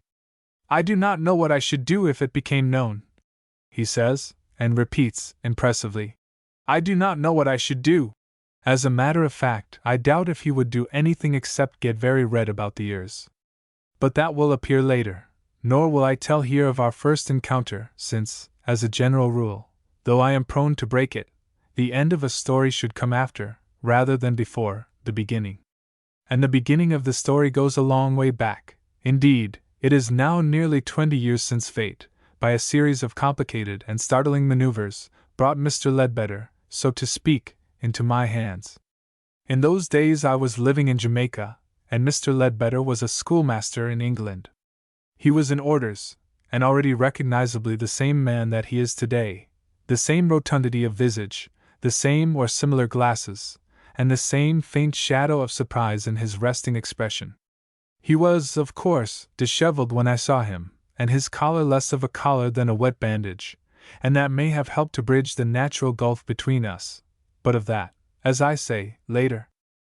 The business began at Hithergate-on-Sea, and simultaneously with Mr. Ledbetter's summer vacation. Thither he came for a greatly needed rest, with a bright brown portmanteau marked F.W.L., a new white and black straw hat, and 2 pairs of white flannel trousers. He was naturally exhilarated at his release from school, for he was not very fond of the boys he taught. After dinner he fell into a discussion with a talkative person established in the boarding-house to which, acting on the advice of his aunt, he had resorted. This talkative person was the only other man in the house. Their discussion concerned the melancholy disappearance of wonder and adventure in these latter days, the prevalence of globe-trotting, the abolition of distance by steam and electricity, the vulgarity of advertisement, the degradation of men by civilization, and many such things. Particularly was the talkative person eloquent on the decay of human courage through security, a security Mr. Ledbetter rather thoughtlessly joined him in deploring. Mr. Ledbetter, in the first delight of emancipation from duty, and being anxious, perhaps, to establish a reputation for manly conviviality, partook, rather more freely than was advisable, of the excellent whiskey the talkative person produced. But he did not become intoxicated, he insists. He was simply eloquent beyond his sober wont, and with the finer edge gone from his judgment. And after that long talk of the brave old days that were past forever, he went out into moonlit Hithergate, alone, and up the cliff road where the villas clustered together. He had bewailed, and now as he walked up the silent road he still bewailed, the fate that had called him to such an uneventful life as a pedagogue's. What a prosaic existence he led, so stagnant, so colorless. Secure, methodical, year in year out, what call was there for bravery? He thought enviously of those roving, medieval days, so near and so remote, of quests and spies and condottieri and many a risky blade-drawing business. And suddenly came a doubt, a strange doubt, springing out of some chance thought of tortures, and destructive altogether of the position he had assumed that evening. Was he, Mr. Ledbetter, really, after all, so brave as he assumed? Would he really be so pleased to have railways, policemen, and security vanish suddenly from the earth? The talkative man had spoken enviously of crime. The burglar, he said, is the only true adventurer left on earth. Think of his single-handed fight against the whole civilized world. And Mr. Ledbetter had echoed his envy. They do have some fun out of life, Mr. Ledbetter had said. And about the only people who do. Just think how it must feel to wire a lawn! And he had laughed wickedly. Now, in this franker intimacy of self-communion, he found himself instituting a comparison between his own brand of courage and that of the habitual criminal. He tried to meet these insidious questionings with blank assertion. "I could do all that," said Mr. Ledbetter.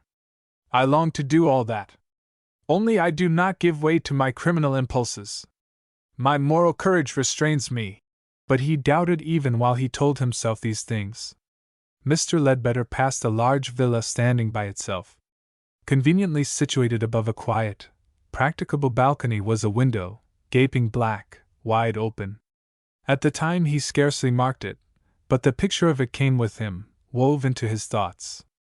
He figured himself climbing up that balcony, crouching, plunging into that dark, mysterious interior. "Bah! You would not dare," said the spirit of doubt.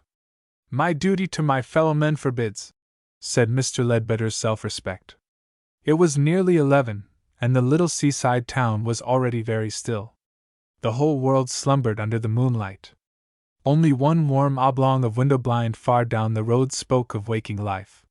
He turned and came back slowly towards the villa of the open window. He stood for a time outside the gate, a battlefield of motives. "Let us put things to the test," said Doubt. "For the satisfaction of these intolerable doubts, show that you dare go into that house. Commit a burglary in blank. That, at any rate, is no crime." Very softly he opened and shut the gate and slipped into the shadow of the shrubbery. "This is foolish," said Mr. Ledbetter's caution. "I expected that," said Doubt.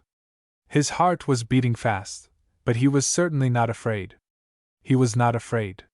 He remained in that shadow for some considerable time. The ascent of the balcony, it was evident, would have to be done in a rush, for it was all in clear moonlight, and visible from the gate into the avenue. A trellis thinly set with young, ambitious climbing roses made the ascent ridiculously easy.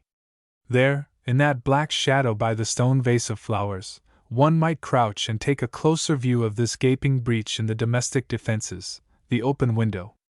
For a while Mr. Ledbetter was as still as the night, and then that insidious whiskey tipped the balance. He dashed forward.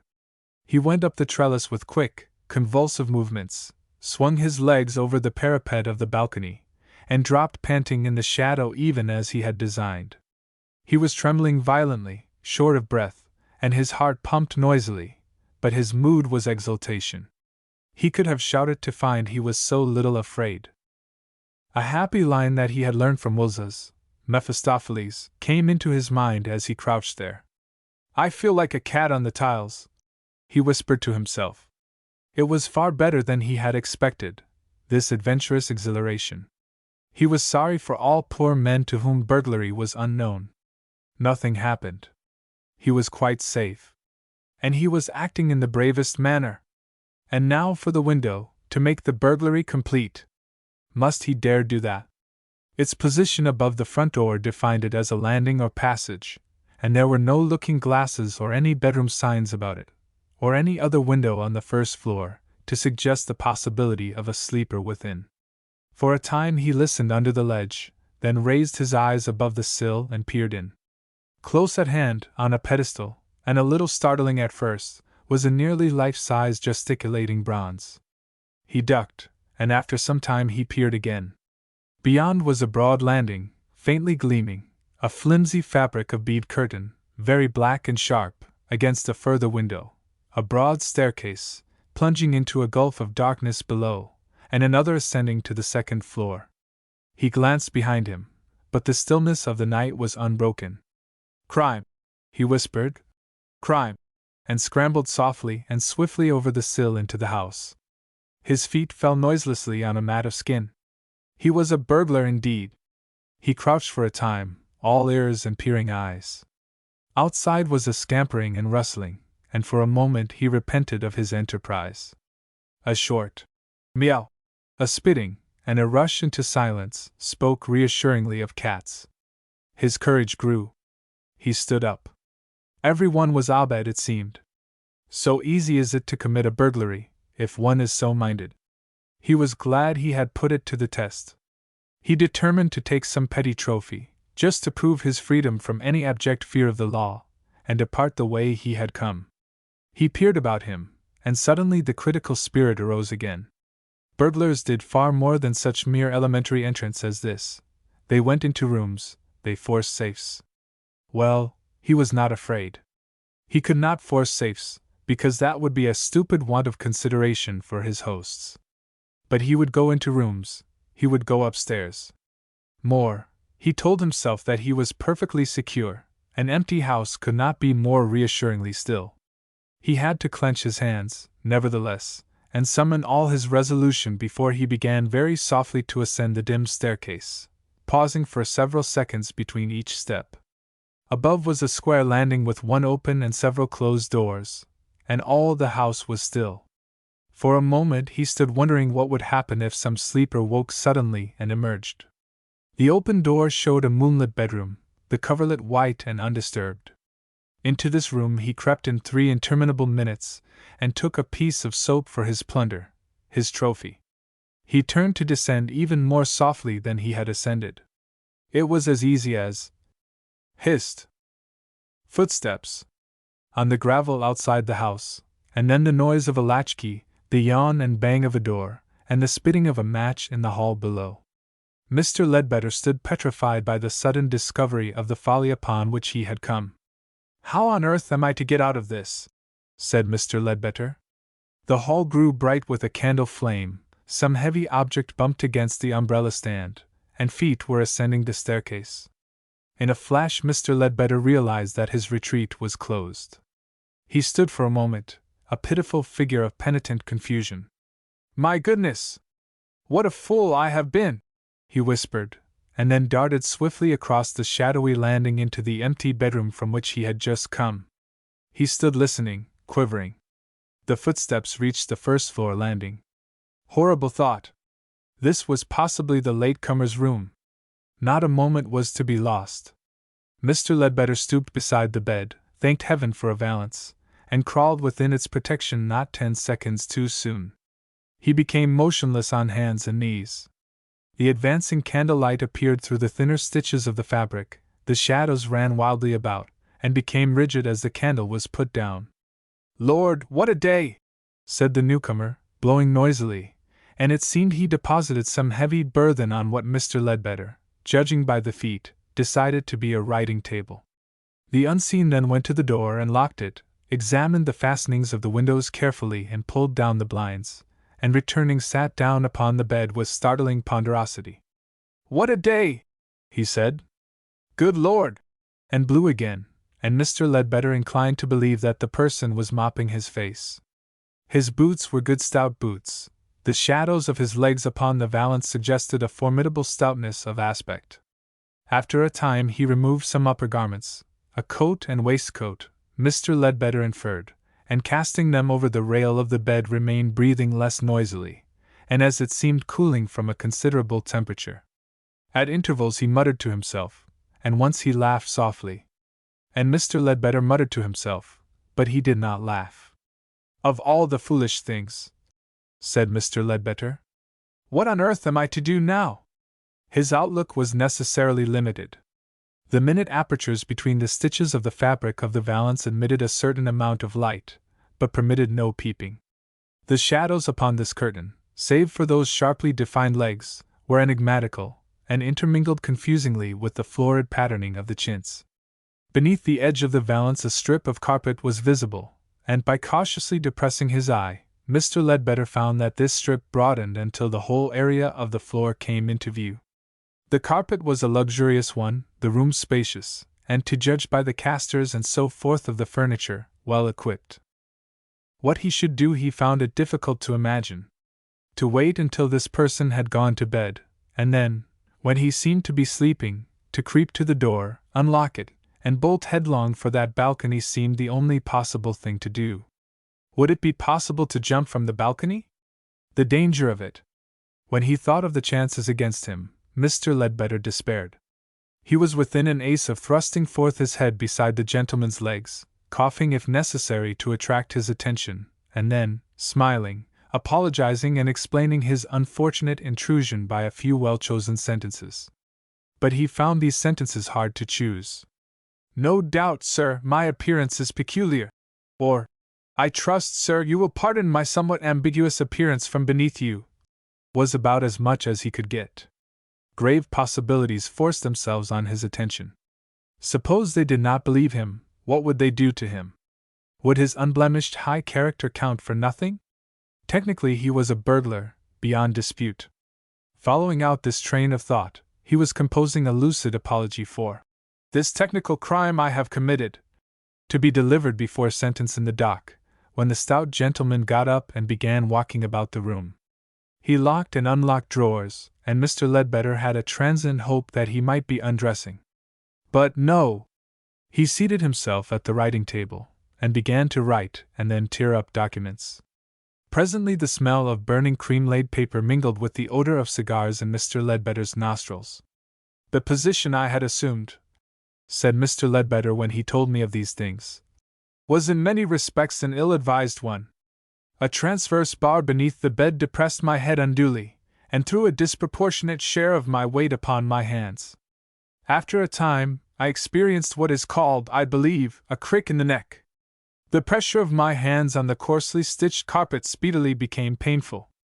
My knees, too, were painful, my trousers being drawn tightly over them.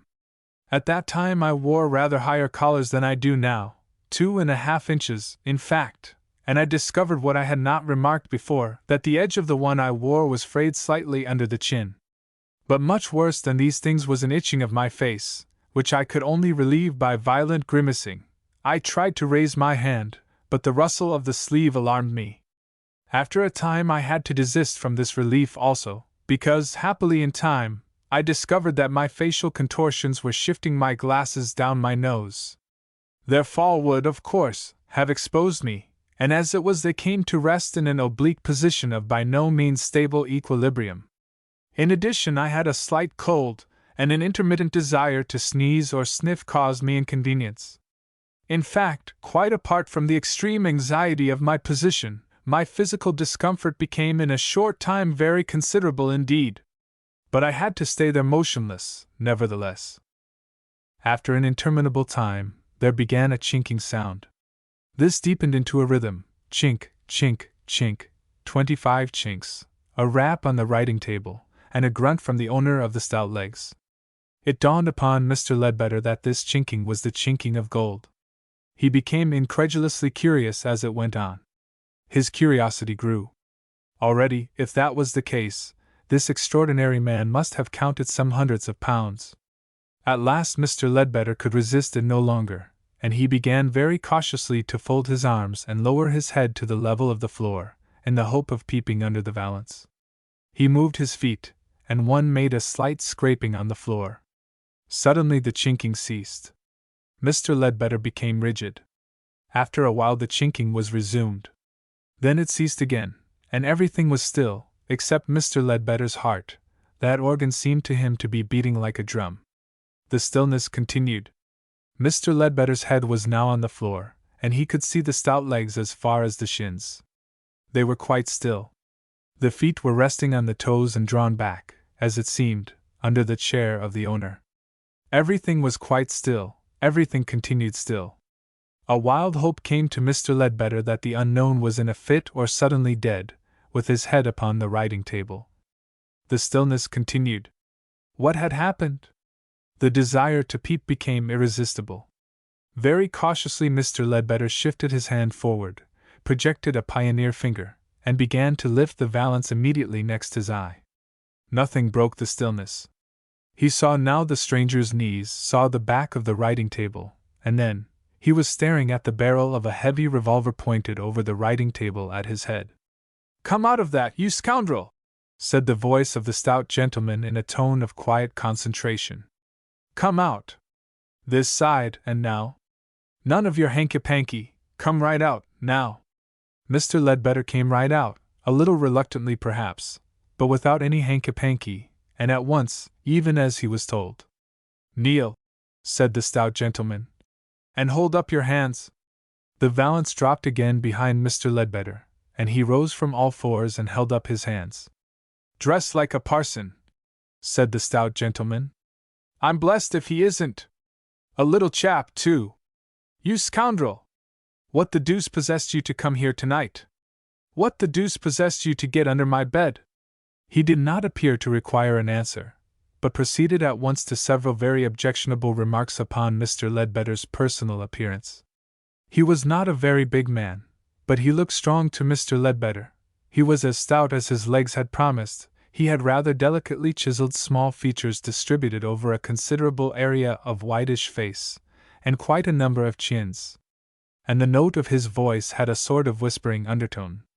What the deuce, I say, possessed you to get under my bed?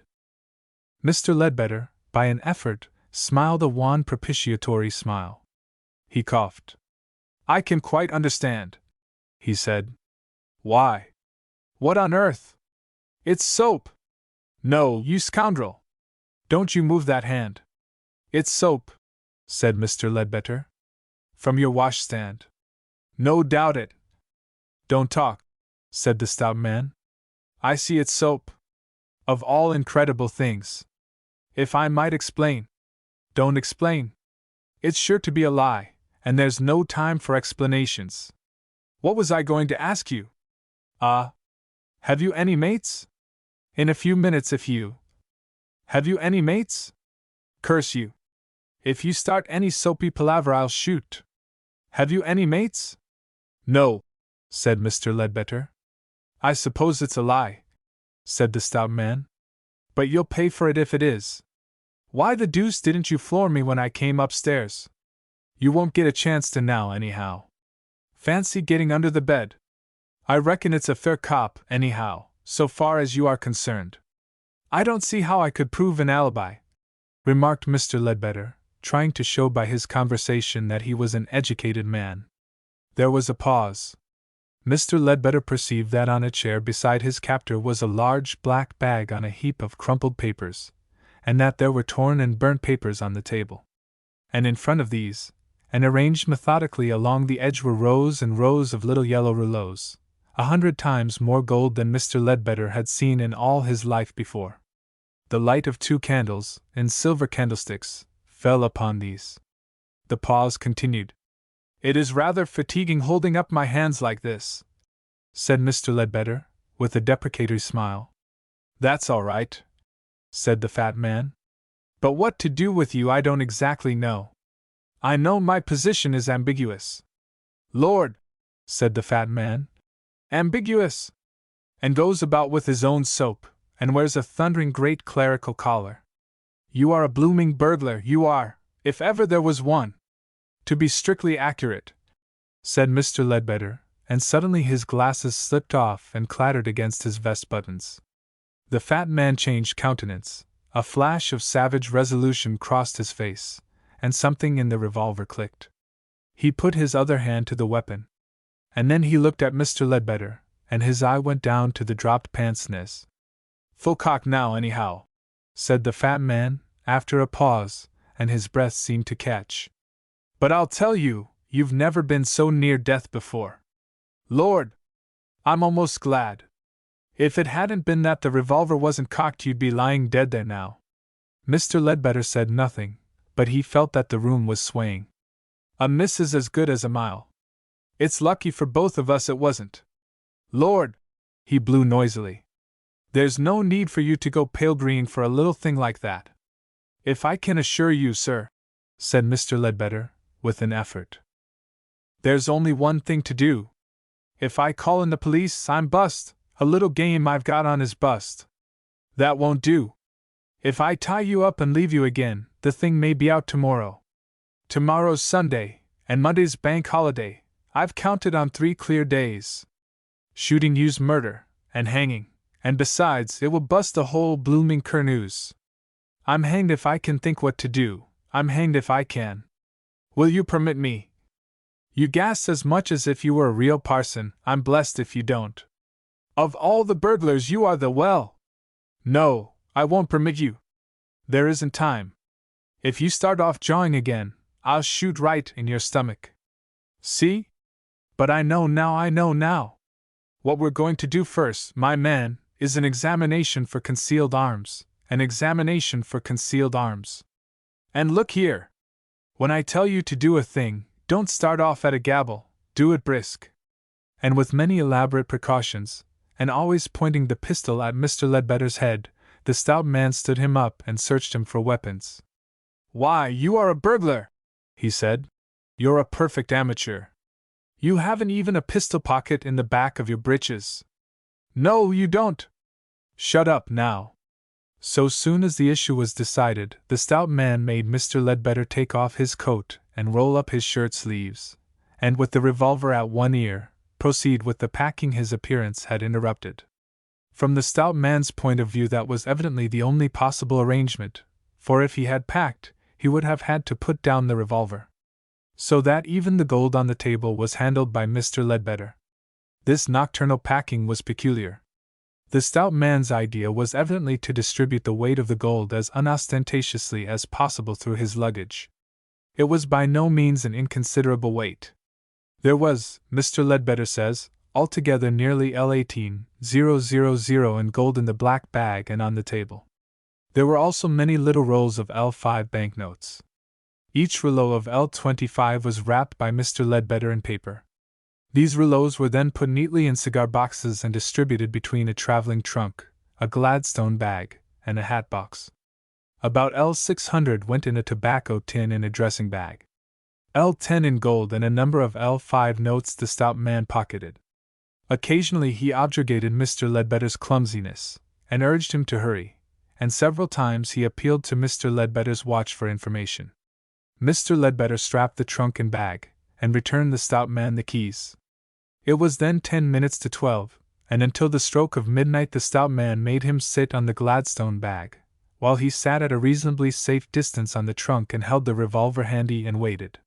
He appeared to be now in a less aggressive mood, and having watched Mr. Ledbetter for some time, he offered a few remarks. "From your accent I judge you are a man of some education," he said, lighting a cigar. "No, don't begin that explanation of yours. I know it will be long-winded from your face, and I am much too old a liar to be interested in other men's lying. You are, I say, a person of education. You do well to dress as a curate. Even among educated people you might pass as a curate." "I am a curate," said Mr. Ledbetter. "Or, at least, you are trying to be. I know. But you didn't ought to burgle. You are not the man to burgle. You are, if I may say it, the thing will have been pointed out to you before, a coward." "Do you know," said Mr. Ledbetter, trying to get a final opening, "it was that very question." The stout man waved him into silence.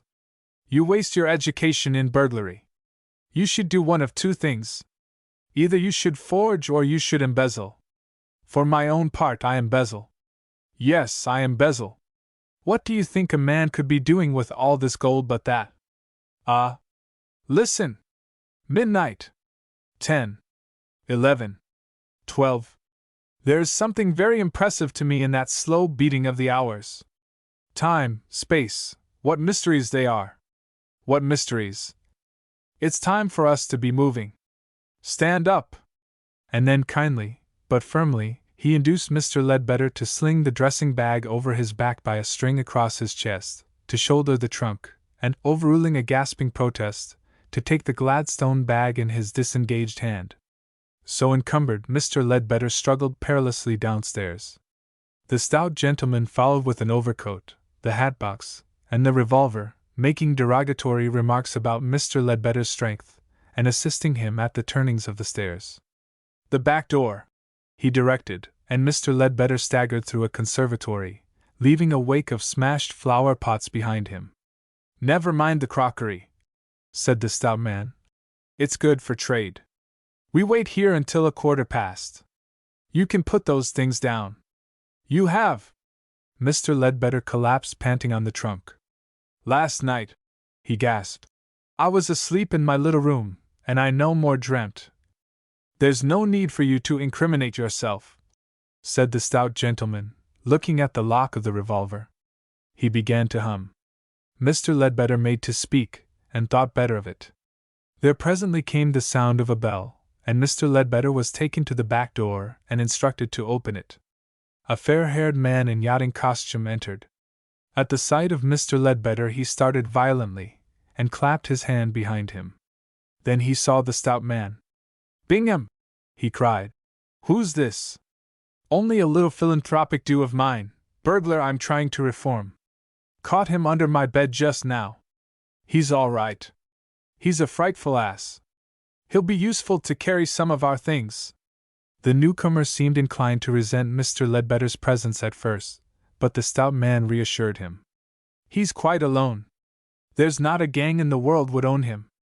No, don't start talking, for goodness sake." They went out into the darkness of the garden with the trunk still bowing Mr. Ledbetter's shoulders. The man in the yachting costume walked in front with the Gladstone bag and a pistol. Then came Mr. Ledbetter like Atlas. Mr. Bingham followed with the hatbox, coat, and revolver as before. The house was one of those that have their gardens right up to the cliff. At the cliff was a steep wooden stairway, descending to a bathing tent dimly visible on the beach. Below was a boat pulled up, and a silent little man with a black face stood beside it. "A few moments' explanation," said Mr. Ledbetter. "I can assure you." Somebody kicked him, and he said no more. They made him way to the boat, carrying the trunk. They pulled him aboard by the shoulders and hair. They called him no better name than scoundrel and burglar all that night. But they spoke in undertones so that the general public was happily unaware of his ignominy. They hauled him aboard a yacht manned by strange, unsympathetic Orientals, and partly they thrust him and partly he fell down a gangway into a noisome, dark place, where he was to remain many days.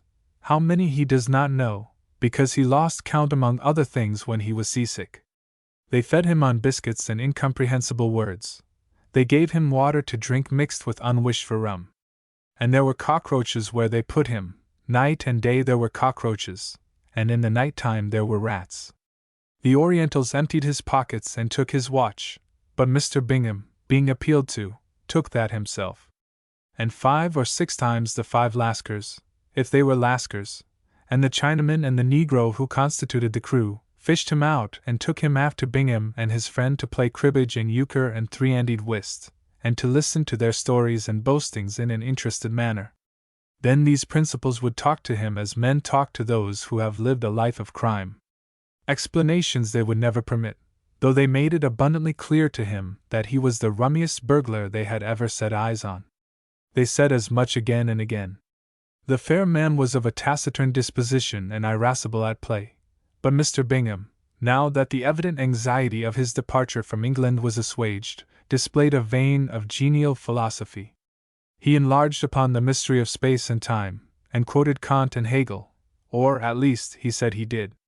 Several times Mr. Ledbetter got as far as, "My position under your bed, you know." But then he always had to cut, or pass the whiskey, or do some such intervening thing. After his third failure, the fair man got quite to look for this opening, and whenever Mr. Ledbetter began after that, he would roar with laughter and hit him violently on the back. "Same old start, same old story, good old burglar," the fair-haired man would say. So Mr. Ledbetter suffered for many days, 20 perhaps, and one evening he was taken, together with some tinned provisions, over the side and put ashore on a rocky little island with a spring. Mr. Bingham came in the boat with him, giving him good advice all the way, and waving his last attempts at an explanation aside.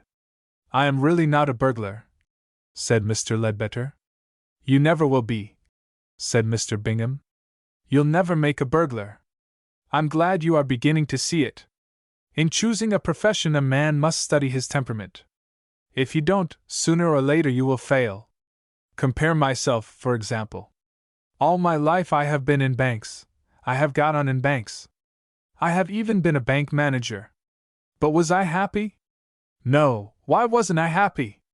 Because it did not suit my temperament. I am too adventurous, too versatile. Practically I have thrown it over. I do not suppose I shall ever manage a bank again. They would be glad to get me, no doubt, but I have learnt the lesson of my temperament, at last.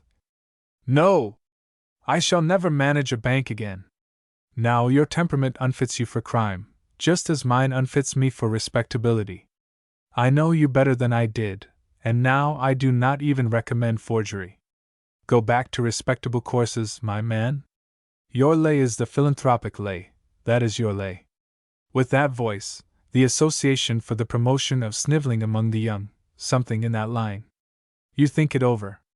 The island we are approaching has no name apparently, at least there is none on the chart. You might think out a name for it while you are there, while you are thinking about all these things. It has quite drinkable water, I understand. It is one of the Grenadines, one of the Windward Islands. Yonder, dim and blue, are others of the Grenadines. There are quantities of Grenadines, but the majority are out of sight. I have often wondered what these islands are for. Now, you see, I am wiser. This one at least is for you. Sooner or later some simple native will come along and take you off. Say what you like about us then, abuse us if you like, we shan't care a solitary grenadine. And here is half a sovereign's worth of silver.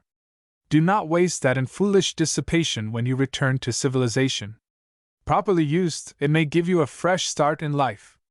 And don't beach her, you beggars, he can wade, do not waste the precious solitude before you in foolish thoughts. Properly used, it may be a turning point in your career. Waste neither money nor time. You will die rich. I'm sorry, but I must ask you to carry your tucker to land in your arms. No, it's not deep. Curse that explanation of yours. There's not time. No. I won't listen. Overboard you go. And the falling night found Mr. Ledbetter, the Mr. Ledbetter who had complained that adventure was dead, sitting beside his cans of food, his chin resting upon his drawn-up knees, staring through his glasses in dismal mildness over the shining, vacant sea. He was picked up in the course of 3 days by a Negro fisherman and taken to St. Vincent's, and from St. Vincent's he got, by the expenditure of his last coins, to Kingston, in Jamaica. And there he might have foundered. Even nowadays he is not a man of affairs, and then he was a singularly helpless person.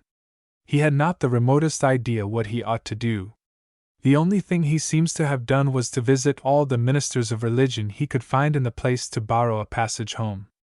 But he was much too dirty and incoherent, and his story far too incredible for them. I met him quite by chance. It was close upon sunset, and I was walking out after my siesta on the road to Dunn's Battery. When I met him, I was rather bored, and with the whole evening on my hands, luckily for him. He was trudging dismally towards the town. His woebegone face and the quasi-clerical cut of his dust-stained, filthy costume caught my humor. Our eyes met. He hesitated. "Sir," he said, with a catching of the breath, "could you spare a few minutes for what I fear will seem an incredible story?" "Incredible," I said. "Quite," he answered eagerly. "No one will believe it, alter it though I may. Yet I can assure you, sir—" He stopped hopelessly. The man's tone tickled me. He seemed an odd character. "I am," he said, "one of the most unfortunate beings alive." "Among other things, you haven't dined?" I said, struck with an idea. "I have not," he said solemnly. "For many days." "You'll tell it better after that," I said, and without more ado led the way to a low place I knew, where such a costume as his was unlikely to give offense. And there, with certain omissions which he subsequently supplied, I got his story. At first I was incredulous, but as the wine warmed him, and the faint suggestion of cringing which his misfortunes had added to his manner disappeared, I began to believe. At last, I was so far convinced of his sincerity that I got him a bed for the night, and next day verified the banker's reference he gave me through my Jamaica banker. And that done, I took him shopping for underwear and such like equipments of a gentleman at large. Presently came the verified reference. His astonishing story was true. I will not amplify our subsequent proceedings. He started for England in 3 days' time. "I do not know how I can possibly thank you enough," began the letter he wrote me from England, "for all your kindness to a total stranger," and proceeded for some time in a similar strain.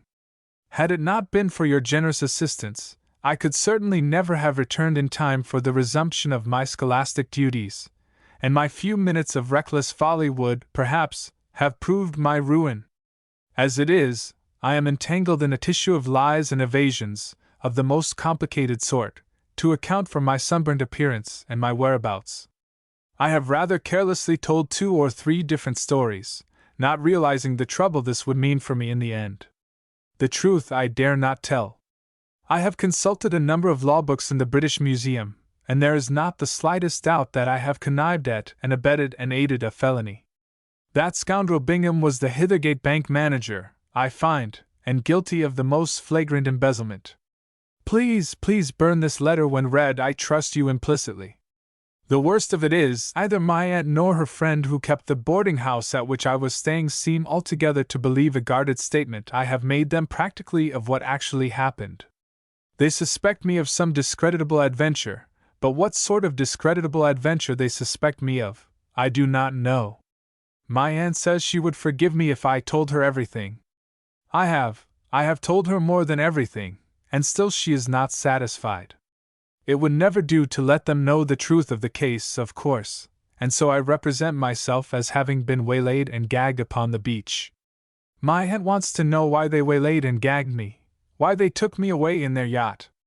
I do not know. Can you suggest any reason? I can think of nothing. If, when you wrote, you could write on 2 sheets so that I could show her one, and on that one if you could show clearly that I really was in Jamaica this summer, and had come there by being removed from a ship, it would be of great service to me. It would certainly add to the load of my obligation to you, a load that I fear I can never fully repay. Although if gratitude, and so forth. At the end he repeated his request for me to burn the letter. So the remarkable story of Mr. Ledbetter's vacation ends. That breach with his aunt was not of long duration. The old lady had forgiven him before she died. 10. The stolen body.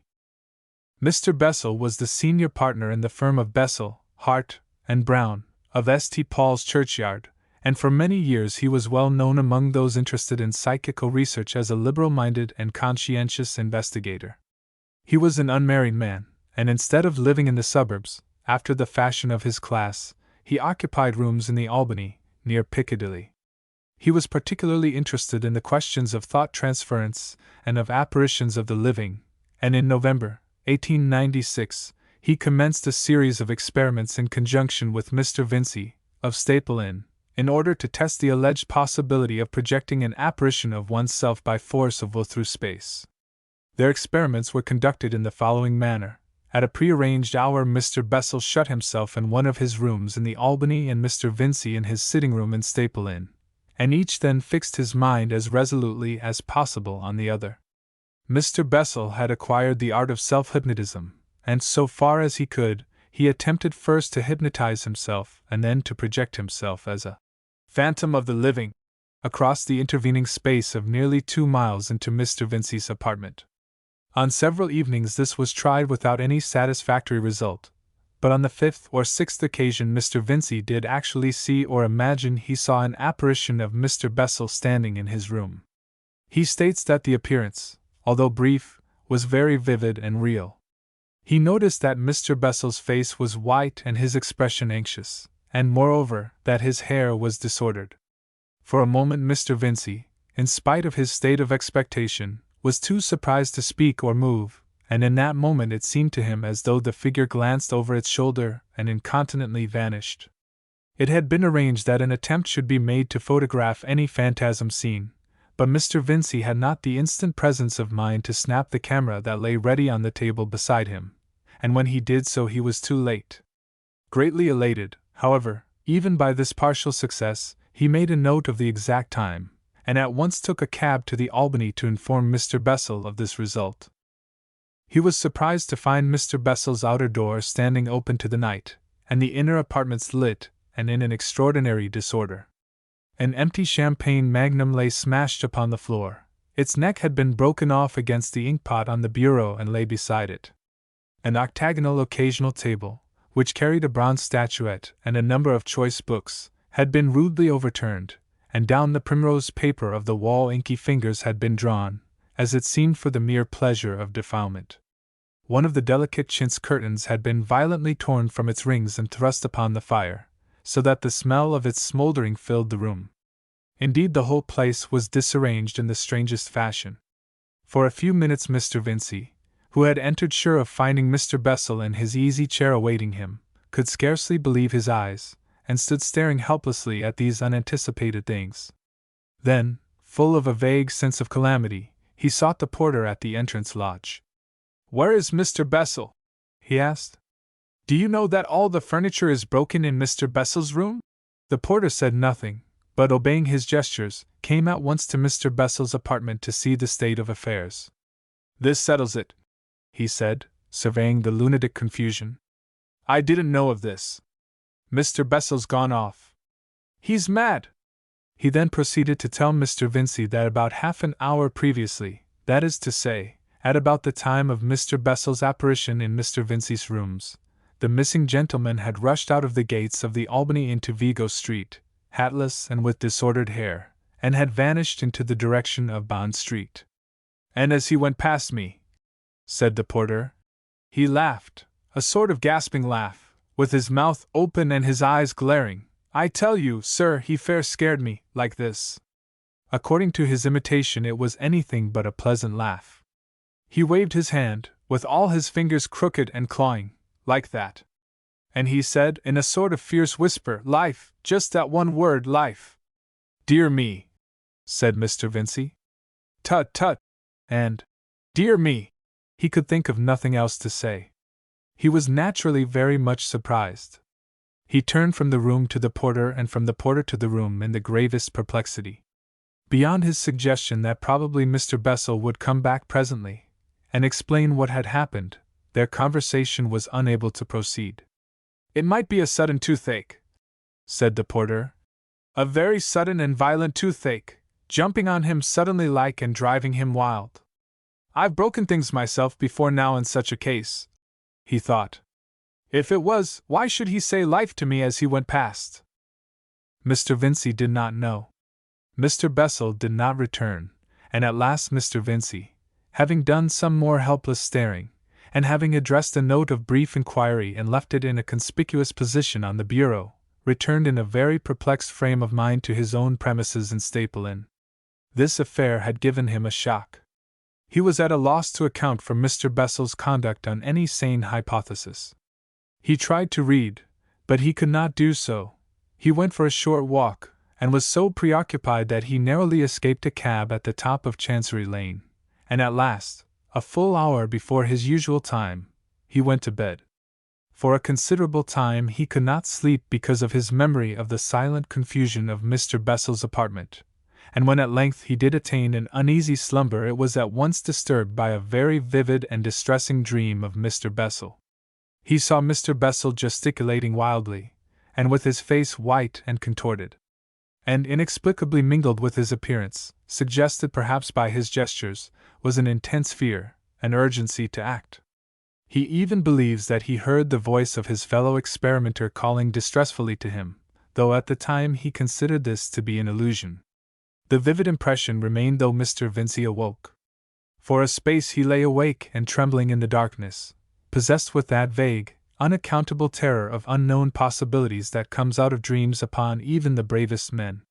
But at last he roused himself, and turned over and went to sleep again, only for the dream to return with enhanced vividness. He awoke with such a strong conviction that Mr. Bessel was in overwhelming distress and need of help that sleep was no longer possible. He was persuaded that his friend had rushed out to some dire calamity. For a time he lay reasoning vainly against this belief, but at last he gave way to it. He arose, against all reason, lit his gas, and dressed, and set out through the deserted streets, deserted, save for a noiseless policeman or so and the early news carts, towards Vigo Street to inquire if Mr. Bessel had returned.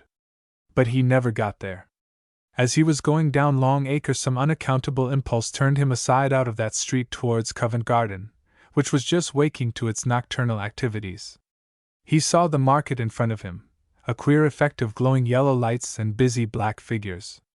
He became aware of a shouting, and perceived a figure turn the corner by the hotel and run swiftly towards him. He knew at once that it was Mr. Bessel. But it was Mr. Bessel transfigured. He was hatless and disheveled, his collar was torn open, he grasped a bone-handled walking cane near the ferrule end, and his mouth was pulled awry.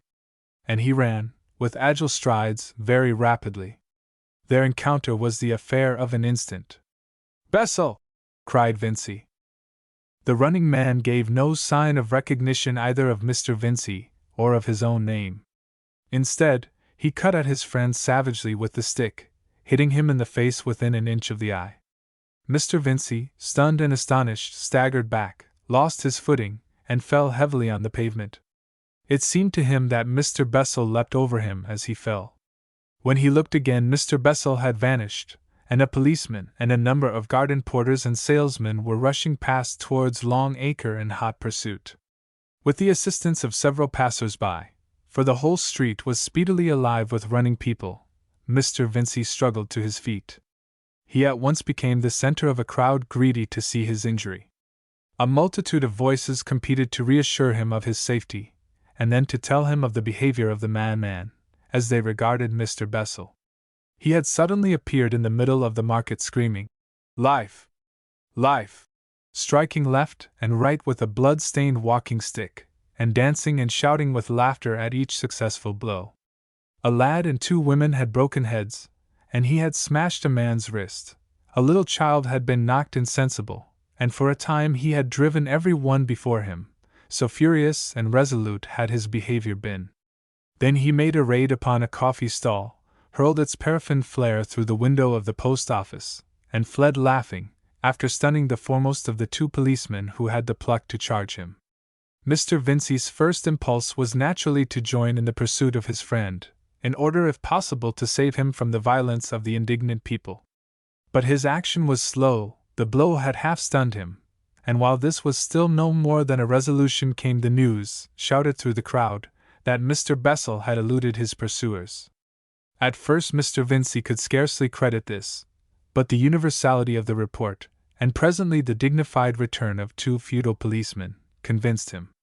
After some aimless inquiries he returned towards Staple Inn, patting a handkerchief to a now very painful nose.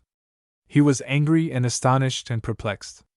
It appeared to him indisputable that Mr. Bessel must have gone violently mad in the midst of his experiment in thought transference. But why that should make him appear with a sad white face in Mr. Vincy's dream seemed a problem beyond solution. He racked his brains in vain to explain this. It seemed to him at last that not simply Mr. Bessel, but the order of things must be insane. But he could think of nothing to do. He shut himself carefully into his room, lit his fire. It was a gas fire with asbestos bricks, and fearing fresh dreams if he went to bed, remained bathing his injured face, or holding up books in a vain attempt to read, until dawn. Throughout that vigil he had a curious persuasion that Mr. Bessel was endeavoring to speak to him, but he would not let himself attend to any such belief. About dawn, his physical fatigue asserted itself, and he went to bed and slept at last in spite of dreaming. He rose late, unrested and anxious, and in considerable facial pain. The morning papers had no news of Mr. Bessel's aberration. It had come too late for them. Mr. Vincy's perplexities, to which the fever of his bruise added fresh irritation, became at last intolerable, and, after a fruitless visit to the Albany, he went down to St. Paul's churchyard to Mr. Hart, Mr. Bessel's partner, and, so far as Mr. Vincy knew, his nearest friend. He was surprised to learn that Mr. Hart, although he knew nothing of the outbreak, had also been disturbed by a vision, the very vision that Mr. Vincy had seen, Mr. Bessel, white and disheveled, pleading earnestly by his gestures for help. That was his impression of the import of his signs. "I was just going to look him up in the Albany when you arrived," said Mr. Hart. "I was so sure of something being wrong with him." As the outcome of their consultation, the 2 gentlemen decided to inquire at Scotland Yard for news of their missing friend. "He is bound to be laid by the heels," said Mr. Hart. "He can't go on at that pace for long." But the police authorities had not laid Mr. Bessel by the heels.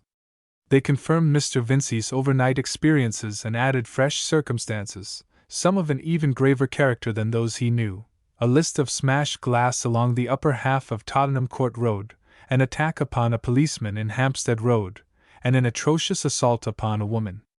All these outrages were committed between 12:30 and 1:45 in the morning, and between those hours, and indeed, from the very moment of Mr. Bessel's first rush from his rooms at 9:30 in the evening, they could trace the deepening violence of his fantastic career.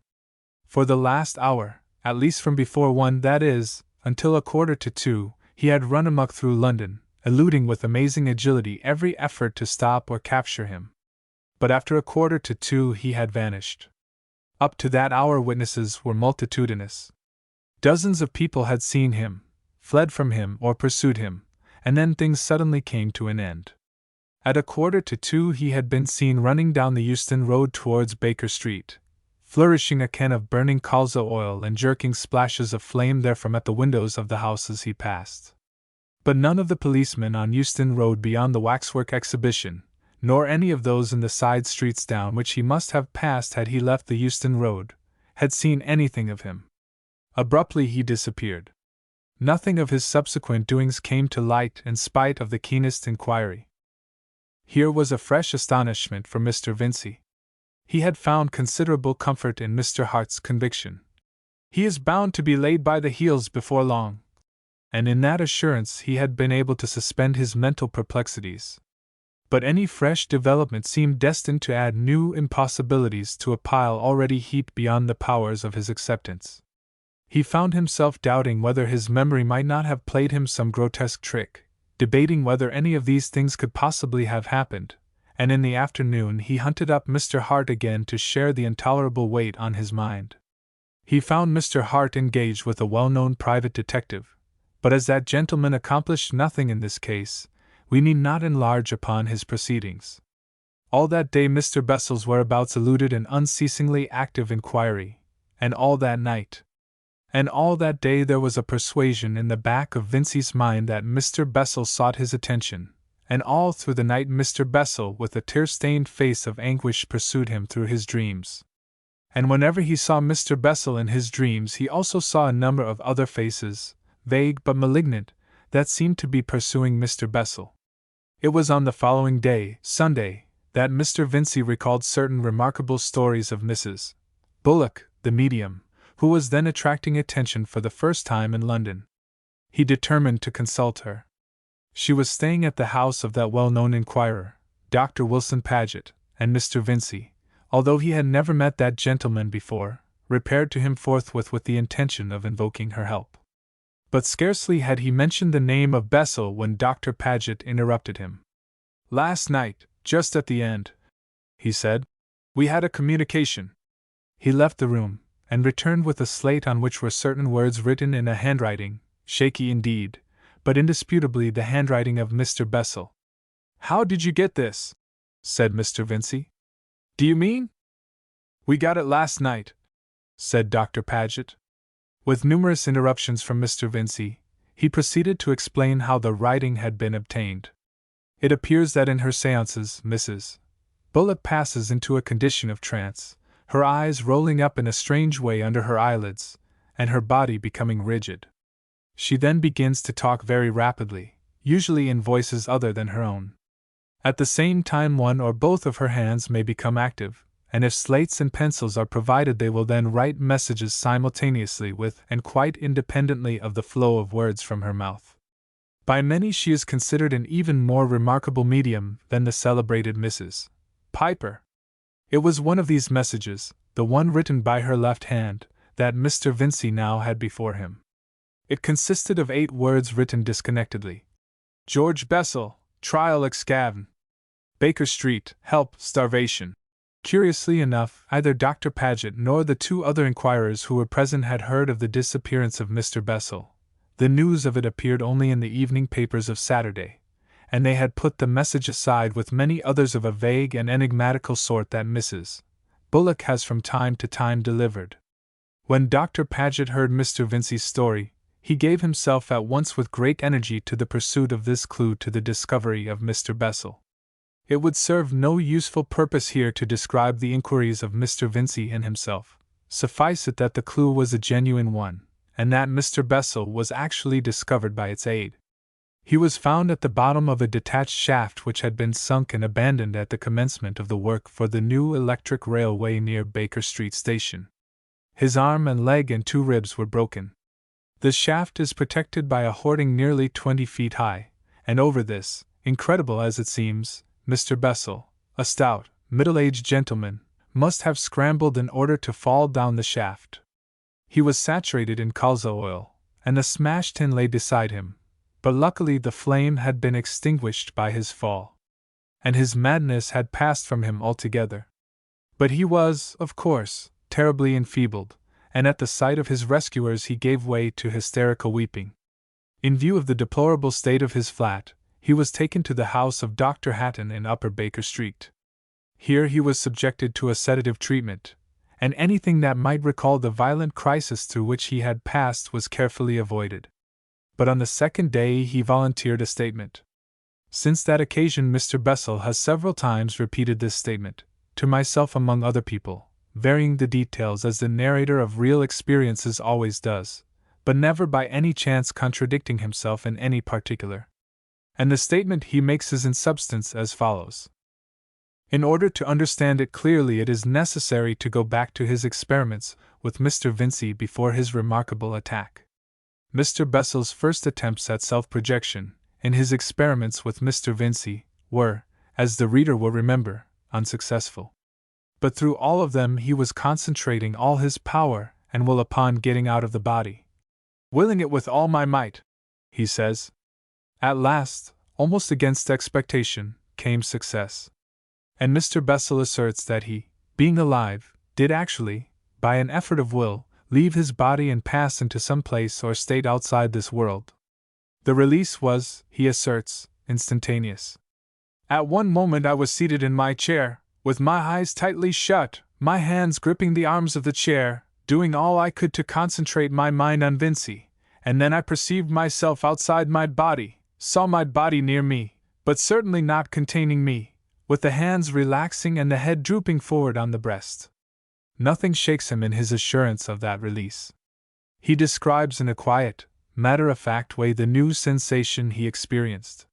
He felt he had become impalpable, so much he had expected, but he had not expected to find himself enormously large. So, however, it would seem he became. I was a great cloud, if I may express it that way, anchored to my body. It appeared to me, at first, as if I had discovered a greater self of which the conscious being in my brain was only a little part. I saw the Albany and Piccadilly and Regent Street and all the rooms and places in the houses, very minute and very bright and distinct, spread out below me like a little city seen from a balloon. Every now and then vague shapes like drifting wreaths of smoke made the vision a little indistinct, but at first I paid little heed to them. The thing that astonished me most, and which astonishes me still, is that I saw quite distinctly the insides of the houses as well as the streets, saw little people dining and talking in the private houses, men and women dining, playing billiards, and drinking in restaurants and hotels, and several places of entertainment crammed with people. It was like watching the affairs of a glass hive. Such were Mr. Bessel's exact words as I took them down when he told me the story. Quite forgetful of Mr. Vincey, he remained for a space observing these things. Impelled by curiosity, he says, he stooped down, and with the shadowy arm he found himself possessed of, attempted to touch a man walking along Vigo Street. But he could not do so, though his fingers seemed to pass through the man. Something prevented his doing this, but what it was he finds it hard to describe. He compares the obstacle to a sheet of glass. I felt as a kitten may feel, he said, when it goes for the first time to pat its reflection in a mirror. Again and again, on the occasion when I heard him tell this story, Mr. Bessel returned to that comparison of the sheet of glass. Yet it was not altogether a precise comparison, because, as the reader will speedily see, there were interruptions of this generally impermeable resistance, means of getting through the barrier to the material world again. But naturally, there is a very great difficulty in expressing these unprecedented impressions in the language of everyday experience. A thing that impressed him instantly, and which weighed upon him throughout all this experience, was the stillness of this place. He was in a world without sound. At first Mr. Bessel's mental state was an unemotional wonder. His thought chiefly concerned itself with where he might be. He was out of the body, out of his material body, at any rate, but that was not all. He believes, and I for one believe also, that he was somewhere out of space, as we understand it, altogether. By a strenuous effort of will he had passed out of his body into a world beyond this world, a world undreamt of, yet lying so close to it, and so strangely situated with regard to it that all things on this earth are clearly visible both from without and from within in this other world about us. For a long time, as it seemed to him, this realization occupied his mind to the exclusion of all other matters, and then he recalled the engagement with Mr. Vincey, to which this astonishing experience was, after all, but a prelude. He turned his mind to locomotion in this new body in which he found himself. For a time he was unable to shift himself from his attachment to his earthly carcass. For a time this new strange cloud body of his simply swayed, contracted, expanded, coiled, and writhed with his efforts to free himself, and then quite suddenly the link that bound him snapped. For a moment everything was hidden by what appeared to be whirling spheres of dark vapor, and then through a momentary gap he saw his drooping body collapse limply, saw his lifeless head drop sideways, and found he was driving along like a huge cloud in a strange place of shadowy clouds that had the luminous intricacy of London spread like a model below. But now he was aware that the fluctuating vapor about him was something more than vapor, and the temerarious excitement of his first essay was shot with fear. For he perceived, at first indistinctly, and then suddenly very clearly, that he was surrounded by faces. That each roll and coil of the seeming cloud stuff was a face. And such faces! Faces of thin shadow, faces of gaseous tenuity. Faces like those faces that glare with intolerable strangeness upon the sleeper in the evil hours of his dreams. Evil, greedy eyes that were full of a covetous curiosity. Faces with knit brows and snarling, smiling lips. Their vague hands clutched at Mr. Bessel as he passed, and the rest of their bodies was but an elusive streak of trailing darkness. Never a word they said, never a sound from the mouths that seemed to gibber. All about him they pressed in that dreamy silence, passing freely through the dim mistiness that was his body, gathering ever more numerously about him. And the shadowy Mr. Bessel, now suddenly fear-stricken, drove through the silent, active multitude of eyes and clutching hands. So inhuman were these faces, so malignant their staring eyes, and shadowy, clawing gestures, that it did not occur to Mr. Bessel to attempt intercourse with these drifting creatures. Idiot phantoms, they seemed, children of vain desire, beings unborn and forbidden the boon of being, whose only expressions and gestures told of the envy and craving for life that was their one link with existence. It says much for his resolution that, amidst the swarming cloud of these noiseless spirits of evil, he could still think of Mr. Vincey. He made a violent effort of will and found himself, he knew not how, stooping towards Staple Inn, saw Vincey sitting attentive and alert in his armchair by the fire. And clustering also about him, as they clustered ever about all that lives and breathes, was another multitude of these vain voiceless shadows, longing, desiring, seeking some loophole into life. For a space Mr. Bessel sought ineffectually to attract his friend's attention. He tried to get in front of his eyes, to move the objects in his room, to touch him. But Mr. Vincey remained unaffected, ignorant of the being that was so close to his own. The strange something that Mr. Bessel has compared to a sheet of glass separated them impermeably. And at last Mr. Bessel did a desperate thing.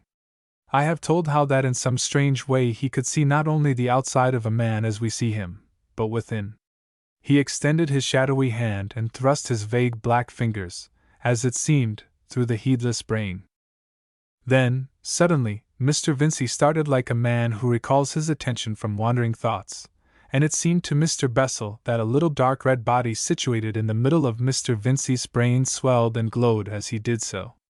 Since that experience he has been shown anatomical figures of the brain, and he knows now that this is that useless structure, as doctors call it, the pineal eye. For strange as it will seem to many, we have, deep in our brains, where it cannot possibly see any earthly light, an eye. At the time this, with the rest of the internal anatomy of the brain, was quite new to him. At the sight of its changed appearance, however, he thrust forth his finger, and rather fearful still of the consequences, touched this little spot. And instantly Mr. Vincey started, and Mr. Bessel knew that he was seen. And at that instant it came to Mr. Bessel that evil had happened to his body, and behold! A great wind blew through all that world of shadows and tore him away. So strong was this persuasion that he thought no more of Mr. Vincey, but turned about forthwith, and all the countless faces drove back with him like leaves before a gale. But he returned too late. In an instant he saw the body that he had left inert and collapsed, lying, indeed, like the body of a man just dead, had arisen by virtue of some strength, and were beyond his own. It stood with staring eyes, stretching its limbs in dubious fashion. For a moment he watched it in wild dismay, and then he stooped towards it. But the pane of glass had closed against him again, and he was foiled. He beat himself passionately against this, and all about him the spirits of evil grinned and pointed and mocked. He gave way to furious anger. He compares himself to a bird that has fluttered heedlessly into a room and is beating at the window pane that holds it back from freedom. And behold, the little body that had once been his was now dancing with delight. He saw it shouting, though he could not hear its shouts. He saw the violence of its movements grow. He watched it fling his cherished furniture about in the mad delight of existence, rend his books apart, smash bottles, drink heedlessly from the jagged fragments, leap and smite in a passionate acceptance of living. He watched these actions in paralyzed astonishment. Then once more he hurled himself against the impassable barrier, and then with all that crew of mocking ghosts about him, hurried back in dire confusion to Vincey to tell him of the outrage that had come upon him. But the brain of Vincey was now closed against apparitions, and the disembodied Mr. Bessel pursued him in vain as he hurried out into Holborn to call a cab. Foiled and terror-stricken, Mr. Bessel swept back again, to find his desecrated body whooping in a glorious frenzy down the Burlington Arcade. And now the attentive reader begins to understand Mr. Bessel's interpretation of the first part of this strange story. The being whose frantic rush through London had inflicted so much injury and disaster had indeed Mr. Bessel's body, but it was not Mr. Bessel. It was an evil spirit out of that strange world beyond existence, into which Mr. Bessel had so rashly ventured. For 20 hours it held possession of him, and for all those 20 hours the dispossessed spirit body of Mr. Bessel was going to and fro in that unheard-of middle world of shadows seeking help in vain. He spent many hours beating at the minds of Mr. Vincey and of his friend Mr. Hart. Each, as we know, he roused by his efforts. But the language that might convey his situation to these helpers across the gulf he did not know. His feeble fingers groped vainly and powerlessly in their brains. Once, indeed, as we have already told, he was able to turn Mr. Vincey aside from his path so that he encountered the stolen body in its career, but he could not make him understand the thing that had happened. He was unable to draw any help from that encounter. All through those hours the persuasion was overwhelming in Mr. Bessel's mind that presently his body would be killed by its furious tenant, and he would have to remain in this shadowland forevermore. So that those long hours were a growing agony of fear. And ever as he hurried to and fro in his ineffectual excitement, innumerable spirits of that world about him mobbed him and confused his mind. And ever an envious applauding multitude poured after their successful fellow as he went upon his glorious career. For that, it would seem, must be the life of these bodiless things of this world that is the shadow of our world. Ever they watch, coveting a way into a mortal body, in order that they may descend, as furies and frenzies, as violent lusts and mad, strange impulses, rejoicing in the body they have won. For Mr. Bessel was not the only human soul in that place. Witness the fact that he met first one, and afterwards several shadows of men like himself, it seemed, who had lost their bodies even it may be as he had lost his, and wandered, despairingly, in that lost world that is neither life nor death. They could not speak because that world is silent, yet he knew them for men because of their dim human bodies, and because of the sadness of their faces. But how they had come into that world he could not tell, nor where the bodies they had lost might be, whether they still raved about the earth, or whether they were closed forever in death against return. That they were the spirits of the dead neither he nor I believe. But Dr. Wilson Paget thinks they are the rational souls of men who are lost in madness on the earth. At last Mr. Bessel chanced upon a place where a little crowd of such disembodied silent creatures was gathered, and thrusting through them he saw below a brightly lit room, and 4 or 5 quiet gentlemen and a woman, a stoutish woman dressed in black bombazine and sitting awkwardly in a chair with her head thrown back. He knew her from her portraits to be Mrs. Bullock, the medium. And he perceived that tracts and structures in her brain glowed and stirred as he had seen the pineal eye in the brain of Mr. Vincey glow. The light was very fitful. Sometimes it was a broad illumination, and sometimes merely a faint twilight spot, and it shifted slowly about her brain. She kept on talking and writing with one hand. And Mr. Bessel saw that the crowding shadows of men about him, and a great multitude of the shadow spirits of that shadowland, were all striving and thrusting to touch the lighted regions of her brain. As one gained her brain or another was thrust away, her voice and the writing of her hand changed. So that what she said was disorderly and confused for the most part, now a fragment of one soul's message, and now a fragment of another's, and now she babbled the insane fancies of the spirits of vain desire. Then Mr. Bessel understood that she spoke for the spirit that had touch of her, and he began to struggle very furiously towards her. But he was on the outside of the crowd, and at that time he could not reach her, and at last, growing anxious, he went away to find what had happened meanwhile to his body. For a long time he went to and fro seeking it in vain and fearing that it must have been killed, and then he found it at the bottom of the shaft in Baker Street, writhing furiously and cursing with pain. Its leg and an arm and 2 ribs had been broken by its fall. Moreover, the evil spirit was angry because his time had been so short, and because of the pain making violent movements, and casting his body about.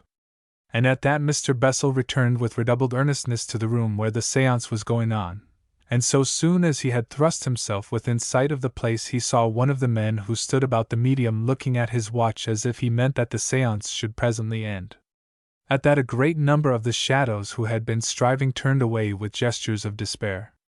But the thought that the séance was almost over only made Mr. Bessel the more earnest, and he struggled so stoutly with his will against the others that presently he gained the woman's brain.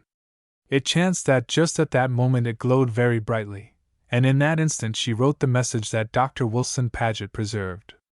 And then the other shadows and the cloud of evil spirits about him had thrust Mr. Bessel away from her, and for all the rest of the séance, he could regain her no more. So he went back and watched through the long hours at the bottom of the shaft where the evil spirit lay in the stolen body it had maimed, writhing and cursing, and weeping and groaning, and learning the lesson of pain. And towards dawn the thing he had waited for happened, the brain glowed brightly, and the evil spirit came out, and Mr. Bessel entered the body he had feared he should never enter again. As he did so, the silence, the brooding silence, ended. He heard the tumult of traffic and the voices of people overhead, and that strange world that is the shadow of our world, the dark and silent shadows of ineffectual desire, and the shadows of lost men, vanished clean away. He lay there for the space of about 3 hours before he was found.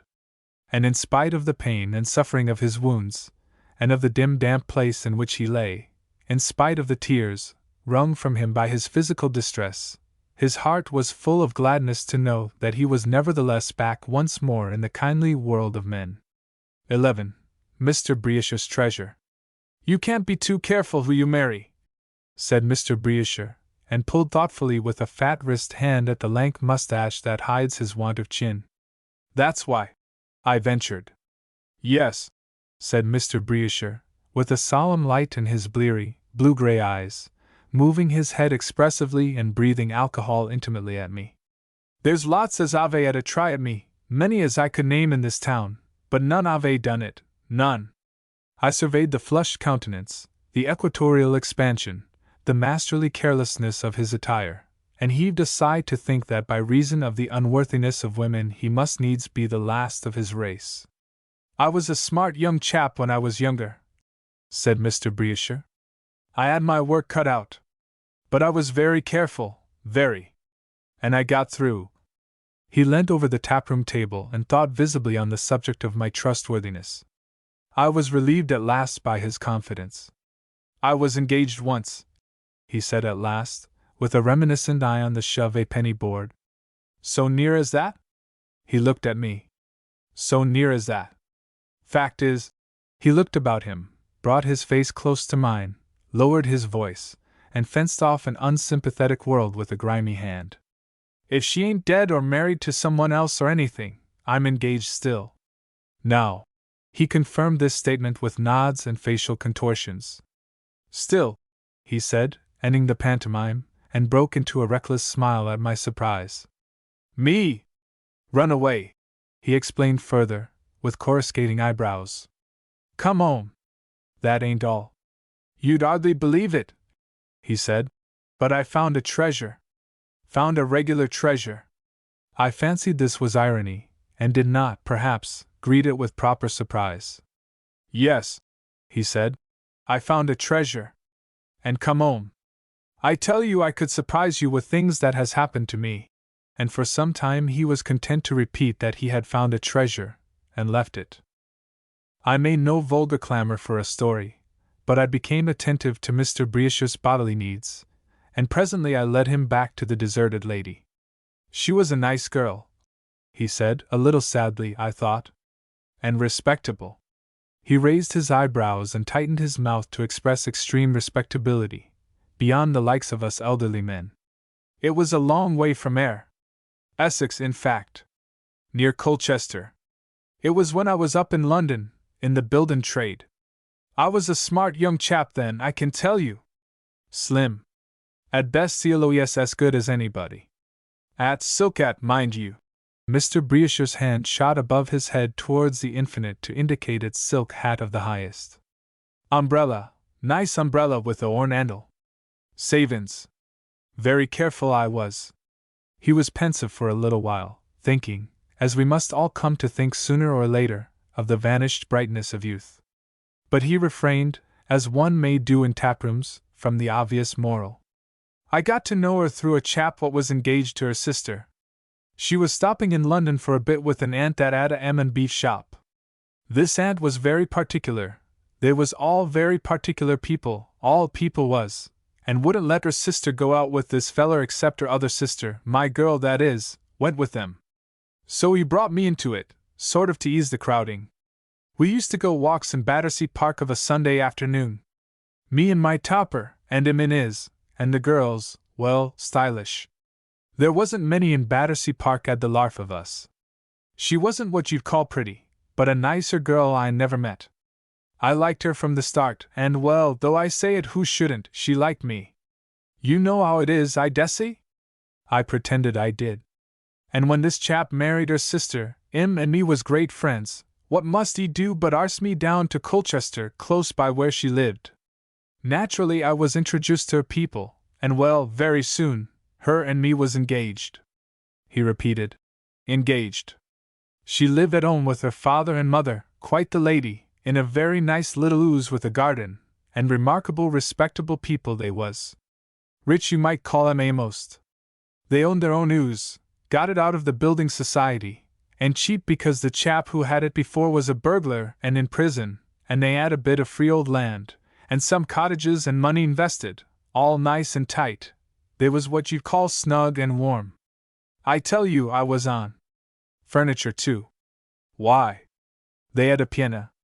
Jane, her name was Jane, used to play it Sundays, and very nice she played too. There wasn't hardly a tune in the book she couldn't play. Many's the evening we've met and sung ams there, me and her and the family. Her father was quite a leadin' man in chapel. You should ha' seen him Sundays, interruptin' the minister and givin' out ams. He had gold spectacles, I remember, and used to look over 'em at you while he sang hearty. He was always great on singing earty to the Lord, and when he got out o' tune arf the people went after him, always. He was that sort of man. And to walk be'ind him in his nice black CLOES, is that was a brimmer, made one regular proud to be engaged to such a father-in-law. And when the summer came I went down there and stopped a fortnight. Now you know there was a sort of itch, said Mr. Brioche. We wanted to marry, me and Jane did, and get things settled. But he said I had to get a proper position first. Consequently there was a itch. Consequently, when I went down there, I was anxious to show that I was a good useful sort of chap like. Show I could do pretty nearly everything like. See? I made a sympathetic noise. And down at the bottom of their garden was a bit of wild part like. So I says to him, why don't you have a rockery air, I says. It you'd look nice. Too much expense, he says. Not a penny, says I. I'm a dab at rockeries. Let me make you one. You see, I'd helped my brother make a rockery in the beer garden behind his tap, so I knew how to do it to rights. Let me make you one, I says. It's holidays, but I'm that sort of chap. I ain't doing nothing, I says. I'll make you one to rights. And the long and the short of it was, he said I might. And that's how I come on the treasure. What treasure? I asked. Why, said Mr. Briasher, the treasure I'm telling you about. What's the reason why I never married? What, a treasure dug up? Yes, buried wealth, treasure trove. Come out of the ground. What I kept on saying, regular treasure. He looked at me with unusual disrespect. It wasn't more than a foot deep, not the top of it, he said. I'd hardly got thirsty like, before I come on the corner. Go on, I said. I didn't understand. Why? Directly I hit the box I knew it was treasure. A sort of instinct told me. Something seemed to shout inside of me, now's your chance. Lie low. It's lucky I knew the laws of treasure trove or I'd have been shot in there and then. I dare say you know. Crown bags it, I said. All but 1% go on. It's a shame. What did you do? Uncovered the top of the box. There wasn't anybody in the garden or about like. Jane was helping her mother do those. I was excited, I tell you. I tried the lock and then gave a whack at the hinges. Open it came. Silver coins, full. Shining. It made me tremble to see 'em.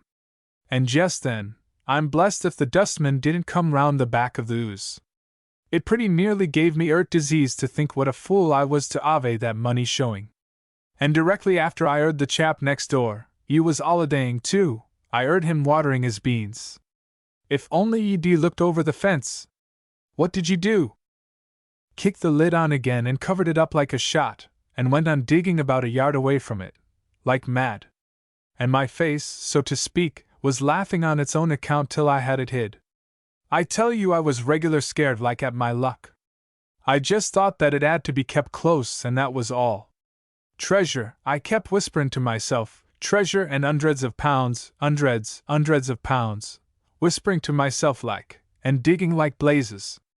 It seemed to me the box was regular sticking out and showing, like your legs do under the sheets in bed, and I went and put all the earth I'd got out of my for the rockery slap on top of it. I was in a sweat. And in the midst of it all out toddles her father. He didn't say anything to me, just stood behind me and stared, but Jane told me afterwards when he went indoors, he says, that there jackanapes of yours, Jane, he always called me a jackanapes somehow, knows how to put his back into it after all, seemed quite impressed by it, he did. How long was the box? I asked suddenly. How long? Said Mr. Briasher. Yes, in length? Oh, 'bout so by so. Mr. Briasher indicated a moderate-sized trunk. Full? Said I. Full up of silver coins, half crowns, I believe. Why? I cried. That would mean hundreds of pounds. Thousands, said Mr. Briasher, in a sort of sad calm. I calculated it out. But how did they get there? All I know is what I found. What I thought at the time was this. The chap who'd owned the ooze before her father'd been a regular slap-up burglar. What you'd call a high-class criminal. Used to drive his trap, like Peace did. Mr. Briasher meditated on the difficulties of narration and embarked on a complicated parenthesis. I don't know if I told you it had been a burglar's ooze before it was my girl's father's, and I knew he'd robbed a mail train once, I did know that. It seemed to me. That's very likely, I said. But what did you do? Sweated, said Mr. Briasher. Regular run orf me. All that morning, said Mr. Briasher. I was at it, pretending to make that rockery and wondering what I should do. I'd have told Father Praps, only I was doubtful of his honesty. I was afraid he might rob me of it like, and give it up to the authorities. And besides, considering I was marrying into the family, I thought it would be nicer like if it came through me. Put me on a better footing, so to speak. Well, I had 3 days before me left of my holidays, so there wasn't no hurry, so I covered it up and went on digging, and tried to puzzle out how I was to make sure of it. Only I couldn't. I thought, said Mr. Briesher, and I thought. Once I got regular doubtful whether I'd seen it or not, and went down to it, and had it uncovered again, just as her ma came out to hang up a bit of washing she'd done. Jumps again. Afterwards I was just thinking I'd have another go at it, when Jane comes to tell me dinner was ready. You'll want it, she said, seeing all the hole you've dug. I was in a regular daze all dinner, wondering whether that chap next door wasn't over the fence and filling his pockets. But in the afternoon I got easier in my mind. It seemed to me it must have been there so long it was pretty sure to stop a bit longer, and I tried to get up a bit of a discussion to draw out the old man and see what he thought of treasure trove. Mr. Briesher paused, and affected amusement at the memory. The old man was a scorcher, he said. A regular scorcher. What? Said I. Did he? It was like this, explained Mr. Briesher, laying a friendly hand on my arm and breathing into my face to calm me. Just to draw him out, I told the story of a chap I said I knew, pretendin', you know, who'd found a sovereign in an overcoat he'd borrowed. I said he stuck to it, but I said I wasn't sure whether that was right or not. And then the old man began. Lor! Ye did let me have it. Mr. Briesher affected an insincere amusement. He was, well, what you might call a rare and at snacks. Said that was the sort of friend he'd naturally expect me to have. Said he'd naturally expect that from the friend of a out-of-work loafer who took up with daughters who didn't belong to him. There! I couldn't tell you arf, he said. He went on most outrageous. I stood up to him about it, just to draw him out. Wouldn't you stick to arf sov, not if you found it in the street, I says. Certainly not, he says, certainly I wouldn't. What? Not if you found it as a sort of treasure? Young man, he says, there's higher authority than mine, render unto Caesar, what is it? Yes. Well, he fetched up that. A rare and at hitting you over the head with the Bible, was the old man. And so he went on. He got to such snacks about me at last I couldn't stand it.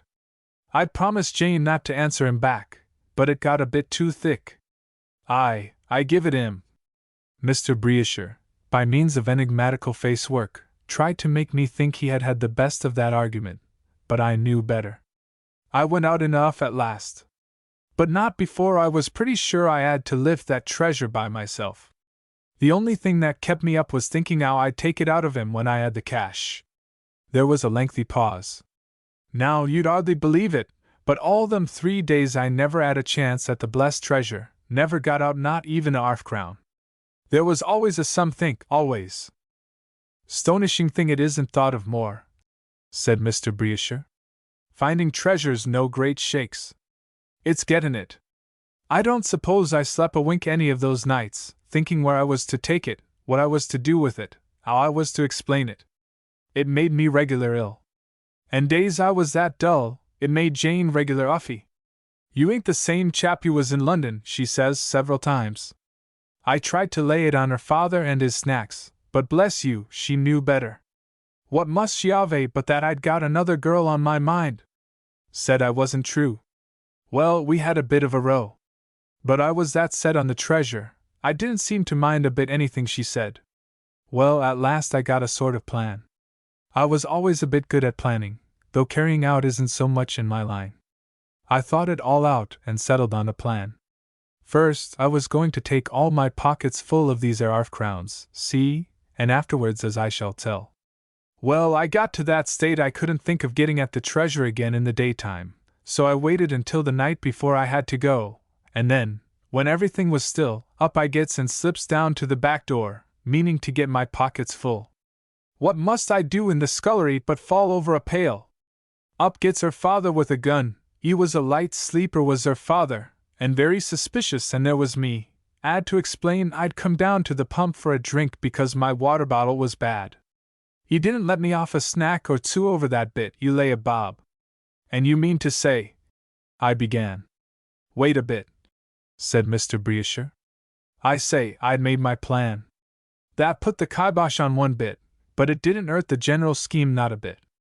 I went and I finished that rockery next day, as though there wasn't a snack in the world, cemented over the stones. I dabbed it green and everything.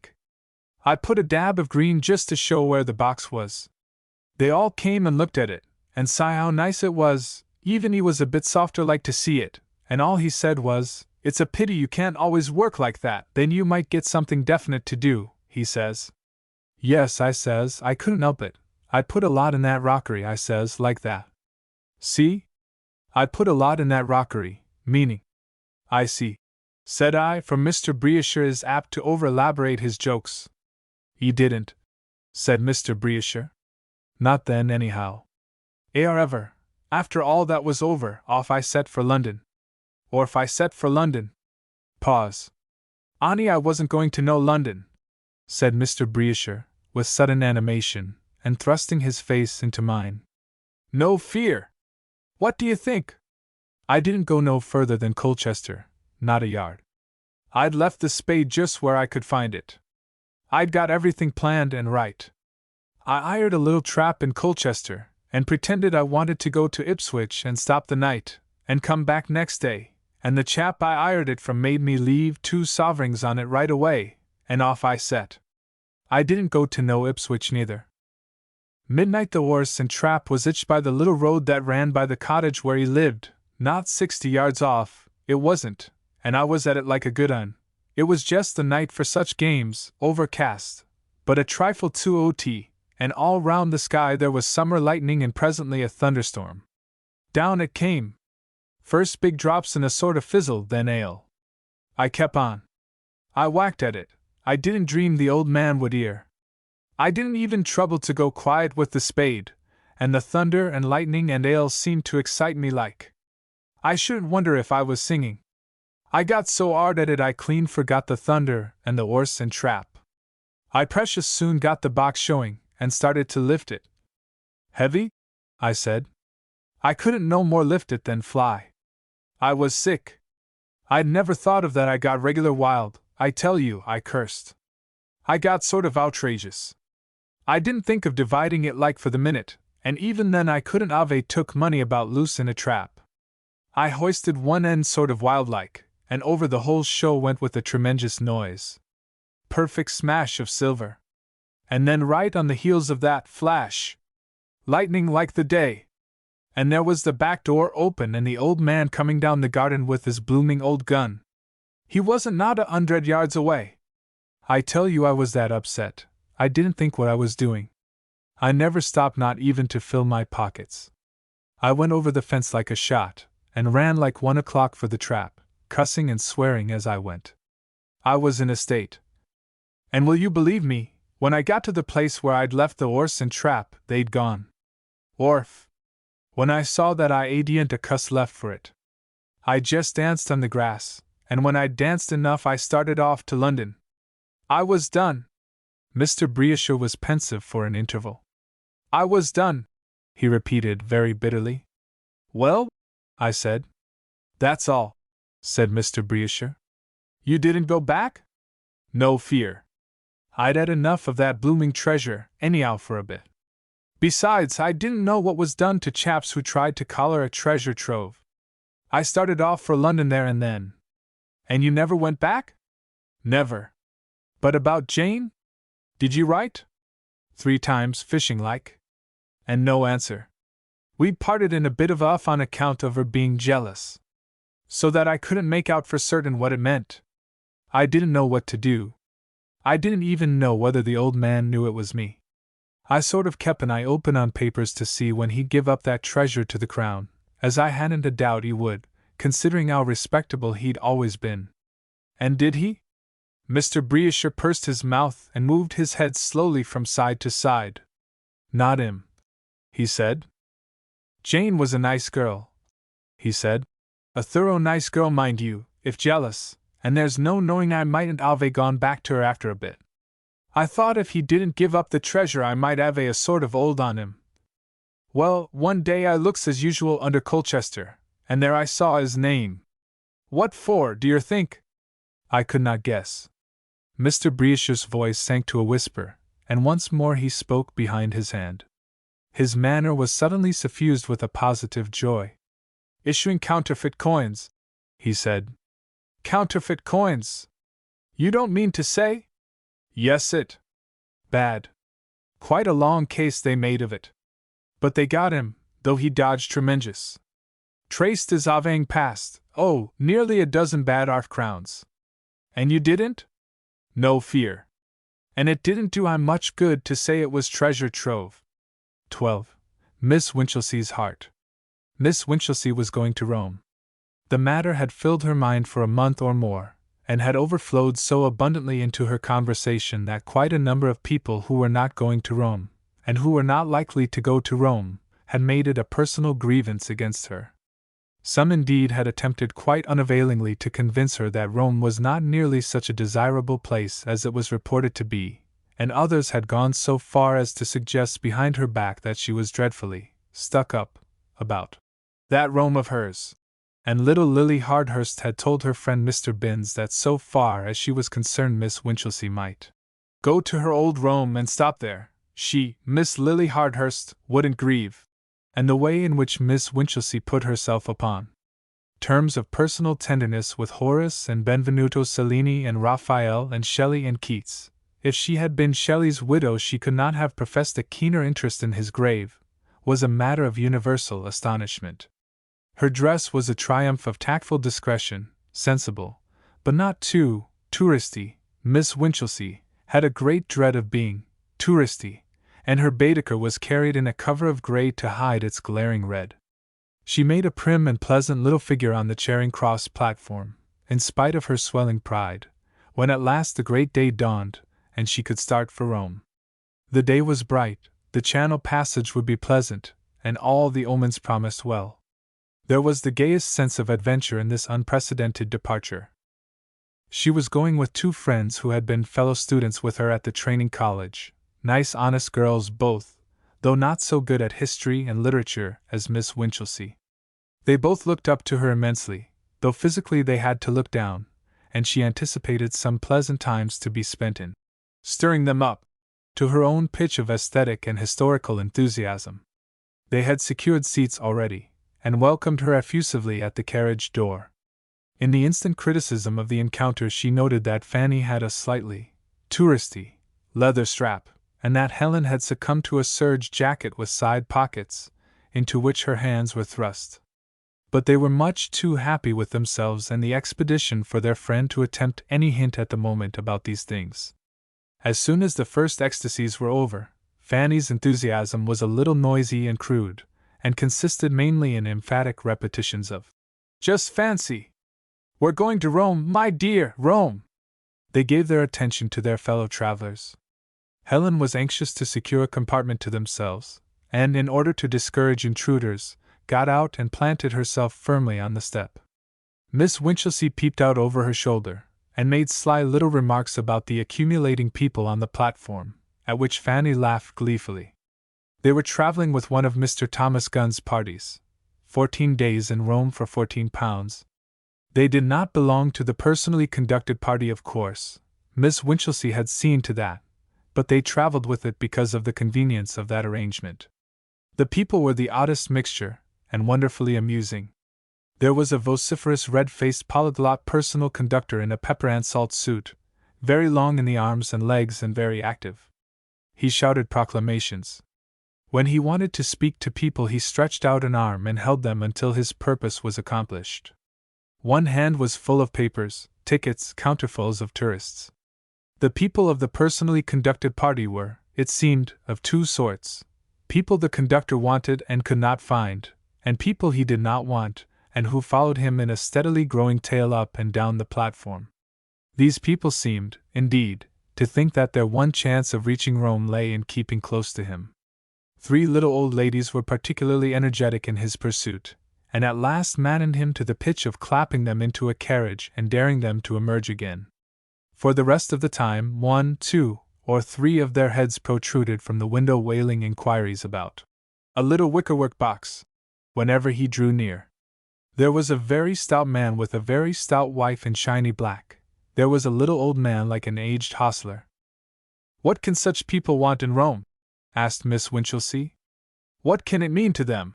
There was a very tall curate in a very small straw hat, and a very short curate encumbered by a long camera stand. The contrast amused Fanny very much.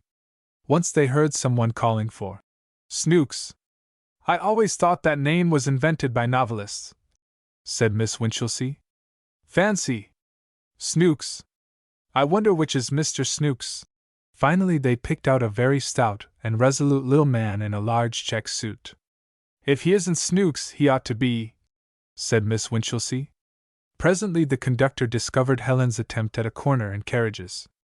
"Room for 5," he bawled with a parallel translation on his fingers.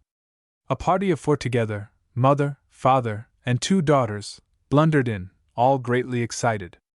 "It's all right, Ma, you let me," said one of the daughters, hitting her mother's bonnet with a handbag she struggled to put in the rack.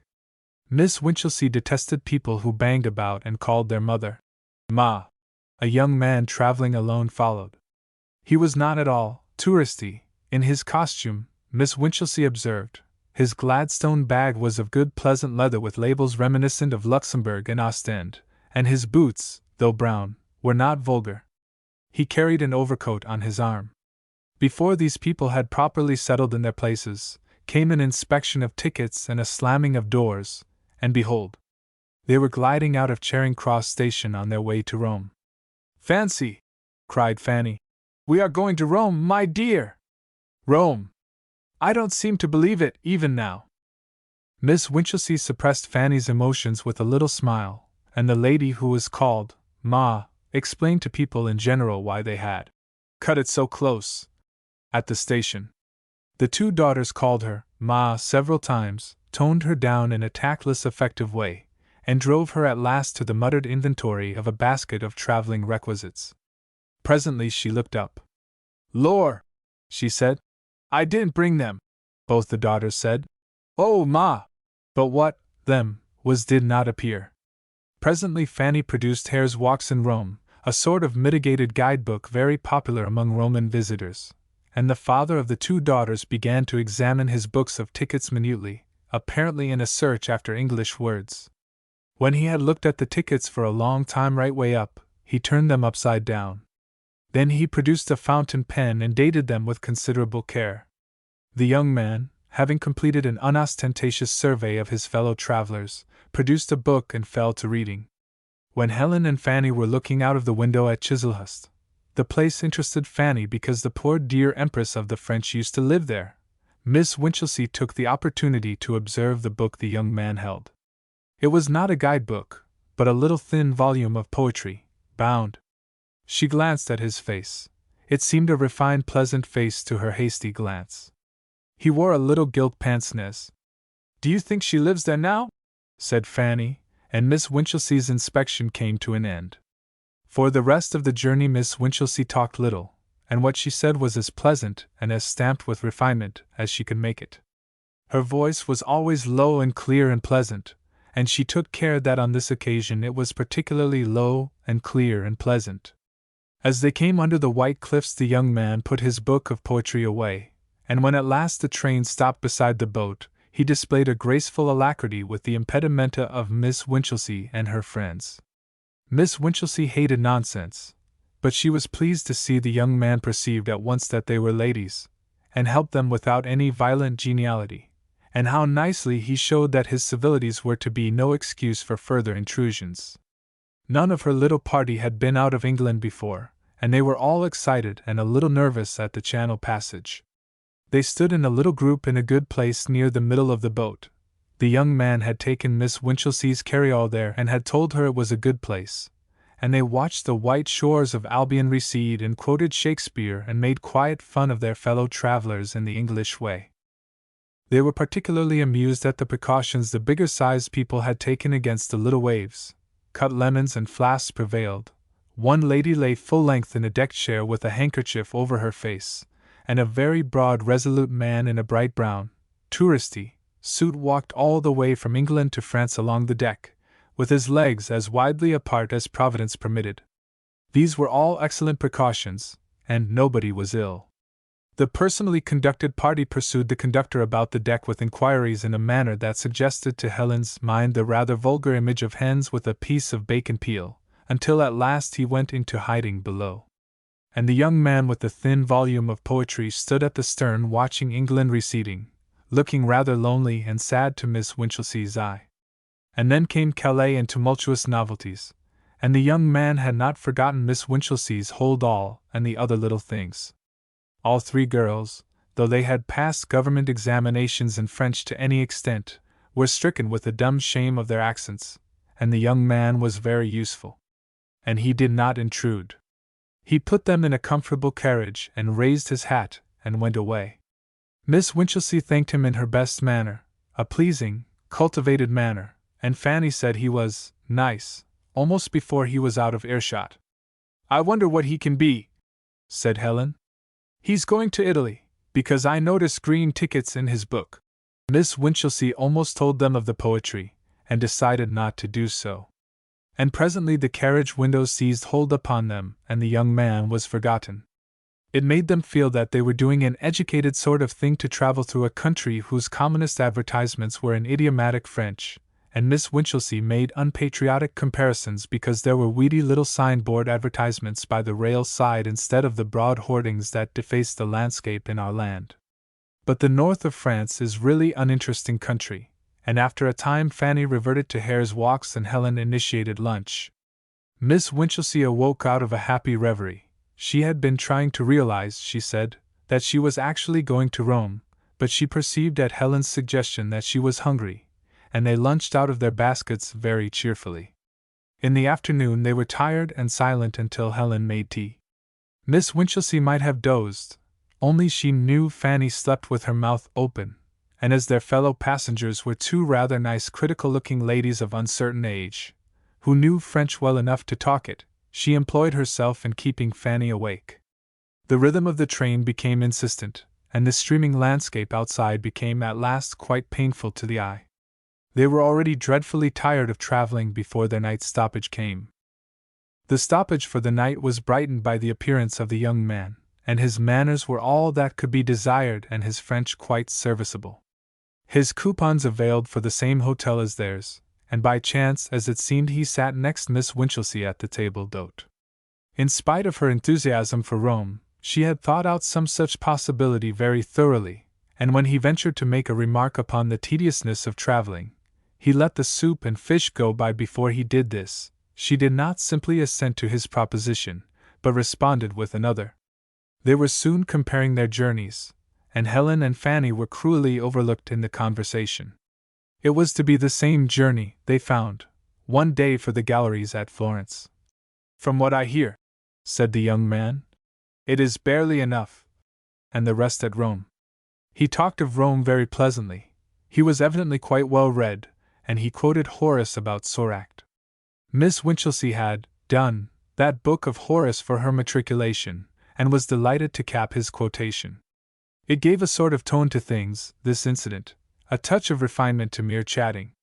Fanny expressed a few emotions, and Helen interpolated a few sensible remarks, but the bulk of the talk on the girls' side naturally fell to Miss Winchelsea. Before they reached Rome this young man was tacitly of their party.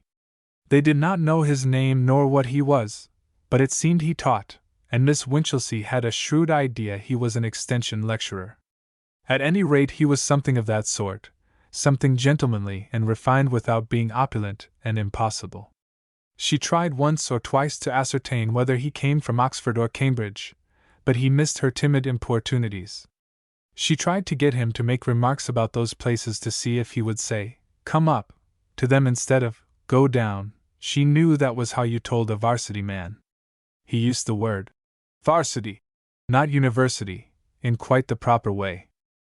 They saw as much of Mr. Ruskin's Florence as the brief time permitted.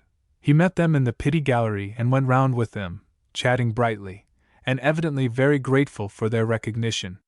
He knew a great deal about art, and all four enjoyed the morning immensely.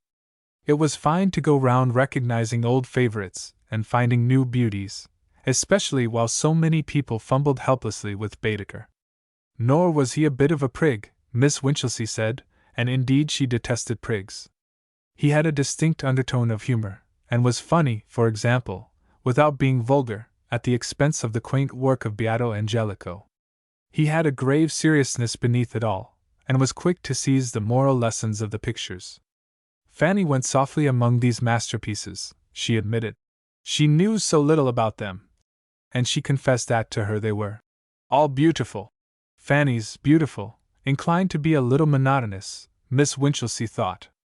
She had been quite glad when the last sunny Alp had vanished, because of the staccato of Fanny's admiration. Helen said little, but Miss Winchelsea had found her a little wanting on the aesthetic side in the old days and was not surprised. Sometimes she laughed at the young man's hesitating delicate little jests, and sometimes she didn't, and sometimes she seemed quite lost to the art about them in the contemplation of the dresses of the other visitors. At Rome the young man was with them intermittently. A rather touristy friend of his took him away at times. He complained comically to Miss Winchelsea. "I have only 2 short weeks in Rome," he said, "and my friend Leonard wants to spend a whole day at Tivoli, looking at a waterfall." "What is your friend Leonard?" asked Miss Winchelsea abruptly. "He's the most enthusiastic pedestrian I ever met," the young man replied amusingly, but a little unsatisfactorily, Miss Winchelsea thought. They had some glorious times, and Fanny could not think what they would have done without him. Miss Winchelsea's interest and Fanny's enormous capacity for admiration were insatiable. They never flagged, through pictures and sculpture galleries, immense crowded churches, ruins and museums, Judas trees and prickly pears, wine carts and palaces. They admired their way unflinchingly. They never saw a stone pine or a eucalyptus but they named and admired it. They never glimpsed Soracte but they exclaimed. Their common ways were made wonderful by imaginative play. "Here Caesar may have walked," they would say. "Raphael may have seen Soracte from this very point." They happened on the tomb of Bibulus. "Old Bibulus," said the young man. "The oldest monument of Republican Rome," said Miss Winchelsea. "I'm dreadfully stupid," said Fanny. "But who was Bibulus?" There was a curious little pause. "Wasn't he the person who built the wall?" said Helen. The young man glanced quickly at her and laughed. "That was Balbus," he said. Helen reddened, but neither he nor Miss Winchelsea threw any light upon Fanny's ignorance about Bibulus. Helen was more taciturn than the other 3, but then she was always taciturn, and usually she took care of the tram tickets and things like that, or kept her eye on them if the young man took them, and told him where they were when he wanted them. Glorious times they had, these young people, in that pale brown cleanly city of memories that was once the world. Their only sorrow was the shortness of the time. They said indeed that the electric trams and the 70 buildings, and that criminal advertisement that glares upon the Forum, outraged their aesthetic feelings unspeakably, but that was only part of the fun. And indeed Rome is such a wonderful place that it made Miss Winchelsea forget some of her most carefully prepared enthusiasms at times, and Helen, taken unawares, would suddenly admit the beauty of unexpected things. Yet Fanny and Helen would have liked a shop window or so in the English Quarter if Miss Winchelsea's uncompromising hostility to all other English visitors had not rendered that district impossible. The intellectual and aesthetic fellowship of Miss Winchelsea and the scholarly young man passed insensibly towards a deeper feeling. The exuberant Fanny did her best to keep pace with their recondite admiration by playing her beautiful with vigor, and saying, "Oh, let's go," with enormous appetite whenever a new place of interest was mentioned. But Helen developed a certain want of sympathy towards the end, that disappointed Miss Winchelsea a little. She refused to see anything, in the face of Beatrice Cenci, Shelley's Beatrice Cenci, in the Barberini Gallery, and one day, when they were deploring the electric trams, she said rather snappishly that people must get about somehow, and it's better than torturing horses up these horrid little hills. She spoke of the 7 hills of Rome as horrid little hills. And the day they went on the Palatine, though Miss Winchelsea did not know of this, she remarked suddenly to Fanny, "Don't hurry like that, my dear, they don't want us to overtake them. And we don't say the right things for them when we do get near." "I wasn't trying to overtake them," said Fanny, slackening her excessive pace. "I wasn't indeed." And for a minute she was short of breath. But Miss Winchelsea had come upon happiness. It was only when she came to look back across an intervening tragedy that she quite realized how happy she had been, pacing among the cypress-shadowed ruins, and exchanging the very highest class of information the human mind can possess, the most refined impressions it is possible to convey. Insensibly emotion crept into their intercourse, sunning itself openly and pleasantly at last when Helen's modernity was not too near. Insensibly their interest drifted from the wonderful associations about them to their more intimate and personal feelings. In a tentative way information was supplied. She spoke allusively of her school, of her examination successes, of her gladness that the days of cram were over. He made it quite clear that he also was a teacher. They spoke of the greatness of their calling, of the necessity of sympathy to face its irksome details, of a certain loneliness they sometimes felt. That was in the Colosseum, and it was as far as they got that day, because Helen returned with Fanny. She had taken her into the upper galleries. Yet the private dreams of Miss Winchelsea, already vivid and concrete enough, became now realistic in the highest degree. She figured that pleasant young man, lecturing in the most edifying way to his students, herself modestly prominent as his intellectual mate and helper. She figured a refined little home, with 2 bureaus, with white shelves of high-class books, and autotypes of the pictures of Rossetti and Burne-Jones, with Morris's wallpapers and flowers and pots of beaten copper. Indeed, she figured many things. On the Pincio the two had a few precious moments together, while Helen marched Fanny off to see the Muro Tordo, and he spoke at once plainly. He said he hoped their friendship was only beginning, that he already found her company very precious to him, that indeed it was more than that. He became nervous, thrusting at his glasses with trembling fingers as though he fancied his emotions made them unstable.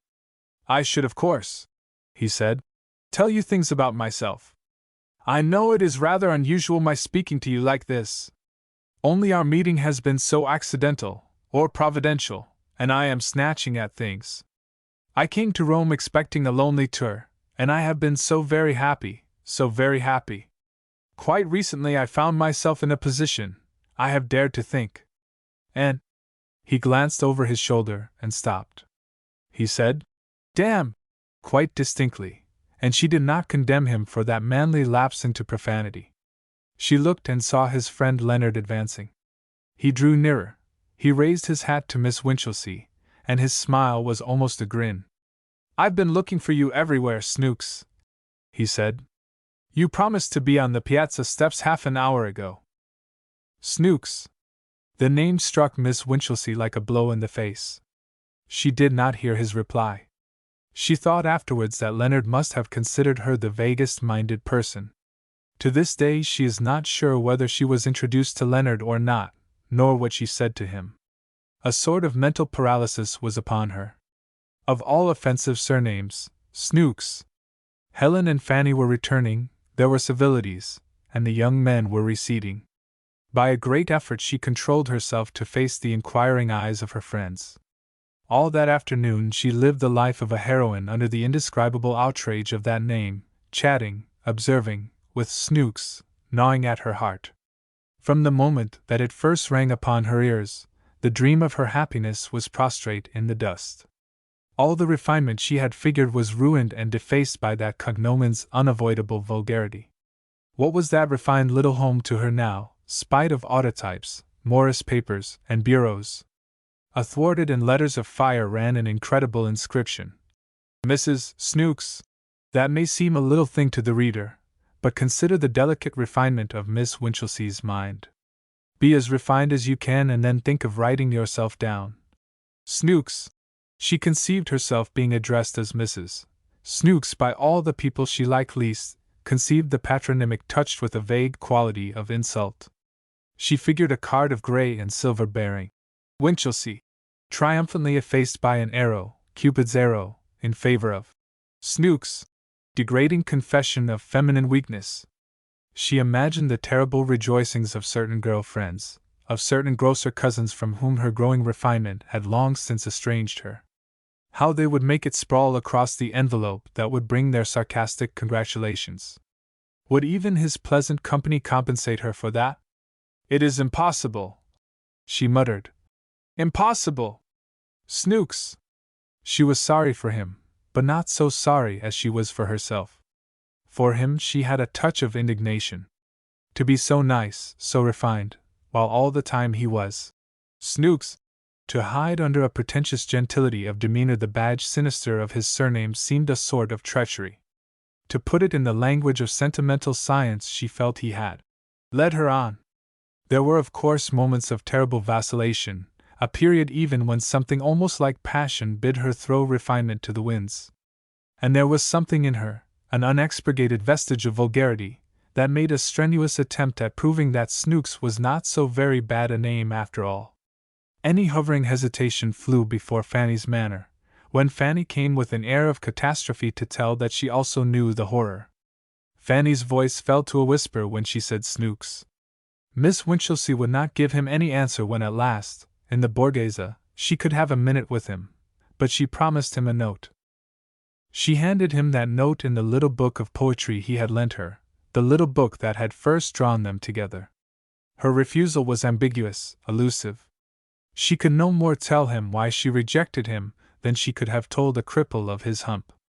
He too must feel something of the unspeakable quality of his name. Indeed, he had avoided a dozen chances of telling it, she now perceived. So she spoke of obstacles she could not reveal, reasons why the thing he spoke of was impossible. She addressed the note with a shiver. E.K. Snooks. Things were worse than she had dreaded. He asked her to explain. How could she explain? Those last 2 days in Rome were dreadful. She was haunted by his air of astonished perplexity. She knew she had given him intimate hopes, she had not the courage to examine her mind thoroughly for the extent of her encouragement. She knew he must think her the most changeable of beings. Now that she was in full retreat, she would not even perceive his hints of a possible correspondence. But in that matter he did a thing that seemed to her at once delicate and romantic. He made a go-between of Fanny. Fanny could not keep the secret, and came and told her that night under a transparent pretext of needed advice. Mr. Snooks, said Fanny, wants to write to me. Fancy! I had no idea. But should I let him? They talked it over long and earnestly, and Miss Winchelsea was careful to keep the veil over her heart. She was already repenting his disregarded hints. Why should she not hear of him sometimes, painful though his name must be to her? Miss Winchelsea decided it might be permitted, and Fanny kissed her good night with unusual emotion. After she had gone, Miss Winchelsea sat for a long time at the window of her little room. It was moonlight, and down the street a man sang Santa Lucia, with almost heart-dissolving tenderness. She sat very still. She breathed a word very softly to herself. The word was Snooks. Then she got up with a profound sigh, and went to bed. The next morning he said to her meaningly, I shall hear of you through your friend. Mr. Snooks saw them off from Rome with that pathetic interrogative perplexity still on his face, and if it had not been for Helen he would have retained Miss Winchelsea's hold-all in his hand as a sort of encyclopedic keepsake. On their way back to England, Miss Winchelsea on 6 separate occasions made Fanny promise to write to her the longest of long letters. Fanny, it seemed, would be quite near Mr. Snooks. Her new school, she was always going to new schools, would be only 5 miles from Steely Bank, and it was in the Steely Bank Polytechnic, and 1 or 2 first-class schools, that Mr. Snooks did his teaching. He might even see her at times. They could not talk much of him. She and Fanny always spoke of him, never of Mr. Snooks, because Helen was apt to say unsympathetic things about him. Her nature had coarsened very much, Miss Winchelsea perceived. Since the old training college days, she had become hard and cynical. She thought he had a weak face, mistaking refinement for weakness as people of her stamp are apt to do, and when she heard his name was Snooks, she said she had expected something of the sort. Miss Winchelsea was careful to spare her own feelings after that, but Fanny was less circumspect. The girls parted in London, and Miss Winchelsea returned, with a new interest in life, to the girls' high school in which she had been an increasingly valuable assistant for the last 3 years. Her new interest in life was Fanny as a correspondent, and to give her a lead she wrote her a lengthy descriptive letter within a fortnight of her return. Fanny answered, very disappointingly. Fanny indeed had no literary gift, but it was new to Miss Winchelsea to find herself deploring the want of gifts in a friend. That letter was even criticized aloud in the safe solitude of Miss Winchelsea's study, and her criticism, spoken with great bitterness, was twaddle. It was full of just the things Miss Winchelsea's letter had been full of, particulars of the school. And of Mr. Snooks only this much. I have had a letter from Mr. Snooks, and he has been over to see me on 2 Saturday afternoons running. He talked about Rome and you. We both talked about you. Your ears must have burnt, my dear. Miss Winchelsea repressed a desire to demand more explicit information, and wrote the sweetest long letter again. Tell me all about yourself, dear. That journey has quite refreshed our ancient friendship, and I do so want to keep in touch with you. About Mr. Snooks she simply wrote on the 5th page that she was glad Fanny had seen him, and that if he should ask after her, she was to be remembered to him very kindly, underlined. And Fanny replied most obtusely in the key of that ancient friendship, reminding Miss Winchelsea of a dozen foolish things of those old schoolgirl days at the training college, and saying not a word about Mr. Snooks. For nearly a week Miss Winchelsea was so angry at the failure of Fanny as a go-between that she could not write to her. And then she wrote less effusively, and in her letter she asked point-blank, "Have you seen Mr. Snooks?" Fanny's letter was unexpectedly satisfactory. "I have seen Mr. Snooks," she wrote, and having once named him she kept on about him. It was all Snooks, Snooks this and Snooks that. He was to give a public lecture, said Fanny, among other things. Yet Miss Winchelsea, after the first glow of gratification, still found this letter a little unsatisfactory. Fanny did not report Mr. Snooks as saying anything about Miss Winchelsea, nor as looking a little white and worn, as he ought to have been doing. And behold, before she had replied came a second letter from Fanny on the same theme, quite a gushing letter, and covering 6 sheets with her loose feminine hand. And about this second letter was a rather odd little thing that Miss Winchelsea only noticed as she reread it the 3rd time. Fanny's natural femininity had prevailed even against the round and clear traditions of the training college. She was one of those creatures born to make all her M's and N's and U's and R's and E's alike, and to leave her O's and A's open and her I's undotted. So that it was only after an elaborate comparison of word with word that Miss Winchelsea felt assured Mr. Snooks was not really Mr. Snooks at all. In Fanny's first letter of gush he was Mr. Snooks. In her second the spelling was changed to Mr. Senix. Miss Winchelsea's hand positively trembled as she turned the sheet over. It meant so much to her. For it had already begun to seem to her that even the name of Mrs. Snooks might be avoided at too great a price, and suddenly, this possibility. She turned over the 6 sheets, all dappled with that critical name, and everywhere the first letter had the form of an E. For a time she walked the room with a hand pressed upon her heart. She spent a whole day pondering this change, weighing a letter of inquiry that should be at once discreet and effectual, weighing too what action she should take after the answer came. She was resolved that if this altered spelling was anything more than a quaint fancy of Fanny's, she would write forthwith to Mr. Snooks. She had now reached a stage when the minor refinements of behavior disappear. Her excuse remained uninvented, but she had the subject of her letter clear in her mind, even to the hint that circumstances in my life have changed very greatly since we talked together. But she never gave that hint. There came a 3rd letter from that fitful correspondent Fanny. The first line proclaimed her the happiest girl alive. Miss Winchelsea crushed the letter in her hand, the rest unread, and sat with her face suddenly very still. She had received it just before morning school, and had opened it when the junior mathematicians were well under way. Presently she resumed reading with an appearance of great calm. But after the first sheet she went on reading the 3rd without discovering the error. Told him frankly I did not like his name, the 3rd sheet began. He told me he did not like it himself. You know that sort of sudden frank way he has. Miss Winchelsea didn't know. So I said couldn't you change it? He didn't see it at first. Well, you know, dear, he had told me what it really meant. It means Sevenoaks, only it has got down to Snooks. Both Snooks and Noakes, dreadfully vulgar surnames though they be, are really worn forms of Sevenoaks. So I said, even I have my bright ideas at times. If it got down from Sevenoaks to Snooks, why not get it back from Snooks to Sevenoaks? And the long and the short of it is, dear, he couldn't refuse me, and he changed his spelling there and then to Senex for the bills of the new lecture. And afterwards, when we are married, we shall put in the apostrophe and make it Senox. Wasn't it kind of him to mind that fancy of mine, when many men would have taken offense? But it is just like him all over. He is as kind as he is clever. Because he knew as well as I did that I would have had him in spite of it, had he been 10 times Snooks. But he did it all the same. The class was startled by the sound of paper being viciously torn, and looked up to see Miss Winchelsea white in the face, and with some very small pieces of paper clenched in one hand.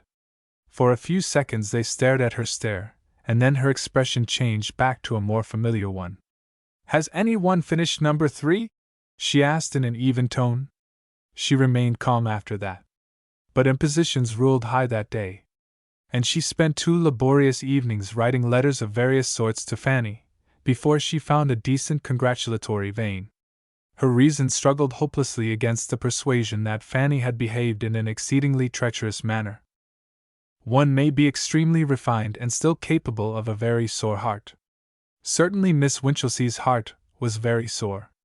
She had moods of sexual hostility, in which she generalized uncharitably about mankind. He forgot himself with me, she said. But Fanny is pink and pretty and soft and a fool, a very excellent match for a man. And by way of a wedding present she sent Fanny a gracefully bound volume of poetry by George Meredith, and Fanny wrote back a grossly happy letter to say that it was all beautiful.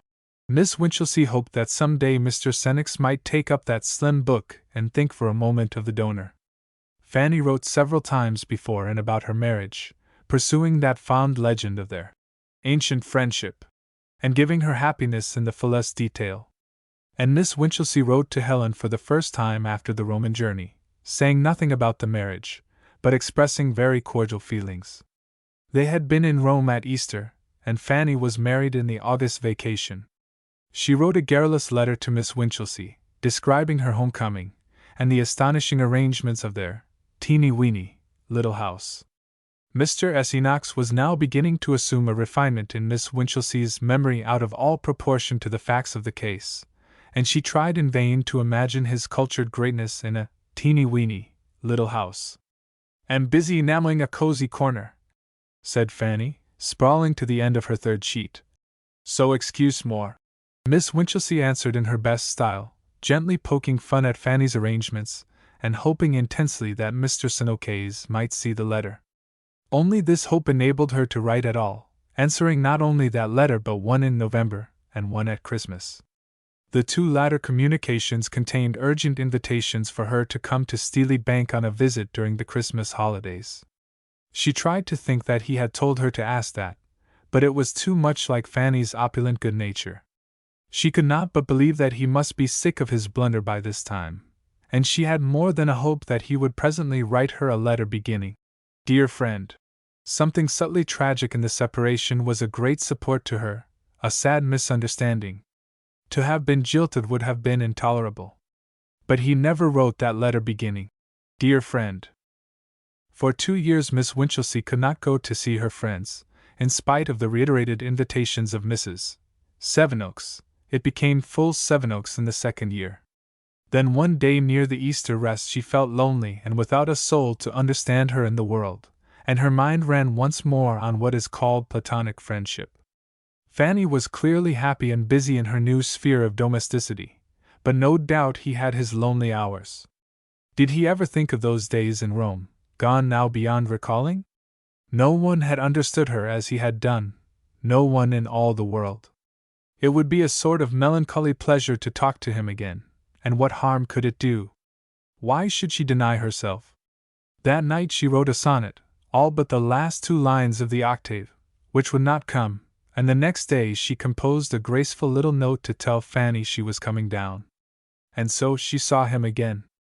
Even at the first encounter it was evident he had changed. He seemed stouter and less nervous, and it speedily appeared that his conversation had already lost much of its old delicacy. There even seemed a justification for Helen's description of weakness in his face. In certain lights it was weak. He seemed busy and preoccupied about his affairs, and almost under the impression that Miss Winchelsea had come for the sake of Fanny. He discussed his dinner with Fanny in an intelligent way. They only had one good long talk together, and that came to nothing. He did not refer to Rome, and spent some time abusing a man who had stolen an idea he had had for a textbook. It did not seem a very wonderful idea to Miss Winchelsea. She discovered he had forgotten the names of more than half the painters whose work they had rejoiced over in Florence. It was a sadly disappointing week, and Miss Winchelsea was glad when it came to an end. Under various excuses she avoided visiting them again.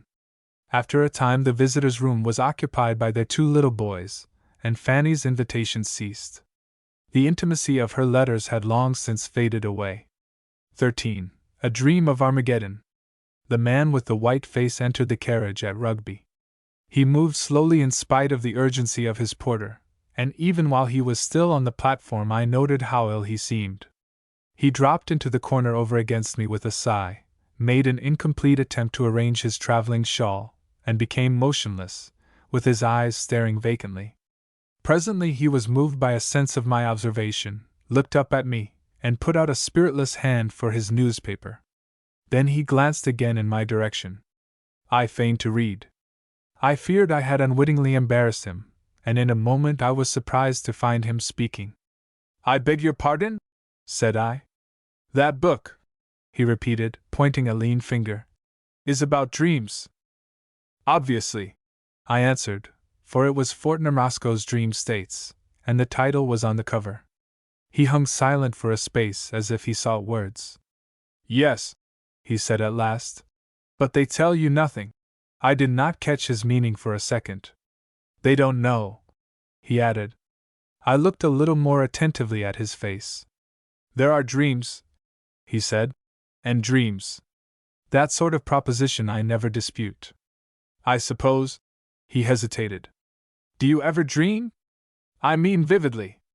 "I dream very little," I answered. "I doubt if I have 3 vivid dreams in a year." "Ah," he said, and seemed for a moment to collect his thoughts. "Your dreams don't mix with your memories?" he asked abruptly. "You don't find yourself in doubt, did this happen or did it not?" "Hardly ever. Except just for a momentary hesitation now and then. I suppose few people do." "Does he say?" He indicated the book. "Says it happens at times and gives the usual explanation about intensity of impression and the like to account for its not happening as a rule. I suppose you know something of these theories?" "Very little, except that they are wrong." His emaciated hand played with the strap of the window for a time. I prepared to resume reading, and that seemed to precipitate his next remark. He leant forward almost as though he would touch me. "Isn't there something called consecutive dreaming, that goes on night after night?" "I believe there is. There are cases given in most books on mental trouble." "Mental trouble?" "Yes. I dare say there are. It's the right place for them. But what I mean," he looked at his bony knuckles, "is that sort of thing always dreaming? Is it dreaming? Or is it something else? Mightn't it be something else?" I should have snubbed his persistent conversation but for the drawn anxiety of his face. I remember now the look of his faded eyes and the lids red-stained. Perhaps you know that look. "I'm not just arguing about a matter of opinion," he said. "The thing's killing me." "Dreams? If you call them dreams. Night after night. Vivid, so vivid this," he indicated the landscape that went streaming by the window, "seems unreal in comparison. I can scarcely remember who I am, what business I am on." He paused. "Even now. The dream is always the same, do you mean?" I asked. "It's over." "You mean?" "I died." "Died?" "Smashed and killed, and now, so much of me as that dream was, is dead. Dead forever. I dreamt I was another man, you know, living in a different part of the world and in a different time. I dreamt that night after night. Night after night I woke into that other life. Fresh scenes and fresh happenings, until I came upon the last." "When you died?" when I died. And since then. No, he said. Thank God! That was the end of the dream. It was clear I was in for this dream. And after all, I had an hour before me, the light was fading fast, and Fortnum Roscoe has a dreary way with him. Living in a different time, I said. Do you mean in some different age? Yes. Past? No, to come, to come. The year 3000, for example? I don't know what year it was. I did when I was asleep, when I was dreaming, that is, but not now that I am awake. There's a lot of things I have forgotten since I woke out of these dreams, though I knew them at the time when I suppose it was dreaming. They called the year differently from our way of calling the year. What did they call it? He put his hand to his forehead. No, said he. I forget. He sat smiling weakly. For a moment I feared he did not mean to tell me his dream. As a rule, I hate people who tell their dreams, but this struck me differently. I proffered assistance even. It began, I suggested. It was vivid from the first. I seemed to wake up in it suddenly. And it's curious that in these dreams I am speaking of I never remembered this life I am living now. It seemed as if the dream life was enough while it lasted. Perhaps, but I will tell you how I find myself when I do my best to recall it all. I don't remember anything dearly until I found myself sitting in a sort of loggia looking out over the sea. I had been dozing, and suddenly I woke up, fresh and vivid, not a bit dreamlike, because the girl had stopped fanning me. The girl? Yes, the girl. You must not interrupt or you will put me out. He stopped abruptly. You won't think I'm mad? He said. No, I answered. You've been dreaming. Tell me your dream. I woke up, I say, because the girl had stopped fanning me. I was not surprised to find myself there or anything of that sort, you understand. I did not feel I had fallen into it suddenly. I simply took it up at that point. Whatever memory I had of this life, this 19th century life, faded as I woke, vanished like a dream. I knew all about myself, knew that my name was no longer Cooper but Hedden, and all about my position in the world. I've forgotten a lot since I woke, there's a want of connection, but it was all quite clear and matter-of-fact then. He hesitated again, gripping the window strap, putting his face forward and looking up at me appealingly. This seems bosh to you? No, no, I cried. Go on. Tell me what this loggia was like. It was not really a loggia, I don't know what to call it. It faced south. It was small. It was all in shadow except the semicircle above the balcony that showed the sky and sea and the corner where the girl stood.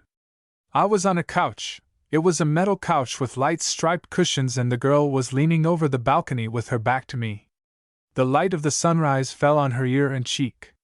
Her pretty white neck and the little curls that nestled there, and her white shoulder were in the sun, and all the grace of her body was in the cool blue shadow.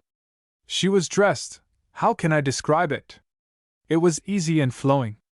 And altogether there she stood, so that it came to me how beautiful and desirable she was, as though I had never seen her before. And when at last I sighed and raised myself upon my arm, she turned her face to me. He stopped. I have lived 53 years in this world. I have had mother, sisters, friends, wife, and daughters, all their faces, the play of their faces, I know. But the face of this girl, it is much more real to me. I can bring it back into memory so that I see it again, I could draw it or paint it. And after all. He stopped, but I said nothing. The face of a dream, the face of a dream. She was beautiful.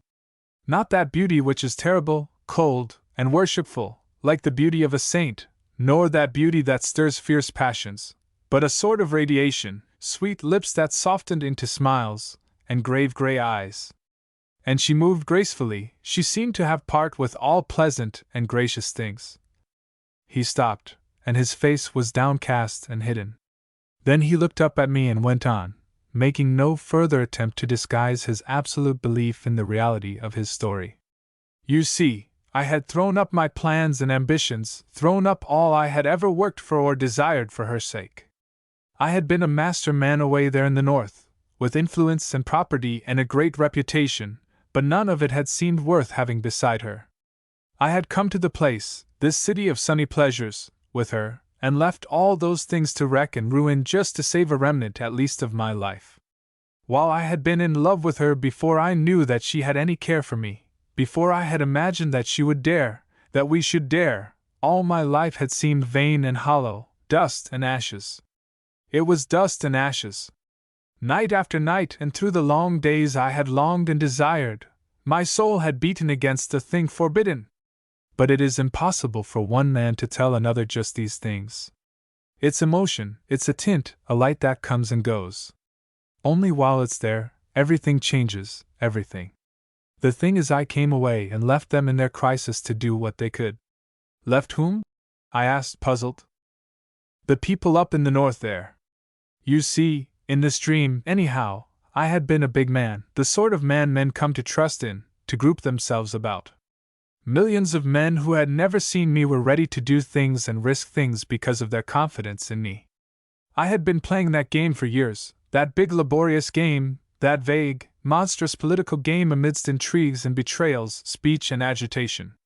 It was a vast weltering world, and at last I had a sort of leadership against the gang. You know, it was called the gang, a sort of compromise of scoundrelly projects and base ambitions and vast public emotional stupidities and catchwords. The gang that kept the world noisy and blind year by year, and all the while that it was drifting towards infinite disaster. But I can't expect you to understand the shades and complications of the year something or other ahead. I had it all down to the smallest details, in my dream. I suppose I had been dreaming of it before I awoke, and the fading outline of some queer new development I had imagined still hung about me as I rubbed my eyes. It was some grubby affair that made me thank God for the sunlight. I sat up on the couch and remained looking at the woman and rejoicing that I had come away out of all that tumult and folly and violence before it was too late. After all, I thought, this is life. Love and beauty, desire and delight, are they not worth all those dismal struggles for vague, gigantic ends? And I blamed myself for having ever sought to be a leader when I might have given my days to love.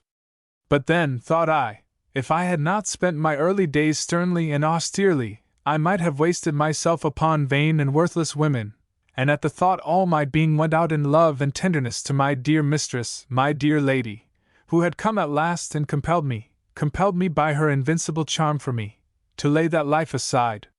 You are worth it, I said, speaking without intending her to hear. You are worth it, my dearest one, worth pride and praise and all things. Love. To have you is worth them all together. And at the murmur of my voice she turned about. Come and see, she cried. I can hear her now. Come and see the sunrise upon Monte Solaro. I remember how I sprang to my feet and joined her at the balcony. She put a white hand upon my shoulder and pointed towards great masses of limestone, flushing, as it were, into life. I looked. But first I noted the sunlight on her face caressing the lines of her cheeks and neck. How can I describe to you the scene we had before us? We were at Capri. I have been there, I said. I have clambered up Monte Solaro and drunk Vero Capri, muddy stuff like cider, at the summit. Ah, said the man with the white face. Then perhaps you can tell me, you will know if this was indeed Capri. For in this life I have never been there. Let me describe it. We were in a little room, one of a vast multitude of little rooms, very cool and sunny, hollowed out of the limestone of a sort of cape, very high above the sea. The whole island, you know, was one enormous hotel, complex beyond explaining, and on the other side there were miles of floating hotels, and huge floating stages to which the flying machines came. They called it a pleasure city. Of course, there was none of that in your time, rather, I should say, is none of that now. Of course. Now, yes. Well, this room of ours was at the extremity of the cape, so that one could see east and west. Eastward was a great cliff, 1,000 feet high perhaps, coldly gray except for one bright edge of gold, and beyond it the Isle of the Sirens, and a falling coast that faded and passed into the hot sunrise. And when one turned to the west, distinct and near was a little bay, a little beach still in shadow.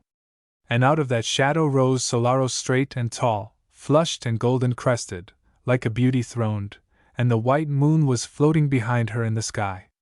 And before us from east to west stretched the many-tinted sea, all dotted with little sailing boats.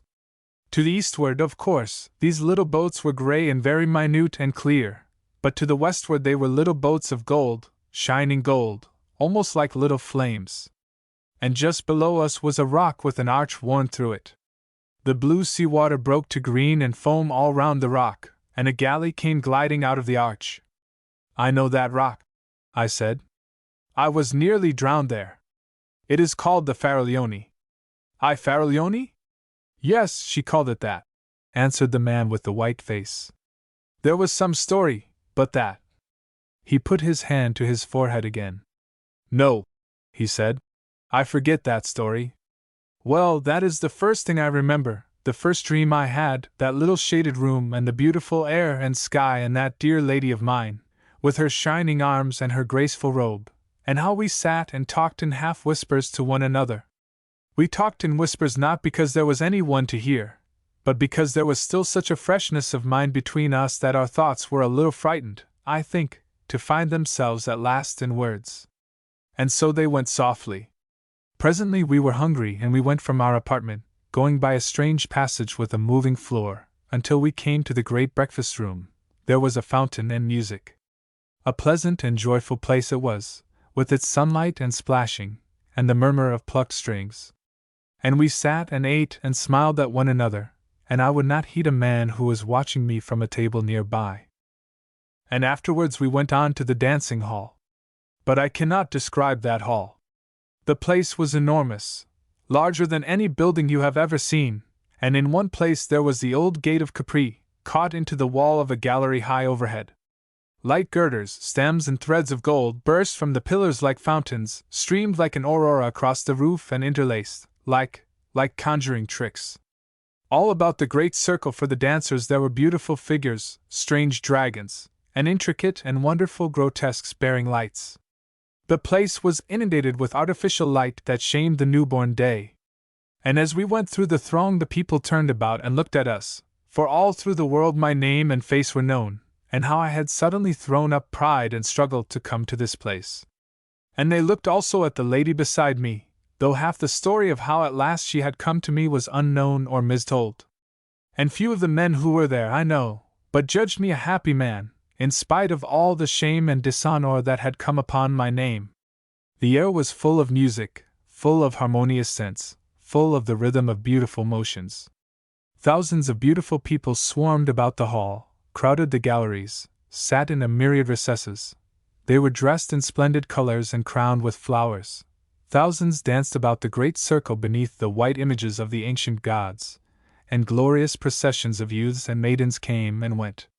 We too danced, not the dreary monotonies of your days, of this time, I mean, but dances that were beautiful, intoxicating. And even now I can see my lady dancing joyously. She danced, you know, with a serious face, she danced with a serious dignity, and yet she was smiling at me and caressing me, smiling and caressing with her eyes. The music was different, he murmured. It went, I cannot describe it, but it was infinitely richer and more varied than any music that has ever come to me awake. And then, it was when we had done dancing, a man came to speak to me.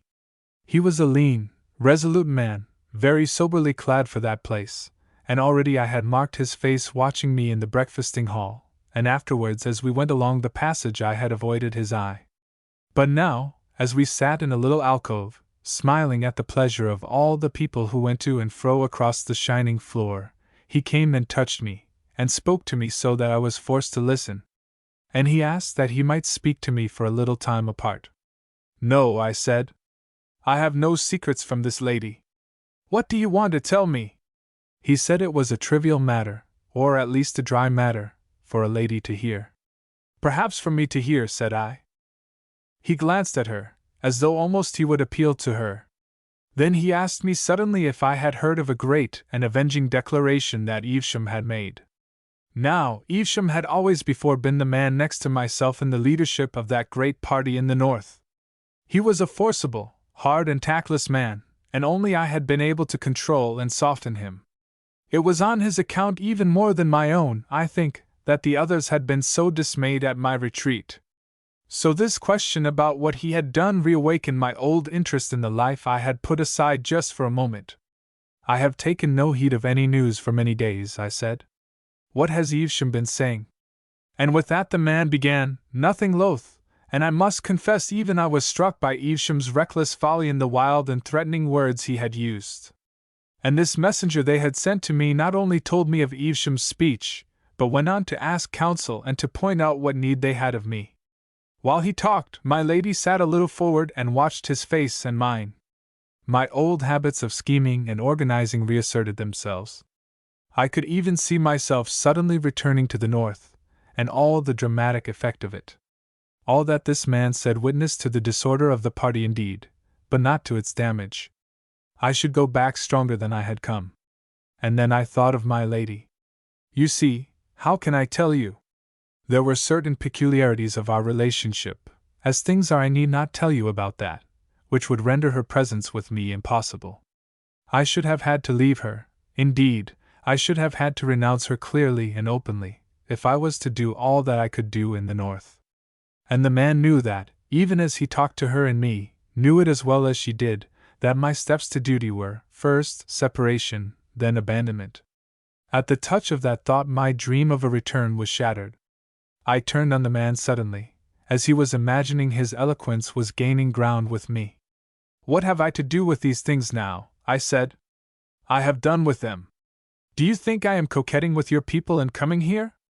No, he said, but why cannot you leave me alone? I have done with these things. I have ceased to be anything but a private man. Yes, he answered. But have you thought? This talk of war, these reckless challenges, these wild aggressions. I stood up. No, I cried. I won't hear you. I took count of all those things, I weighed them, and I have come away. He seemed to consider the possibility of persistence. He looked from me to where the lady sat regarding us. War, he said, as if he were speaking to himself, and then turned slowly from me and walked away. I stood, caught in the whirl of thoughts his appeal had set going. I heard my lady's voice. Dear, she said, but if they have need of you. She did not finish her sentence, she let it rest there. I turned to her sweet face, and the balance of my moods swayed and reeled. They want me only to do the thing they dare not do themselves, I said. If they distrust Evesham, they must settle with him themselves. She looked at me doubtfully. But war, she said. I saw a doubt on her face that I had seen before, a doubt of herself and me, the first shadow of the discovery that, seen strongly and completely, must drive us apart forever. Now, I was an older mind than hers, and I could sway her to this belief or that. My dear one, I said, you must not trouble over these things. There will be no war. Certainly there will be no war. The age of wars is past. Trust me to know the justice of this case. They have no right upon me, dearest, and no one has a right upon me. I have been free to choose my life, and I have chosen this. But war, she said. I sat down beside her. I put an arm behind her and took her hand in mine. I set myself to drive that doubt away. I set myself to fill her mind with pleasant things again. I lied to her, and in lying to her I lied also to myself. And she was only too ready to believe me, only too ready to forget. Very soon the shadow had gone again, and we were hastening to our bathing place in the Grotta del Bovo Marino, where it was our custom to bathe every day. We swam and splashed one another, and in that buoyant water I seemed to become something lighter and stronger than a man. And at last we came out dripping and rejoicing and raced among the rocks. And then I put on a dry bathing dress, and we sat to bask in the sun, and presently I nodded, resting my head against her knee, and she put her hand upon my hair and stroked it softly, and I dozed. And behold, as it were with the snapping of the string of a violin, I was awakening, and I was in my own bed in Liverpool, in the life of today. Only for a time I could not believe that all these vivid moments had been no more than the substance of a dream. In truth, I could not believe it a dream for all the sobering reality of things about me. I bathed and dressed as it were by habit, And as I shaved, I argued why I of all men should leave the woman I loved to go back to fantastic politics in the hard and strenuous North. Even if Evesham did force the world back to war, what was that to me? I was a man, with the heart of a man, and why should I feel the responsibility of a deity for the way the world might go? You know that is not quite the way I think about affairs, about my real affairs. I am a solicitor, you know, with a point of view. The vision was so real, you must understand, so utterly unlike a dream that I kept perpetually recalling little irrelevant details. Even the ornament of a book cover that lay on my wife's sewing machine in the breakfast room recalled with the utmost vividness the gilt line that ran about the seat in the alcove where I had talked with the messenger from my deserted party. Have you ever heard of a dream that had a quality like that? Like? So that afterwards you remembered little details you had forgotten. I thought. I had never noticed the point before, but he was right. Never, I said. That is what you never seem to do with dreams. No, he answered. But that is just what I did. I am a solicitor, you must understand, in Liverpool, and I could not help wondering what the clients and business people I found myself talking to in my office would think if I told them suddenly I was in love with a girl who would be born a couple of 100 years or so hence, and worried about the politics of my great-great-great-grandchildren. I was chiefly busy that day negotiating a 99-year building lease. It was a private builder in a hurry, and we wanted to tie him in every possible way. I had an interview with him, and he showed a certain want of temper that sent me to bed still irritated. That night I had no dream. Nor did I dream the next night, at least, to remember. Something of that intense reality of conviction vanished. I began to feel sure it was a dream. And then it came again. When the dream came again, nearly 4 days later, it was very different. I think it certain that 4 days had also elapsed in the dream. Many things had happened in the North, and the shadow of them was back again between us, and this time it was not so easily dispelled. I began, I know, with moody musings.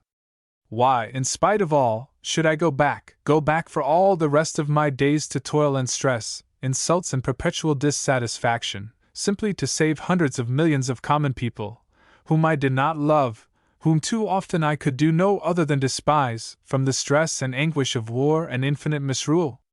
And after all I might fail. They all sought their own narrow ends, and why should not I also live as a man? And out of such thoughts her voice summoned me, and I lifted my eyes. I found myself awake and walking. We had come out above the pleasure city. We were near the summit of Monte Solaro and looking towards the bay. It was the late afternoon, and very clear. Far away to the left Ischia hung in a golden haze between sea and sky, and Naples was coldly white against the hills, and before us was Vesuvius with a tall and slender streamer feathering at last towards the south, and the ruins of Torre dell'Annunziata and Castellamare glittering and near. I interrupted suddenly. You have been to Capri, of course? Only in this dream, he said. Only in this dream. All across the bay beyond Sorrento were the floating palaces of the pleasure city moored and chained. And northward were the broad floating stages that received the aeroplanes. Airplanes fell out of the sky every afternoon, each bringing its thousands of pleasure seekers from the uttermost parts of the earth to Capri and its delights. All these things, I say, stretched below. But we noticed them only incidentally because of an unusual sight that evening had to show. 5 war aeroplanes that had long slumbered useless in the distant arsenals of the Rhine mouth were maneuvering now in the eastward sky. Evesham had astonished the world by producing them and others, and sending them to circle here and there. It was the threat material in the great game of bluff he was playing, and it had taken even me by surprise. He was one of those incredibly stupid, energetic people who seem sent by heaven to create disasters. His energy to the first glance seemed so wonderfully like capacity. But he had no imagination, no invention, only a stupid, vast, driving force of will, and a mad faith in his stupid idiot luck to pull him through. I remember how we stood out upon the headland watching the squadron circling far away, and how I weighed the full meaning of the sight, seeing clearly the way things must go. And then even it was not too late. I might have gone back, I think, and saved the world. The people of the North would follow me, I knew, granted only that in one thing I respected their moral standards. The East and South would trust me as they would trust no other northern man.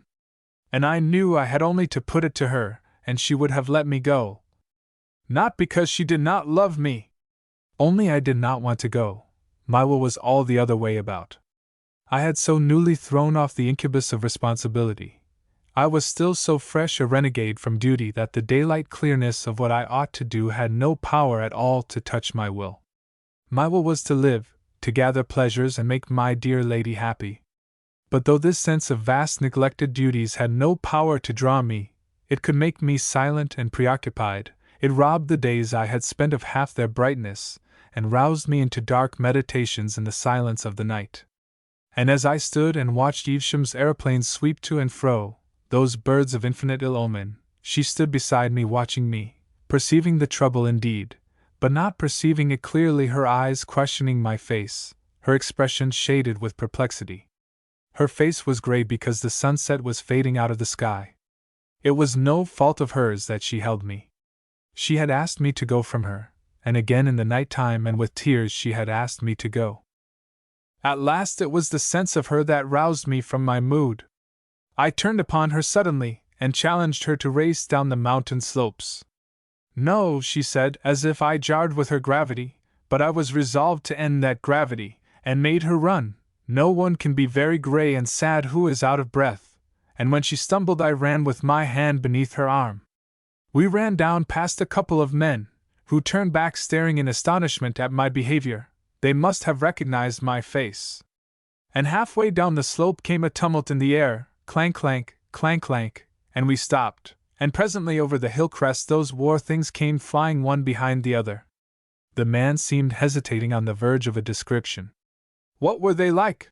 I asked. They had never fought, he said. They were just like our ironclads are nowadays. They had never fought. No one knew what they might do, with excited men inside them. Few even cared to speculate. They were great driving things shaped like spearheads without a shaft, with a propeller in the place of the shaft. Steel? Not steel. Aluminium? No, nothing of that sort.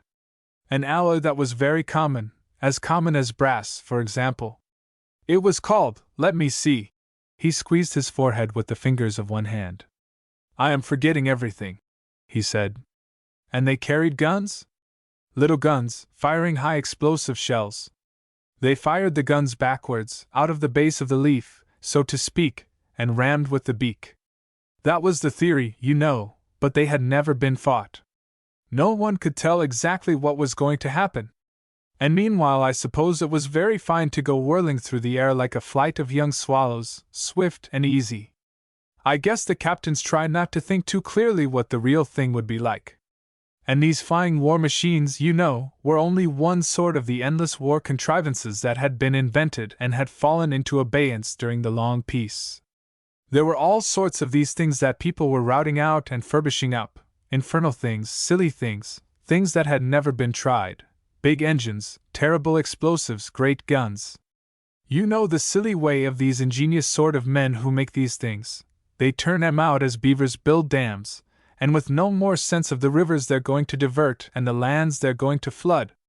As we went down the winding stepway to our hotel again, in the twilight, I foresaw it all. I saw how clearly and inevitably things were driving for war in Evesham's silly, violent hands, and I had some inkling of what war was bound to be under these new conditions. And even then, though I knew it was drawing near the limit of my opportunity, I could find no will to go back. He sighed. That was my last chance. We didn't go into the city until the sky was full of stars, so we walked out upon the high terrace, to and fro, and she counseled me to go back. My dearest, she said, and her sweet face looked up to me, this is death. This life you lead is death. Go back to them, go back to your duty. She began to weep, saying, between her sobs, and clinging to my arm as she said it, go back, go back. Then suddenly she fell mute, and glancing down at her face, I read in an instant the thing she had thought to do. It was one of those moments when one sees. No, I said. No, she asked, in surprise, and I think a little fearful at the answer to her thought. Nothing, I said, shall send me back. Nothing. I have chosen. Love, I have chosen, and the world must go. Whatever happens, I will live this life. I will live for you. Nothing shall turn me aside, nothing, my dear one. Even if you died, even if you died. Yes, she murmured softly. Then I also would die. And before she could speak again, I began to talk, talking eloquently, as I could do in that life, talking to exalt love, to make the life we were living seem heroic and glorious, and the thing I was deserting something hard and enormously ignoble that it was a fine thing to set aside. I bent all my mind to throw that glamour upon it, seeking not only to convert her but myself to that. We talked, and she clung to me, torn too between all that she deemed noble and all that she knew was sweet. And at last I did make it heroic, made all the thickening disaster of the world only a sort of glorious setting to our unparalleled love, and we two poor foolish souls strutted there at last, clad in that splendid delusion, drunken rather with that glorious delusion, under the still stars. And so my moment passed. It was my last chance. Even as we went to and fro there, the leaders of the South and East were gathering their resolve, and the hot answer that shattered Evesham's bluffing forever took shape and waited. And all over Asia, and the ocean, and the South, the air and the wires were throbbing with their warnings to prepare, prepare. No one living, you know, knew what war was, no one could imagine, with all these new inventions, what horror war might bring. I believe most people still believed it would be a matter of bright uniforms and shouting charges and triumphs and flags and bands, in a time when half the world drew its food supply from regions 10,000 miles away. The man with the white face paused. I glanced at him, and his face was intent on the floor of the carriage. A little railway station, a string of loaded trucks, a signal box, and the back of a cottage shot by the carriage window, and a bridge passed with a clap of noise, echoing the tumult of the train. After that, he said, I dreamt often. For 3 weeks of nights that dream was my life. And the worst of it was there were nights when I could not dream, when I lay tossing on a bed in this accursed life, and there, somewhere lost to me, things were happening, momentous, terrible things. I lived at nights, my days, my waking days, this life I am living now, became a faded, faraway dream, a drab setting, the cover of the book. He thought. I could tell you all, tell you every little thing in the dream, but as to what I did in the daytime, no, I could not tell, I do not remember. My memory has gone. The business of life slips from me. He leant forward, and pressed his hands upon his eyes. For a long time he said nothing. And then, said I, the war burst like a hurricane. He stared before him at unspeakable things. And then, I urged again. One touch of unreality, he said in the low tone of a man who speaks to himself. And they would have been nightmares. But they were not nightmares. They were not nightmares. No! He was silent for so long that it dawned upon me that there was a danger of losing the rest of the story. But he went on talking again in the same tone of questioning self-communion. What was there to do but flight? I had not thought the war would touch Capri. I had seemed to see Capri as being out of it all, as the contrast to it all. But 2 nights after the whole place was shouting and bawling, every woman almost and every other man wore a badge, Evesham's badge, and there was no music but a jangling war song over and over again, and everywhere men enlisting, and in the dancing halls they were drilling. The whole island was awhirl with rumors. It was said again and again that fighting had begun. I had not expected this. I had seen so little of the life of pleasure that I had failed to reckon with this violence of the amateurs. And as for me, I was out of it. I was like a man who might have prevented the firing of a magazine. The time had gone. I was no one. The vainest stripling with a badge counted for more than I. The crowd jostled us and bawled in our ears. That accursed song deafened us. A woman shrieked at my lady because no badge was on her, and we two went back to our own place again, ruffled and insulted, my lady white and silent, and I aquiver with rage. So furious was I could have quarreled with her if I could have found one shade of accusation in her eyes. All my magnificence had gone from me. I walked up and down our rock cell, and outside was the darkling sea and a light to the southward that flared and passed and came again. "We must get out of this place," I said over and over. "I have made my choice, and I will have no hand in these troubles. I will have nothing of this war. We have taken our lives out of all these things. This is no refuge for us. Let us go." And the next day we were already in flight from the war that covered the world. And all the rest was flight, all the rest was flight. He mused darkly. How much was there of it? He made no answer. How many days? His face was white and drawn and his hands were clenched. He took no heed of my curiosity. I tried to draw him back to his story with questions. "Where did you go?" I said. "When?" "When you left Capri." "Southwest," he said, and glanced at me for a second. "We went in a boat." "But I should have thought an aeroplane?" "They had been seized." I questioned him no more. Presently I thought he was beginning again. He broke out in an argumentative monotone. "But why should it be? If, indeed, this battle, this slaughter and stress is life, why have we this craving for pleasure and beauty?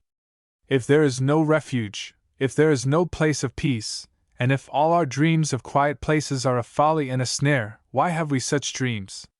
Surely it was no ignoble cravings, no base intentions, had brought us to this. It was love had isolated us. Love had come to me with her eyes and robed in her beauty, more glorious than all else in life, in the very shape and color of life, and summoned me away. I had silenced all the voices, I had answered all the questions, I had come to her. And suddenly there was nothing but war and death. I had an inspiration. "After all," I said, "it could have been only a dream." "A dream!" he cried, flaming upon me. "A dream, when even now—" For the first time he became animated. A faint flush crept into his cheek. He raised his open hand and clenched it, and dropped it to his knee. He spoke, looking away from me, and for all the rest of the time he looked away. "We are but phantoms," he said, "and the phantoms of phantoms, desires like cloud shadows and wills of straw that eddy in the wind. The days pass, use and won't carry us through as a train carries the shadow of its lights, so be it. But one thing is real and certain, one thing is no dream stuff, but eternal and enduring. It is the center of my life, and all other things about it are subordinate, or altogether vain. I loved her, that woman of a dream. And she and I are dead together. A dream. How can it be a dream, when it drenched a living life with unappeasable sorrow, when it makes all that I have lived for and cared for, worthless and unmeaning? Until that very moment when she was killed I believed we had still a chance of getting away," he said. "All through the night and morning that we sailed across the sea from Capri to Salerno, we talked of escape. We were full of hope, and it clung about us to the end, hope for the life together we should lead, out of it all, out of the battle and struggle, the wild and empty passions, the empty arbitrary thou shalt and thou shalt not of the world. We were uplifted, as though our quest was a holy thing, as though love for one another was a mission. Even when from our boat we saw the fair face of that great rock Capri, already scarred and gashed by the gun emplacements and hiding places that were to make it a fastness, we reckoned nothing of the imminent slaughter, though the fury of preparation hung about in puffs and clouds of dust at 100 points amidst the gray. But indeed, I made a text of that and talked.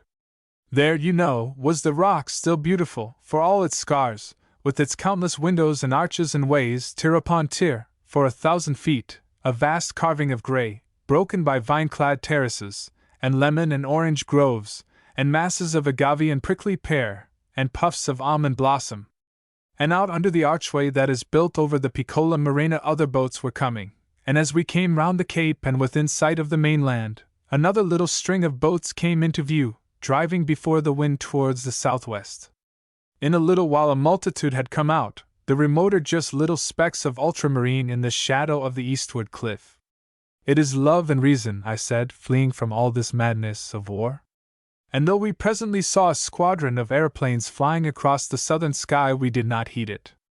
There it was, a line of little dots in the sky, and then more, dotting the southeastern horizon, and then still more, until all that quarter of the sky was stippled with blue specks. Now they were all thin little strokes of blue, and now one and now a multitude would heel and catch the sun and become short flashes of light. They came rising and falling and growing larger, like some huge flight of gulls or rooks, or such like birds moving with a marvelous uniformity, and ever as they drew nearer they spread over a greater width of sky. The southward wing flung itself in an arrow-headed cloud athwart the sun, and then suddenly they swept round to the eastward and streamed eastward, growing smaller and smaller and clearer again until they vanished from the sky. And after that we noted to the northward and very high Evesham's fighting machines hanging high over Naples like an evening swarm of gnats. It seemed to have no more to do with us than a flight of birds. Even the mutter of guns far away in the southeast seemed to us to signify nothing. Each day, each dream after that, we were still exalted, still seeking that refuge where we might live and love. Fatigue had come upon us, pain and many distresses. For though we were dusty and stained by our toilsome tramping, and half-starved and with the horror of the dead men we had seen and the flight of the peasants, for very soon a gust of fighting swept up the peninsula, with these things haunting our minds it still resulted only in a deepening resolution to escape. Oh, but she was brave and patient! She who had never faced hardship and exposure had courage for herself, and me. We went to and fro seeking an outlet, over a country all commandeered and ransacked by the gathering hosts of war. Always we went on foot. At first there were other fugitives, but we did not mingle with them. Some escaped northward, some were caught in the torrent of peasantry that swept along the main roads, many gave themselves into the hands of the soldiery and were sent northward. Many of the men were impressed. But we kept away from these things. We had brought no money to bribe a passage north, and I feared for my lady at the hands of these conscript crowds. We had landed at Salerno, and we had been turned back from Cava, and we had tried to cross towards Taranto by a pass over Mount Alberno, but we had been driven back for want of food, and so we had come down among the marshes by Paestum, where those great temples stand alone. I had some vague idea that by Paestum it might be possible to find a boat or something, and take once more to sea. And there it was the battle overtook us. A sort of soul blindness had me. Plainly I could see that we were being hemmed in, that the great net of that giant warfare had us in its toils. Many times we had seen the levies that had come down from the north going to and fro, and had come upon them in the distance amidst the mountains, making ways for the ammunition and preparing the mounting of the guns. Once we fancied they had fired at us, taking us for spies. At any rate a shot had gone shuddering over us. Several times we had hidden in woods from hovering aeroplanes. But all these things do not matter now, these nights of flight and pain. We were in an open place near those great temples at Paestum, at last, on a blank stony place dotted with spiky bushes, empty and desolate, and so flat that a grove of eucalyptus far away showed to the feet of its stems. How I can see it! My lady was sitting down under a bush, resting a little, for she was very weak and weary, and I was standing up watching to see if I could tell the distance of the firing that came and went. They were still, you know, fighting far from each other, with those terrible new weapons that had never before been used, guns that would carry beyond sight, and aeroplanes that would do what they would do no man could foretell. I knew that we were between the two armies, and that they drew together. I knew we were in danger, and that we could not stop there and rest. Though all these things were in my mind, they were in the background. They seemed to be affairs beyond our concern. Chiefly, I was thinking of my lady. An aching distress filled me. For the first time she had owned herself beaten and had fallen a-weeping.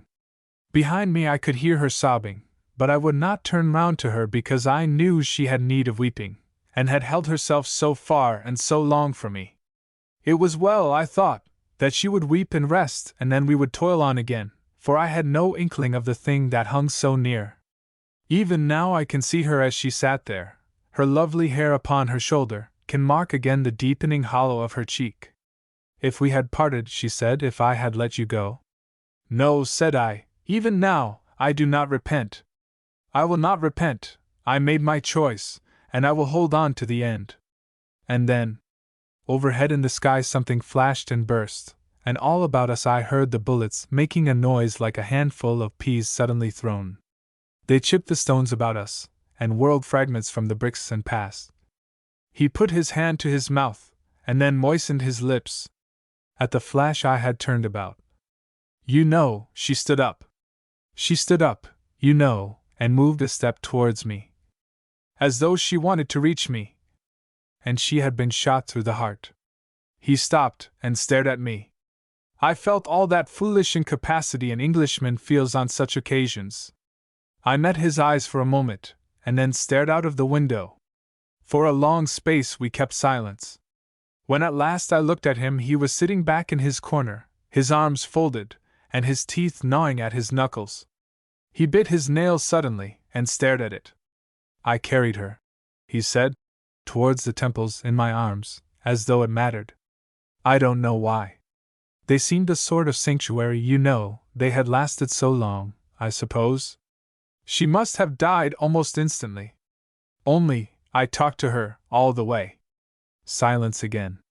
I have seen those temples, I said abruptly, and indeed he had brought those still, sunlit arcades of worn sandstone very vividly before me.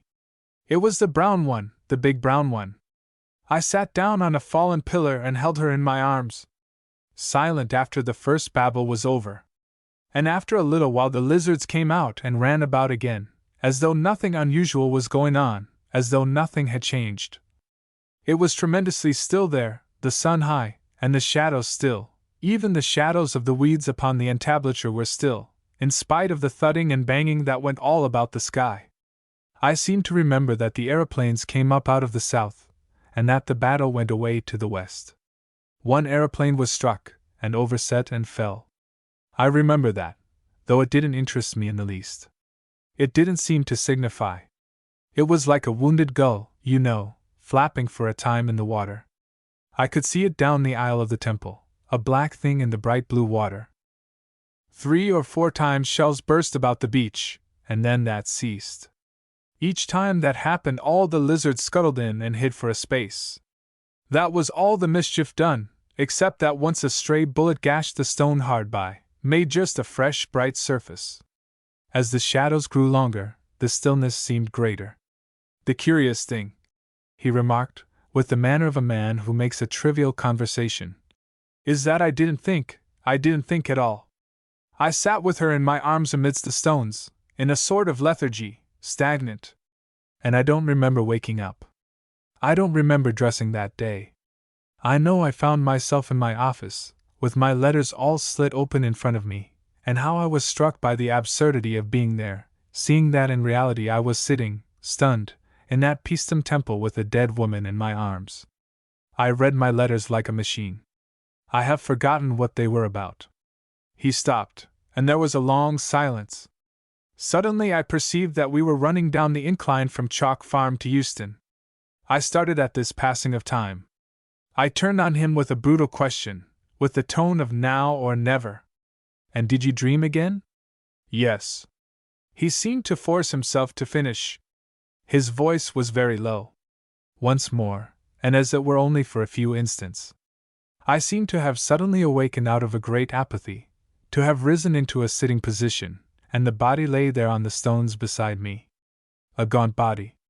Not her, you know. So soon, it was not her.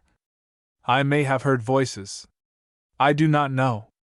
Only I knew clearly that men were coming into the solitude and that was a last outrage. I stood up and walked through the temple, and then there came into sight, first one man with a yellow face, dressed in a uniform of dirty white, trimmed with blue, and then several, climbing to the crest of the old wall of the vanished city, and crouching there. They were little bright figures in the sunlight, and there they hung, weapon in hand, peering cautiously before them. And further away I saw others and then more at another point in the wall. It was a long lax line of men in open order. Presently the man I had first seen stood up and shouted a command, and his men came tumbling down the wall and into the high weeds towards the temple. He scrambled down with them and led them. He came facing towards me, and when he saw me he stopped. At first I had watched these men with a mere curiosity, but when I had seen they meant to come to the temple I was moved to forbid them. I shouted to the officer. "You must not come here," I cried. "I am here. I am here with my dead." He stared, and then shouted a question back to me in some unknown tongue.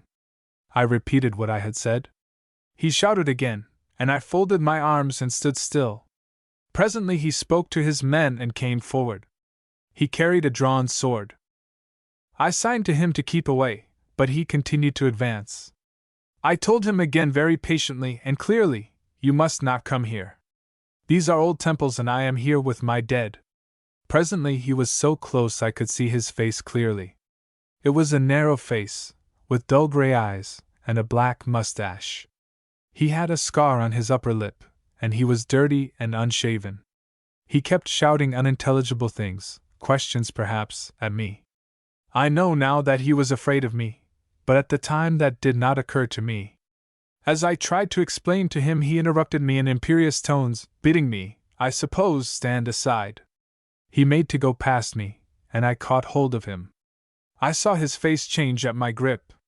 "You fool," I cried. "Don't you know? She is dead." He started back. He looked at me with cruel eyes. I saw a sort of exultant resolve leap into them, delight. Then, suddenly, with a scowl, he swept his sword back, so, and thrust. He stopped abruptly. I became aware of a change in the rhythm of the train. The brakes lifted their voices and the carriage jarred and jerked.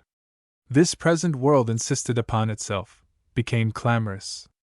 I saw through the steamy window huge electric lights glaring down from tall masts upon a fog, saw rows of stationary empty carriages passing by, and then a signal box, hoisting its constellation of green and red into the murky London twilight, marched after them. I looked again at his drawn features. He ran me through the heart. It was with a sort of astonishment, no fear, no pain, but just amazement, that I felt it pierce me, felt the sword drive home into my body. It didn't hurt, you know. It didn't hurt at all. The yellow platform lights came into the field of view, passing first rapidly, then slowly, and at last stopping with a jerk. Dim shapes of men passed to and fro without. "Euston!" cried a voice. "Do you mean?" There was no pain, no sting or smart. Amazement and then darkness sweeping over everything. The hot, brutal face before me, the face of the man who had killed me, seemed to recede. It swept out of existence. "Euston!" clamored the voices outside. "Euston!"